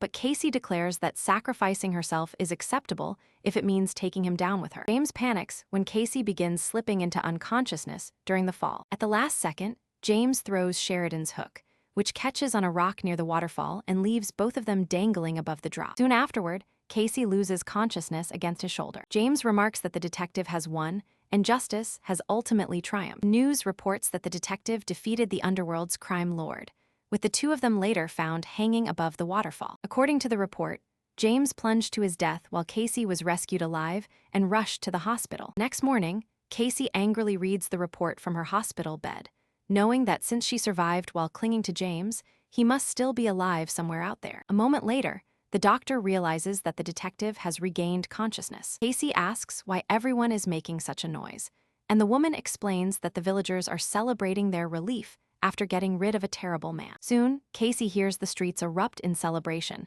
as the crowd outside praises her as a hero. She moves toward the window to see the crowd, but the others insist that she still needs more rest. As the crowd chants her name outside the hospital, Casey feels more burdened than celebrated. Later that day at Duke Picanto's estate, a man apologizes for interrupting Casey's recovery and asks whether James Moriarty is truly dead. She says the criminal has officially been pronounced dead, but the missing body at the site of the fall makes her deeply suspicious. Casey prepares to leave, but the man asks her to stay, believing the situation is too serious to ignore despite her recent victory. The detective promises that she will catch Moriarty again and warns Bacanto to stay cautious, while the Duke asks her to continue the conversation. Casey admits that James is certainly a criminal, but she has no trust or affection for Duke Ludwig either. She knows Ludwig was connected to the concealed automaton factory and expects the truth to reach the media. Yet without proof, her hands are tied. Frustrated that neither James nor the Duke was in custody, Casey returns to the forest near the lab and discovers that James left the boy's tube behind. She decides to take the automaton as solid evidence, but before she can leave, Art stands up and asks who she is. Casey simply replies that she is the one who found him. Back at their temporary hideout, James explains that he spared Ludwig deliberately, deciding that forcing him to live in fear after begging for mercy was a better punishment. That way, the team achieves its objective in Delica, while the world continues believing that James is dead. Hans and Sheridan accept the plan and ask where they will go next, while James quietly wonders what became of the automaton they left behind. Hans switches off the communication device, assuming the hero failed to save the child because he hesitated to speak, while James remains deep in thought before going to explain everything to another automaton boy he rescued as well. The child addresses him as master, but the protagonist immediately stops him and insists that he is still the one with plenty left to learn. Boy admits that he still cannot explain what it means to like something, though the feeling makes him happy, and then asks whether his teacher is really going to stay behind. Seeing the man's uncomfortable reaction, the boy hesitantly wonders if calling him teacher is also off-limits. The hero had assumed the transfer would produce a person entirely separate from the child he once knew. So when the automaton asks for his identity, he feels he no longer deserves that old title. James tells the boy that he cannot accompany him for now, asking him to choose another name instead. Because the soul residing within the body is still Art's, the hero refuses to let that original name disappear and gives the child a new name, Arfa. The boy finds the name strangely familiar and happily accepts it, before asking whether James wants him to alter his appearance as well. Arfa promises to smile as often as possible since James enjoys seeing it, and the two finally step outside, with the protagonist leading him into the wider world.